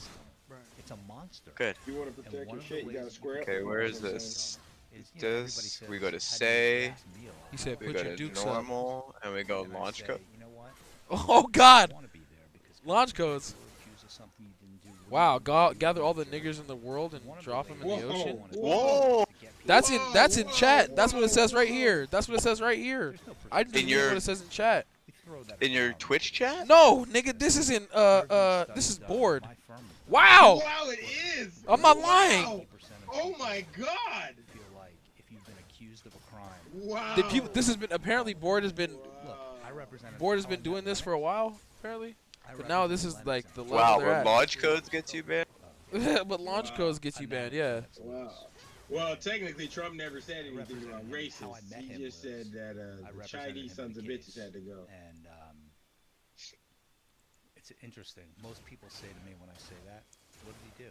I might just block him, Of course. Instead of but what was he accused only if he of? doesn't contribute to chat in the He launch actually wasn't codes. accused He of doesn't seem like a fun person. Lennox was suing a boxing manager and a promoter. He might be an edgelord. and for stealing from him. I'm going for like 4chan But if edgelord. you ask people during jury selection, how many of you in a Wow! criminal- Wow! I was- Wow! I'm blocking that. I'm blocking that. Jesus! doing Jesus! jurors I can't hold that. That the hurts. judge will let you ask I can't hold that. That hurts. Oof! Lord God. Hey, everybody said, what? What? The, oh! Just oh! Ooh. hands go flying around. Oh! I'm not even gonna repeat what I just saw. To get rid of people. That's not Whoa, Lord. you repeat the stuff about my people, but not the shit about your people? more people to be He said you're a black Hebrew Israelite. is educate them about these junk sciences so that if you're ever Lord. That means metals Hey, on the look, darkness. A bunch of people just got some quick RNG because of that nigga's comment. They had to get that off their shit real quick. You see how many people are winning shit all of a sudden and it's popping up in chat? They said scroll that bitch out. Watch more people just win fucking blues and greens right now, or blues and purples. They said scroll that shit out. I blocked that motherfucker. Oh, I can't. That's too much. What feels like actual hate. That's all bullshit. total bullshit. So the second episode of the podcast, Actual I have hate. a guest As by opposed the to fake Pamela hate, what's Kowal, fake who's hate? an The award-winning way we talk writer, shit. Just won every award you could. We're win. trolling. I Yeah. think he's trolling too. About Yeah, but I'm saying the way it comes across from this side, I'm like, ugh. and I got to Only know her. motivated She by wrote codes. An amazing investigative piece about blood spatter evidence for ProPublica or Texas Monthly or the New York Times. Like without being able to hear their tone of voice or see them, And it's You have went code black. it's different. Code black. cover deep. It's different. She became a certified blood spatter analyst as part of her research. This is a discipline that was born in the basement of some whack job up in New York. He called it the National Forensic Laboratory or some shit like that, and it was his basement. Oh, now they're in. house. Now they're in. They said the And codes he for would what? do things like recreate Only motivated by crimes codes. like, you know, hitting cadavers. Launch. And Look, see, people don't want. Anybody got any launch codes? Look. Even people not even in the guild know what kind of codes we're talking about. We're talking about fucking Launch code. code. static body versus one where blood is circulating already changes it. The temperature Uh-oh. of the blood is different. Marty If you're McFly got the struck codes. And I hit you with a blunt force. Tommy, is that you? Oh no. It's by Tommy Tuto. 8675309. Depends on the You got the speed codes? your arm is traveling. Those codes did not launch. And utter Codes for like a missile. it's admissible. As is bite mark evidence, even though in all 50 states, as is, even though the highest court in Texas, basically working the Innocence Project, I mean the highest authority in Texas, strongly admonished the courts not That is not how a code would look. to consider bite mark evidence, but they still do, in spite of the fact that there's case after case that proves that these guys who make themselves out to be these experts don't know anything about what they're talking about. I mean, it's we should all be embarrassed and ashamed that this is allowed to go on in our courts. You think about it, Joe. Forensic odontology was created as a practice so that if there's a disaster, Wow, he's still typing stuff, but no one's paying him any mind. they can take a full set of teeth and they can. Yeah, the look, launch you're talking codes. launch They're codes. talking dog. launch Hey, nobody care about that racist shit when you talking codes. Launch code. You think, They got If he was brunch smart, code. if he was smart, he would go and figure out. Wow, he said SRSDF KOS until they give the codes. Sometimes they don't even know if you have teeth or not. Joe, check this Same out. time. In the National There you go. There's your gimmick. You We've really, already you got it. really, Bro, you really want to turn the server on its head and be like, oh, I was just wondering if anyone else got the launch code that I got that I put in and got free. Bro, you turn these niggas into fiends, bro. Missing Where do I get the code? the bite mark appears as if they Yeah. Well, so it's like they basically just give us codes. down. You can get the launch code. You didn't get the launch code in your email? Did you get the lunch code? They gave you 5,000 fucking You got the lunch red code? coins? Lunch code giveaway on Hold stream. on, watch this, watch this, watch this. We got the lunch code giveaways. We got a Starbucks gift card on stream. Staircase that show on Netflix. Yeah. Where the guy was. Great show. Look at this, look at this. This I'm pulling that darkness shit. Did I say something? Or did I not? 5K red coin launch codes? Question mark. What exactly am I saying? What exactly am I saying? And they keep on hitting this receptacle full of blood, and they can't recreate it, and they keep on doing it and finally Brunch codes? whatever, 55, Bottomless? they get Oh it, my and god. they all start celebrating and high-fiving. Oh my god. Now we just got people typing random number Just strings typing into code. chat. Alright, so alright. Now you guys have to do something big. You guys gotta like KOS somebody. That Okay. Lay down the line. Yeah. and Oh that's no, how we you gotta cement we yourself gotta as turn the on goalie. somebody. We gotta turn on somebody and say you got the launch codes, and then mock Garah for the codes. Motherfuckers keep asking for these codes. These fucking codes, like they're running around like zombies for these codes.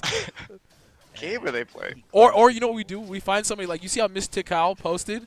We go find them, or anybody that doesn't post a code, we'll go find somebody who posts in chat and doesn't post a code, and then we'll fucking kill them. And we'll be like, codes? I think we camp Falco's guild Discord on. I think we just find like a little guild, pick on him. Go find Falcos and hit him up for the code. When it's done correctly, and the right standards are applied, you We'll can figure it out. We'll figure it out. It'll be in action. disciplines, blood spatter, Cause we need those codes. in some instances, Fiending for those bite codes. mark evidence. You know, and it What are the other ones? tread tracking on shoes. Arson. Arson is a big one. Arson So like when they science. can figure out like where a fire was started. I always wondered about that. So when I was- Joe, arson. Oh, sorry to interrupt you. No, but, please. So arson. I thought you were done. Arson science is not science whatsoever. Arson. You can become a licensed arson investigator with a 40-hour correspondence course. I know it sounds like a joke, but it's true. Same thing with blood spatter. It's a 40-hour course. At the end of the week, you can go into any court in the country and say I'm a blood spatter. I always wondered because I would see a house. Launch codes.